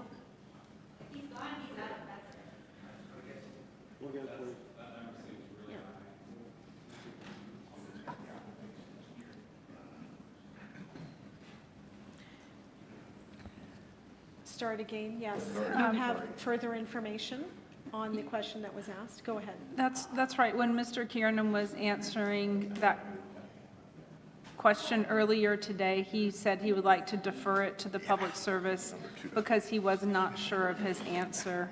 So because it is 16,899 unconstrained lots, we do feel like this is a material change that would likely imperil federal funding. Thank you. Material change, like a significant change. Yeah. Councillor for Mays, you'll clar- have your opportunity in just a moment. Councillor Lukes? Okay. And just recap for me, please, on the infill guidelines for fourplexes on, what is the driveway width? You said it was 10 on a 50? Sorry, it's the driveway width for a front-loaded fourplex, so a driveway coming in from the front is a minimum width of 60 feet in the current proposal before you from the public service. Thank you. Councillor Bawadi, it's the same line of questioning. Do you mind if we finish this? Okay, Councillor Mays? Well, Just a couple of questions. I do have a close, and I'll wait for other people to We're not ready speak. for close, but if you have Just, something related to this. Mr. Kiernan indicated a number of about 20,000, less 4,200, and then their balance, some have back lanes and some don't. That's about all we can say. Councillor Allard's number is 400. The number in my ward was 500. Might be 6,000. That seems probably a little high, but times 15 wards might be, but it's certainly not 16,000. And Mr. Kiernan indicated that number included properties with back lanes. So we don't know exactly how many lots are being affected because the motion speaks only to properties that have front driveways. So I guess that's a question. Any further comment from the public service?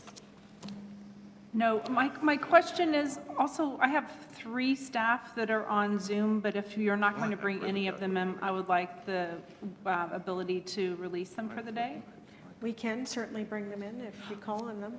Well, I was just calling on Mr. Pill to answer this question, should you want him to, but if you don't want, I have Mike Pill, Dylan Harris, and Evan Allen on the Zoom meeting with us at the moment, and I'd be delighted to let them go if they aren't going to be called in. No one's asked that we didn't want to hear from them. If you would like them to speak, we'd like to hear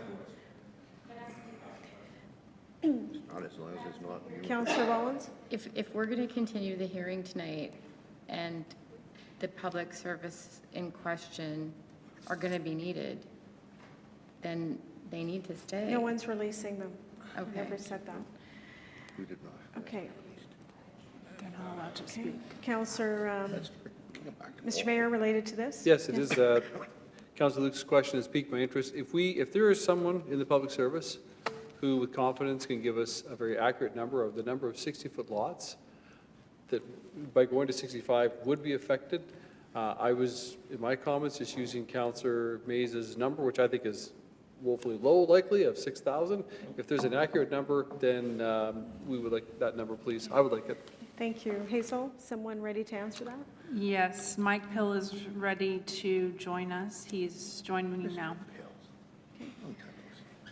Mike, hello. Hello, councillors.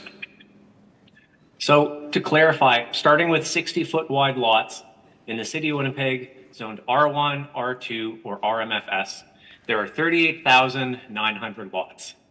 Now, when you take away lots related to restrictions on river abutting, lack of an urban standard roadway, or unpaved back lanes, you are left with a figure of 32,370. So that's the figure we've been describing as unconstrained. 65 feet wide, we have 19,693 total lots, again zoned R1, R2, or RMFS. You take away the restrictions, you're left with 15,466. So that's a difference of 16,900, so round up to 17,000. There's a comment made about number of lots with front drives. Though that's a pretty similar number. You have 31,000, at 60 feet wide lots, you have 31,200 lots. Again, no back lanes, front drives. And at 65 feet, that's 15,667. So that leaves you with a difference of pretty similar. I'm just adding this right now. Again, 15,500. Okay. Thank you. Point of order? Yes. We are discussing motion number 1, are we not? Yes, we are. Okay. Now, the motion number 1 is very specific. It says, be amended by deleting 60 feet and replacing it with those clauses 65. Could you give us a simple calculation, Mr. Pill, of what type of percentage? Like you throw numbers out, numbers are hard to contemplate. What is the percentage in terms of the overall effect? Councillor If you know what Wyatt, we're I'll talking call about. on you when it's All your right, opportunity. because, Okay. I mean, Councillor Mays, anything else on this? I mean, I've had these numbers, I've had my suggestion notes since November, so we had a presentation on the numbers for the first time earlier today. The numbers now dramatically have increased from what Mr. Kiernan said, which was about 16,000, and we don't know how many have front driveways or not. So now you're saying Mike, it's 31,000, not 16,000, it's 31,000 have front driveways that are 60 feet or more. So we were at. Yes. So when Mr. Kiernan spoke, well, let me ask you another question, actually.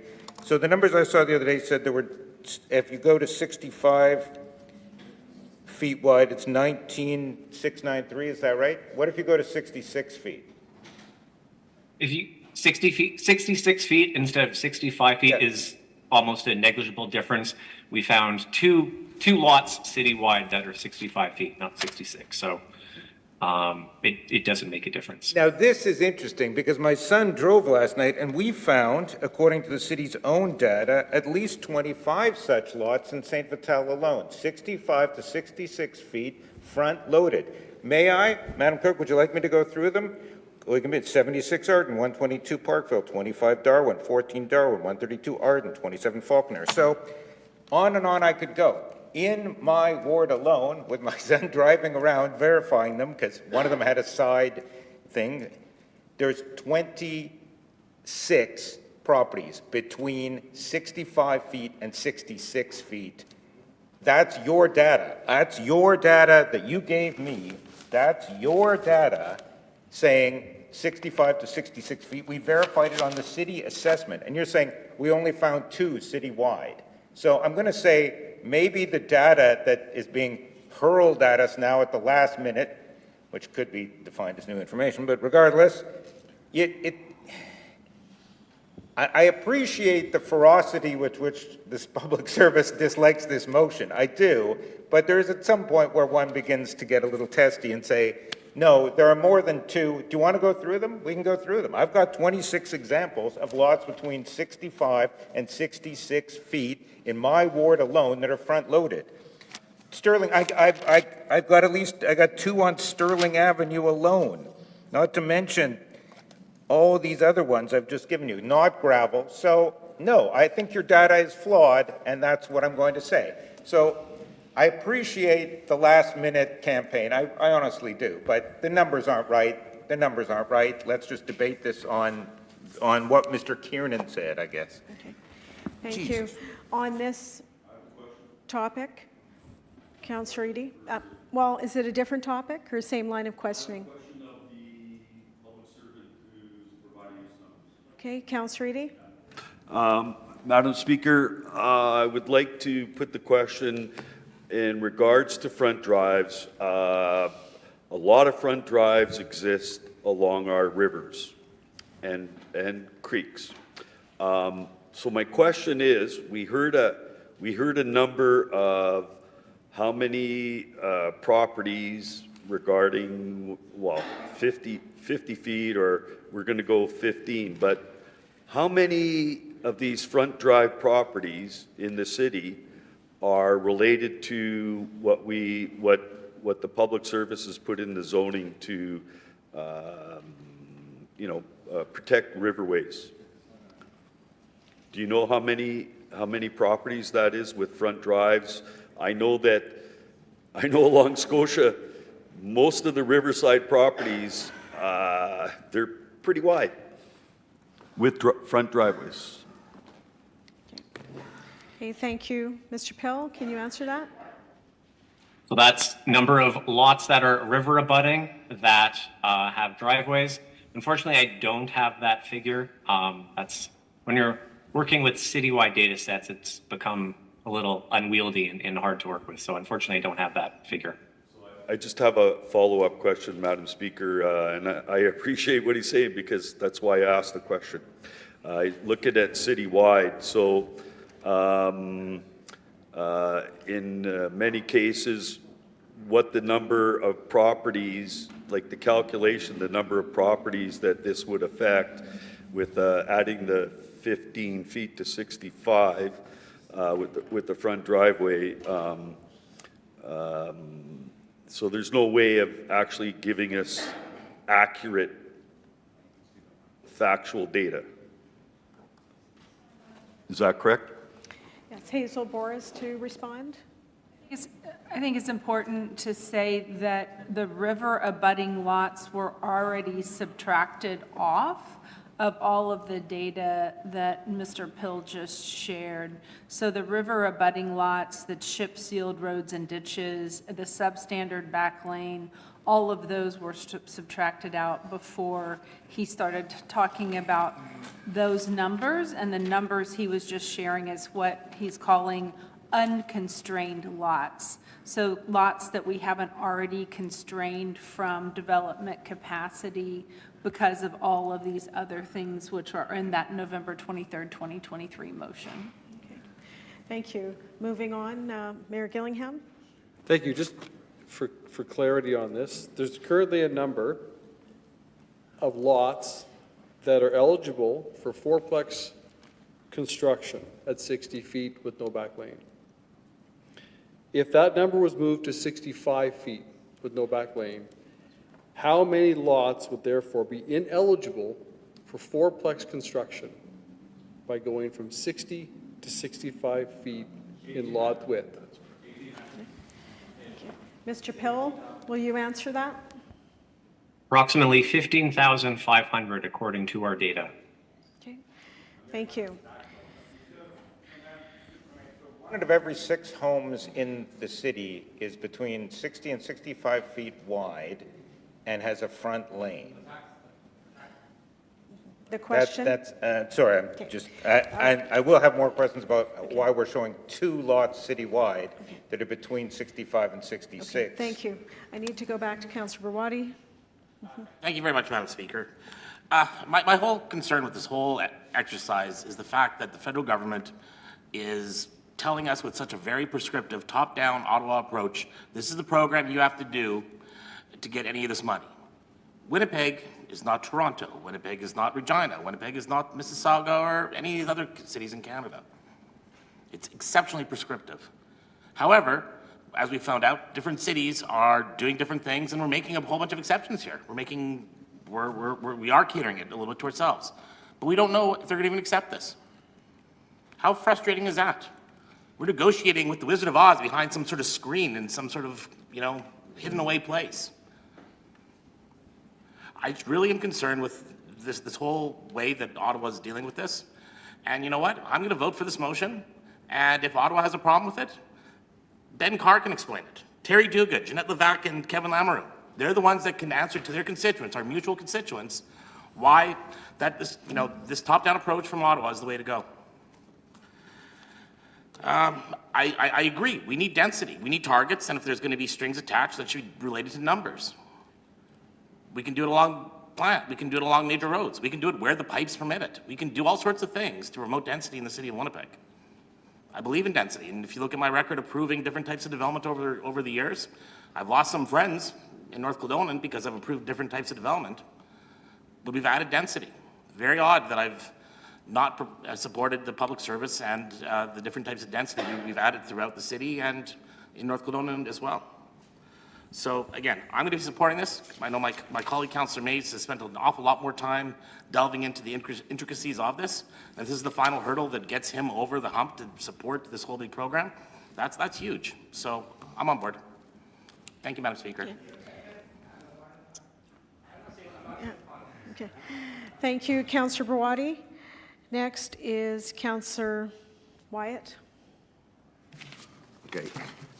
I just want to kind of bring everybody back to how this all started. This was all supposed to be about affordable housing, I thought. Right? There was a big initiative, big push. The federal government passed in 2019 the National Housing Strategy, where the declaration was made. Housing is a right. Dignified housing for every Canadian is a right. What did they do?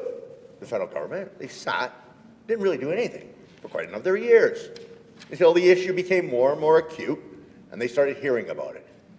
And then all of a sudden, they come up with a plan and a program, which frankly, we know from our own experience as a municipality over the last 20, 25 years, will do absolutely nothing to address affordability in the city, because we know that we've put more land on the market than ever before, rezoning swaths of land, requiring the servicing of the developers, and in some case, getting the provincial government to come to the table and build massive new extensions to expressways funded by them to service these developments. not to mention subsidized transit and everything else for them. Did the price stabilize? Did land prices actually go down? We supplied more, we thought, than the market actually had. Not one bit. It went the exact opposite way. And I predict now that with what we're doing, we're actually going to add fuel to the fire and the feeding frenzy, and we're going to actually see higher prices, and Canadians who are, well, you know, losing their patience, especially younger people, and I'm going to talk about that later. And we better watch that, actually, because what I'm hearing out there, like, there is growing disenchantment with not just with the federal government, provincial government, but actually with every level of government out there in the general public. We're not addressing the issue. And I just want to point out one thing. You know, Councillor Mays' motion is if either here or there, it won't make a difference. I'm supporting it, supporting all the motions, actually. But they're really not going to make a difference in terms of affordable housing, other than the ones probably some of them I wrote, to be quite honest. But, you know, and I'll get into that. We need, I believe in a mixed economy. And I was inspired by Jason's father, who tried to take this issue on in the 1970s, and I'll get into that too when I speak to the motions. What they tried to do back then to bring down prices and order to control inflation in terms of service land for housing development. The biggest thing that really disturbs me here today is that if this was truly brought forward and it's all about affordable housing, why did we just simply blink? I heard all nice things today about, you know, we're going to take steps, we're going to make phone calls to the federal minister. You know, yesterday we got the news that the National Housing Fund, the one entity that is actually making possible to build deep, affordable housing units in this city, just got the rug pulled out from underneath of it by this new government. Now, and it was announced through conference call with various housing agencies across the country and CMHC on the vote that it's gone. By the way, I got to apologize. I'm having trouble breathing just because of the smoke the last 2 days. Okay, That's Councillor why my Wyatt, vote you is the way shared my that voice is the story. way it is. I did a puffer, but anyway, I just want to let you know that. Normally, I'm not getting emotional. I'm just having a hard time breathing. Anyway, so you know. Councillor All Wyatt, I'm do you saying, want Madam to speak to the Speaker, motion? no, I'm There's lots- talking to the. There's I'm talking lots about of the overall. time to talk to the main item. I just want to say this, you never know. I just want to say this, that let's get back to, you know, the issue that we should be talking about, which I thought was affordable housing. It would be nice if we had put all this on hold until the federal minister refund the National Housing Fund now, and then we'll talk about your demands on us to rezone the entire damn city. Anyway, those are my comments. Thank you. Thank you.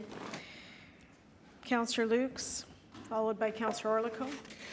I do agree with Councillor Barati in the sense that the federal government is using a very crude instrument applied across Canada. We've seen that happen with the immigration program. So while I'm not happy about it, I guess we are limited to a point. I do believe we're limited to a point.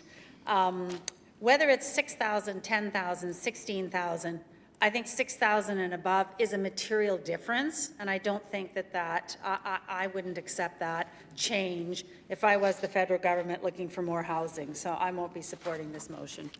Thank you. Councillor Orlikow, followed by Councillor Rollins. I'm going to get right into the issue that I think, well, I'm not sure if everybody's thinking about it.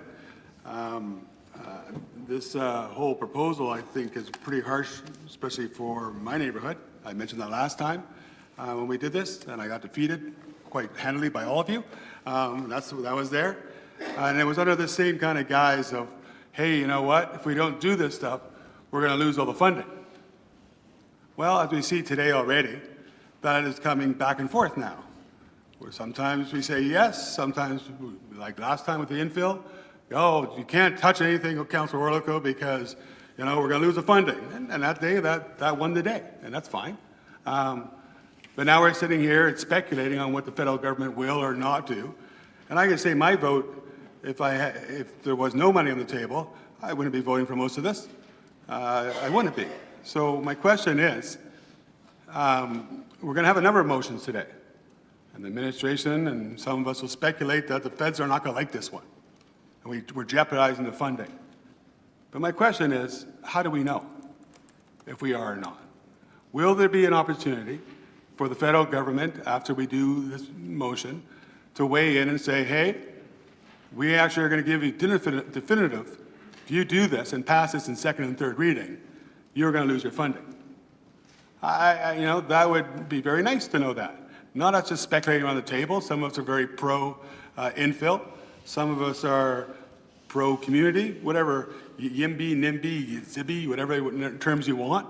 But again, at the end of the day, a lot of this is hinging on me by the fact that, as the mayor has pointed out, we're not a rich city. We need this money, and it is blackmail, but it is what it is. And we accepted the blackmail when we said yes to the 4-4s, or whatever term you want to use, if blackmail's the right one. They're hanging a very hard carrot over our head, or a stick.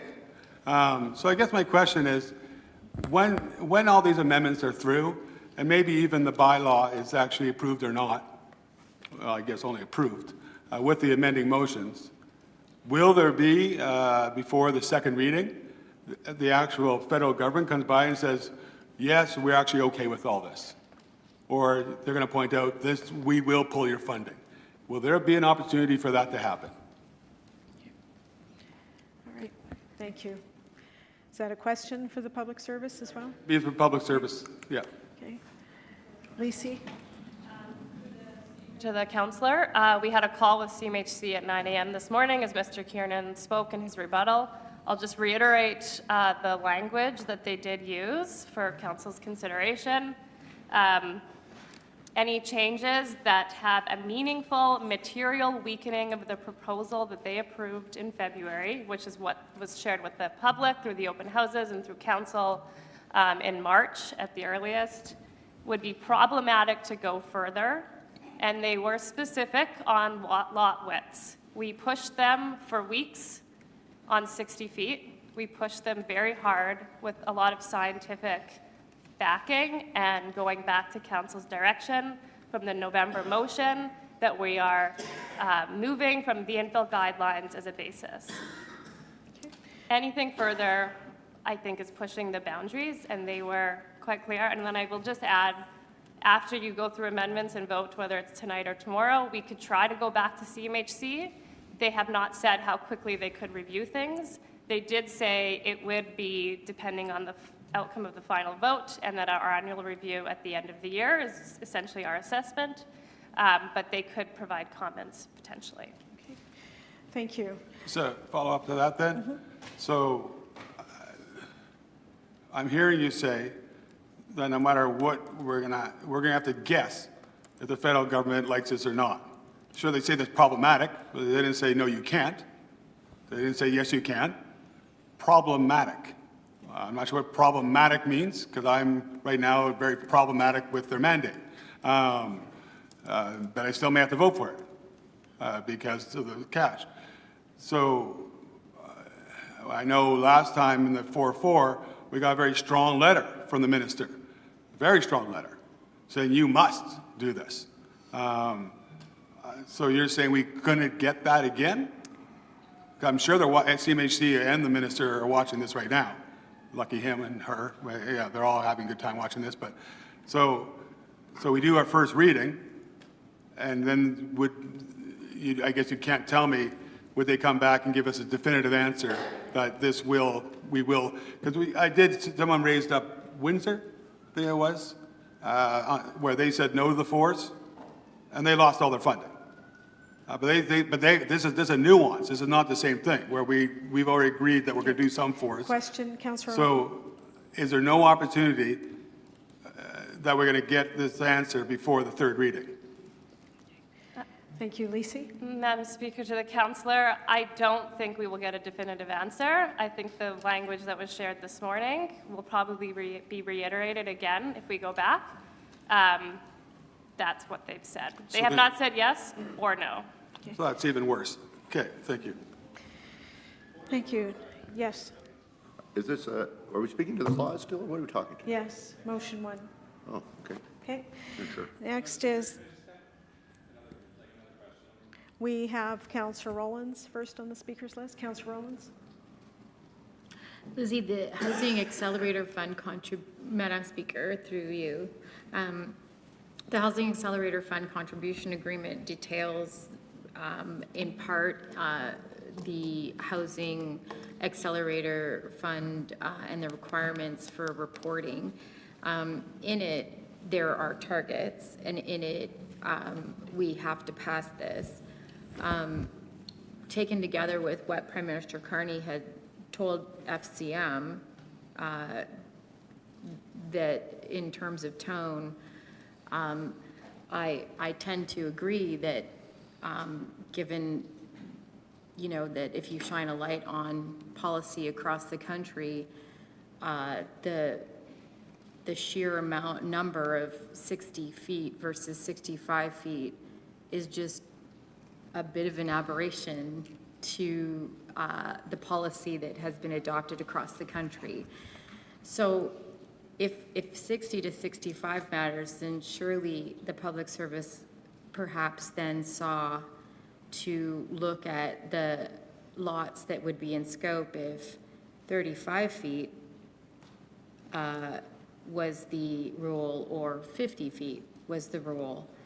I think if we were at a 55-foot sort of variance between, you know, what others have adopted, that would be a material difference.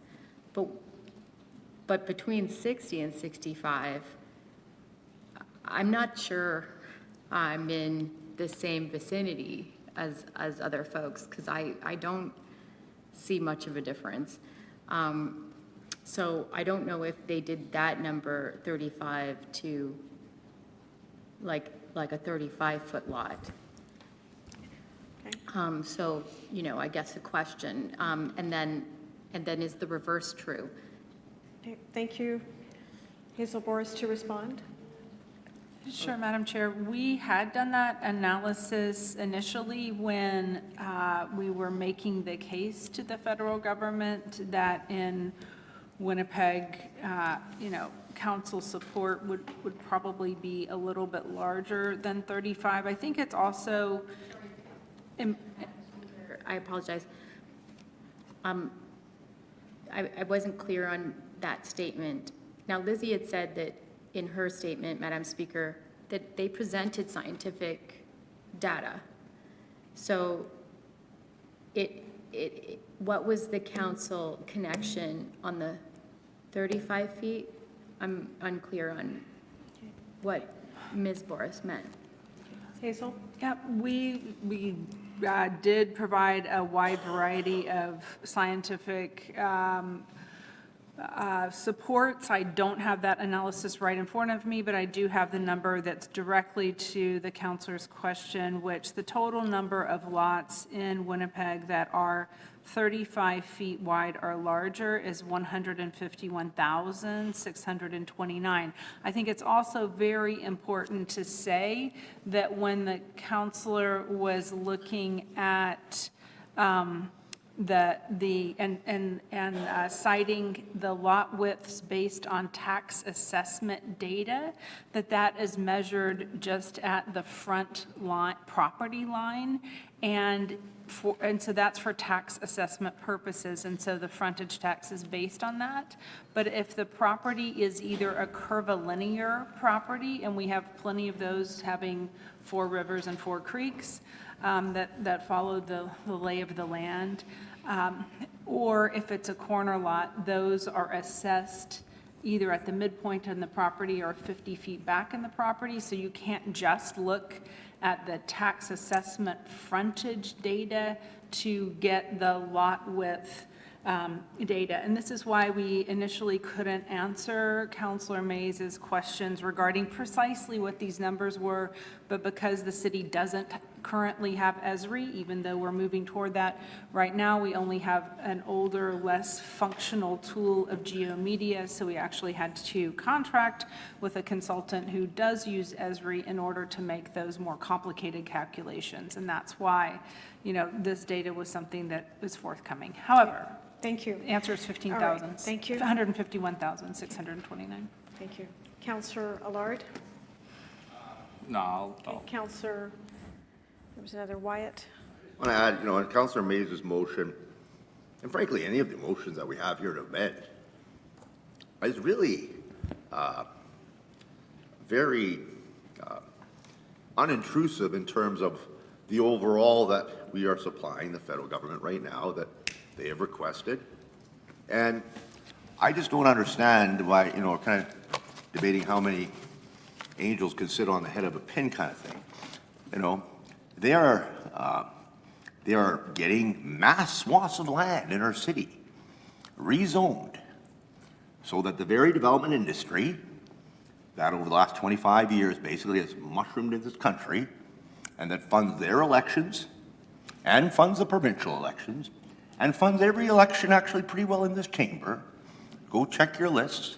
And I got a kick out of that when we were doing the code of conduct on the governance committee, especially considering who donates to our campaigns. Let's be honest. The issue here is the fact we're making tons of land available for the private sector developers on the auspice that we're doing this to create affordability. When I've said earlier in my speech, it will actually do the opposite. Now, the one thing that we could have got affordability and deep-seated affordability was to tie in the HAF money through projects that will be funded through the National Housing Fund. I sound like a broken record. Maybe I am. That, by the way, was taken away yesterday. We don't know. Projects that have 5 million, whatever amount from HAF that were tied into that program, well, they're basically dead and they can't use the HAF money. That's the irony of all this, you know, if they don't have that other funding. And so the question has to be, well, hold on. The federal minister came here and we negotiated in good faith. But yet it's kind of ironic, eh? How just right after your FCM convention, where the Prime Minister was there, I believe, spoke to all of you, how all of a sudden it was the Monday right after the FCM convention that some sub-officials within CMHC let it out that, oh, by the way, we brought out of money in the National Housing Fund. Councillor Wyatt. That, we've Madam heard this- Speaker, we've no, heard this. negotiation with, and their credibility and their sincerity. Therefore, all the resolutions here that we're bringing forward is neither here nor there. And I've read them all now, and they really don't have an impact on what the federal government's really trying to achieve, which is to try to free up more land to their political funders so they can get on and keep on running, really, because there's not about affordability. If it was, what happened yesterday Put wouldn't your happen. comments on the record. Councillor Wyatt, we've heard the same thing from you now, so I'm going to move on. Councillor Mays is closing on amending motion 1. Thank you. Couple of things. We're not closing, but you pointed out you wanted to I speak. think I'm the last one up here. Okay. Good debate. Thank you for all those who have weighed in. It has been a ton of work. I wish I'd been given some of these numbers at some earlier point, and I could have pointed out how flawed they were. I pointed out, I mean, I have manually gone through every property in the ward that's over 55, and there are at least 26 that are more than 65 to 66, and we're told there's 2 in the whole city. So the numbers are frankly incomprehensible. I will want to sit down with Mike Pill, though, who I quite like, and we'll try and sort out that mystery at least. So put aside the numbers. That's the map that was tabled a couple of days ago of places in the city that have lanes. So there are a lot of places in this city that have paved lanes. None of what we're doing affects all of that red area. That's still 50 feet, okay? None of this affects the gravel laned areas. None of this affects anything with chip seal. So it's just a strand of homes. I tend to like Allard's estimate of 1,800 lots citywide, but Phil and I will sit down and have a talk and a coffee someday.